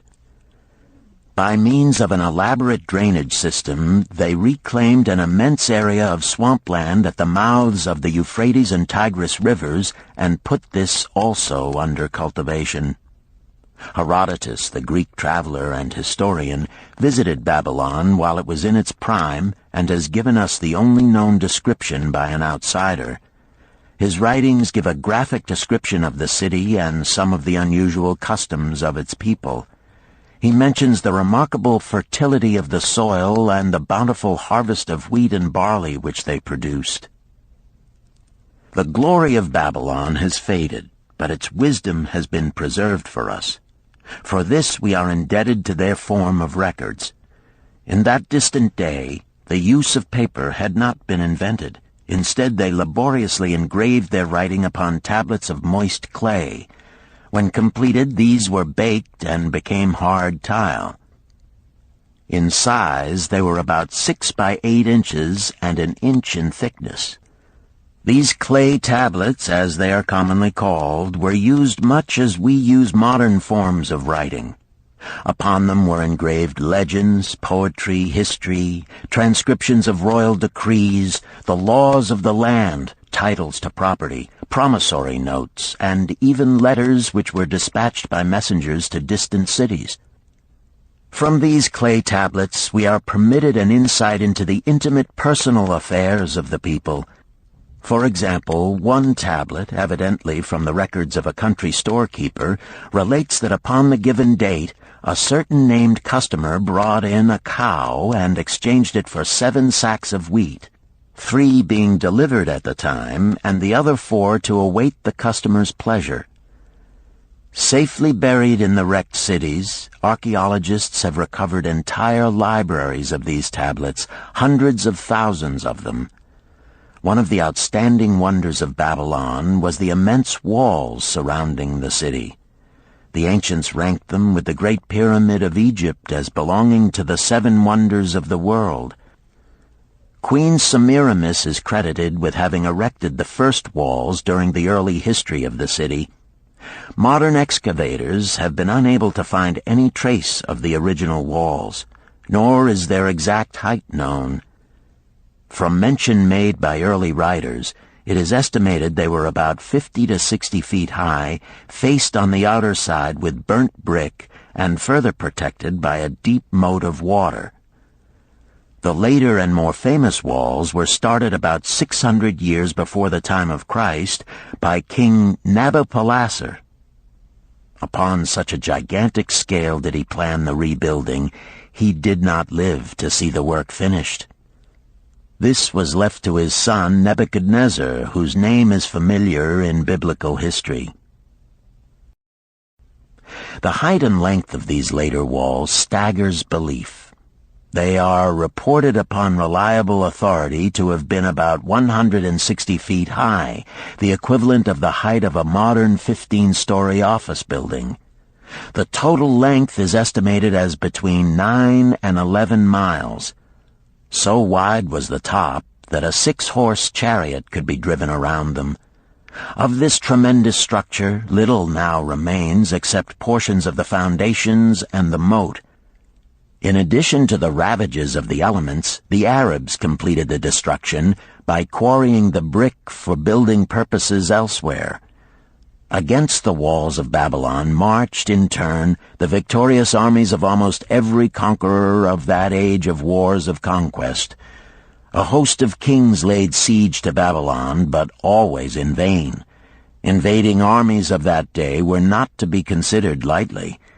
Historians speak of such units as 10,000 horsemen, 25,000 chariots, 1,200 regiments of foot soldiers with 1,000 men to the regiment. Often 2 or 3 years of preparation would be required to assemble war materials and depots of food along the proposed line of march. The city of Babylon was organized much like a modern city. There were streets and shops. Peddlers offered their wares through residential districts. Priests officiated in magnificent temples. Within the city was an inner enclosure for the royal palaces. The walls about this were said to have been higher than those about the city. The Babylonians were skilled in the arts. These included sculpture, painting, weaving, gold working, and the manufacture of metal weapons and agricultural implements. Their jewelers created most artistic jewelry. Many samples have been recovered from the graves of its wealthy citizens and are now on exhibition in the leading museums of the world. At a very early period, when the rest of the world was still hacking at trees with stone-headed axes, or hunting and fighting with flint-pointed spears and arrows, the Babylonians were using axes, spears, and arrows with metal heads. The Babylonians were clever financiers and traders. So far as we know, they were the original inventors of money as a means of exchange, of promissory notes, and written titles to property. Babylon was never entered by hostile armies until about 540 years before the birth of Christ. Even then, the walls were not captured. The story of the fall of Babylon is most unusual. Cyrus, one of the great conquerors of that period, intended to attack the city and hoped to take its impregnable walls. Advisors of Nabonidus, the king of Babylon, persuaded him to go forth to meet Cyrus and give him battle without waiting for the city to be besieged. In the succeeding defeat to the Babylonian army, it fled away from the city. Cyrus thereupon entered the open gates and took possession without resistance. Thereafter, the power and prestige of the city gradually waned until, in the course of a few hundred years, it was eventually abandoned, deserted, left for the winds and storms to level once again to that desert earth from which its grandeur had originally been built. Babylon had fallen, never to rise again. But to it, civilization owes much. The eons of time have crumbled to dust the proud walls of its temples, but the wisdom of Babylon endures. The End.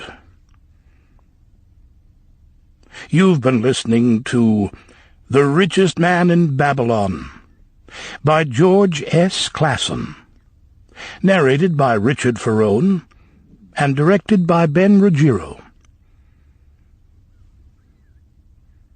If you've enjoyed this book and this performance, recommends The Art of War by Sun Tzu, narrated by Joe Mantegna.